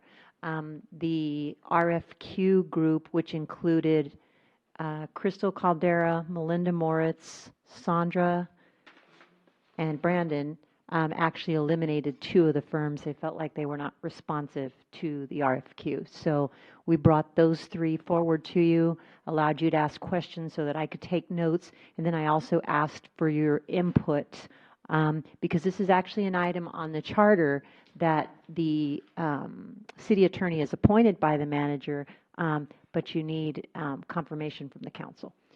And so input was requested from each of you. I actually received input from, I think, everybody except Councilor Bradshaw. I received input from the mayor, and your input was all over the place. It was not consistent. No. So next slide. Just really quick, like I just stated, per the Leon Valley Charter, the city attorney has to be appointed by the city manager, and the council has to approve that appointment. Do the above language and the 2020 budget decision that you all made to remove the FTE position and to go out for an RFQ to hire a law firm. I constructed a team to review the RFQs that were submitted for city attorney. I actually sought Ms. Frederick's advice, but she wanted to recuse herself from that. And then I sought feedback from you all, the council, on the RFQs, the 3 RFQs that scored the highest. At this time, I'm going to recommend Denton, Navarro, Rocha, Bernal, and Zeck as the city's law firm. I have negotiated proposed fees, so you'll see in your original document from Denton, Rocha, Bernal, and Zeck, the fees that they originally proposed. I actually negotiated 3 or 4 of the fees down. Charlie Zeck will actually be the city attorney for the city of Leon Valley. However, not immediately. At the beginning, it will actually be Habib Erkan. While he's transitioning, Charlie is currently at, how do you say, Copperas Cove? Copperas Cove. And so Habib was their attorney, so he's going to transition back to Copperas Cove, and then Mr. Zeck will transition to Leon Valley. Matthew Longoria will be the designated municipal court prosecutor because we've been using him already since when Denise is out. He's the one who they assigned to come, so he already knows or is getting to know our system and our officers. And then in the structure, I have asked for Habib Erkan to be designated as the planning and zoning and the land use attorney. And so what I did is just tried to go by what their specialties were. And so I asked if I could structure the deal like that, and they said that I certainly could. But in the ordinance, you'll notice that it appoints the entire firm as our city attorney. That way, if Mr. Erkan or Longoria or Zet cannot make it, somebody else can come in their place. The firm's submission was attached to the items, and of course, like I said earlier, the rates were negotiated. There's a C statement. Fiscal impact, you really made that decision on fiscal impact during the budget hearing. You looked at the last 4 fiscal years. Evidence showed that it's possibly going to be less expensive to utilize a law firm for the city of Leon Valley rather than have a full-time city attorney and additionally utilize outside firms when he or she is unable to work, has a conflict, or is able to litigate a case. So the city's going to reassess the service and expenses in the next few years, which is pretty much what we did the first time. We looked at them over a 4-year period to determine what we were spending. So honestly, I don't know what the fiscal impact is going to be. It may be worse, it may be better. And it also depends on what lawsuit's pending. Just got one yesterday or the day before. So you just don't know what's going to end up happening. So staff recommendation, it's the city manager and the team, the RFQ team that I just told you about, Sandra, Crystal, Melinda, and Brandon, that recommend approval of the Denton, Navarro, Rocha, Bernal, and Zeck with the negotiations that I made with that firm. And by the way, the Sandra just updated your thing today, and she emailed it to you because Denton, Rocha, and I'm tired. Denton, Rocha, Bernal, and Zeck had actually left off the municipal court prosecutor, so they're on here now. And that was emailed to you today, and my apologies for the prosecutor being left off in the original packet. Okay. Questions. I had a question about the zoning attorney. Is that going to be for every zoning meeting, or is it going to be just as needed? I think that's really up to Brandon. He left. If Brandon needs an attorney for the zoning. I mean, I know he said for PD, meetings. yes, you need some kind of, and I understand that, but I was just thinking that for until we had Denise, for 65 years, we never had a city attorney at the zoning meeting, unless it was complicated, because I remember for the development of the DMV, definitely, because that was a zoning issue, but it was complicated and all that other stuff. So I was just wondering about that, because that could be a way that we could save money on attorney fees. Funny you should mention that, because there's another way to save money as well. I have talked to Mr. Bohorkis. This was a really hard decision to make. because everyone offered something a little unique that we liked and we talked about, and all of you brought up the uniqueness in each of them, and so it was really interesting. We agreed with all of you, and so Mr. Bohorkis would love to stay on and do our ethics things. That's his specialty. That's what he's good at. A Denton firm has agreed that they're fine with that. And in fact, that's the way it should be, because if they're going to represent the city, then we need an outside counsel for the ethics piece of it. Then I spoke with Mr. Bohorkis as well, because he has some people in his firm that are specialists. So he has like a really good planning and zoning person that's not an attorney that you can pay a reduced fee for. So I told him that we would like to dip into that service as well, so that we could, when we didn't have to use attorney rates, we wouldn't. And so there's going to kind of be a mixture. And Denton Navarro knows this, that they may not be the ones called all the time. Oh, okay. All right. Very good. Okay. I was just So it's a great way to save money not to have one, I agree, but also if there's other projects that may not necessarily, may not need an attorney, but could just use a land use expert, and Bohorkis has one that has the credentials, we could actually use that expert right at that rate. Okay, so it's $210 per hour for partners. That would be. So you're looking at the Denton Rocha Bernal. Is Alan Bohorkis, I'm sorry. His non-lawyer is $100 an hour or something like that. You know what I'm saying? Exactly. I don't have that right in front of me, but they were in the last packet. That's what I'm talking about. Okay. That's correct. All right.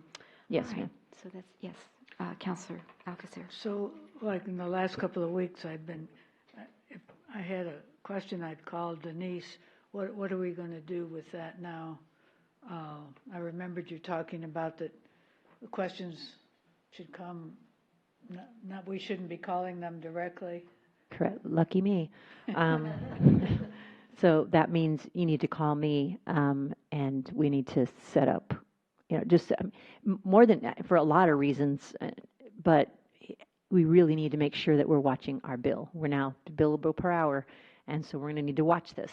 And so it's like I've told the staff when I very first got here, I started reading some of the bills and saw some of the questions that were going to Denton, Rocha, and Navarro, and I didn't think they should have, because there was other experts within the staff that could have answered those questions. And so we actually sent out an email that said no staff can ask questions without first going through the city manager, just in case there's somebody else that we might be able to tap into for free. I haven't. Okay. Any other questions? So you're not going to have the luxury of a Denise anymore. Staff's not going to have the luxury of a Denise anymore. And we thank you, Denise, for your years of service. And, staff's going to have to, it's going to be a wake-up call for staff, because they're not going to be able to go sit in an attorney's office and just, cuss and discuss for a few hours their issue. They need to move on it, because we're getting a bill. Okay, very good. If there's no other questions, any questions from our chamber, members of our community? Okay. Hearing none, then we will move to the next agenda item, which is citizens to be heard, because that is the first read. Oh, this is the first read, you're so right. we can't vote on it. You're right. Yeah. I mean, I know it's late, but I have it highlighted, so it reminds me it's a first read. Okay. Any citizens to be heard? Okay. Seeing none, if there's no objections to move to adjournment? Yes. Yes. Oh, yes, ma'am. Council and Mayor and Council, I just wanted to, since this is my last council meeting, realize that. I'm so sorry. I wanted to tell everybody that I wanted to thank you for the opportunity that you've given me for the last 3 years. I've learned a lot. I've made lifelong friends. I've worked with the best people that I've ever worked with in my life, and made many friends in the community, and made lifelong friends in the community. I wouldn't have never known Leon Valley if I had never come here, and I'm honored and I am blessed to have been given this opportunity. So thank you, Kelly. Thank you, Mayor. Thank you, Council. It's been a great time. We've had our ups and downs, but for the most part, I've loved it. So I've learned a lot. Thank you. Thank you, Denise. Thank Best you, of luck to you. Denise, and it's a good place to live, too. I think you've already bought a house. No, you haven't. Okay. Very good. All right. Thank you for that. All right. So move to adjourn then at 10:38 on November the 5th. Thank you all very much. Have a good evening. I got a new gavel. Thanks.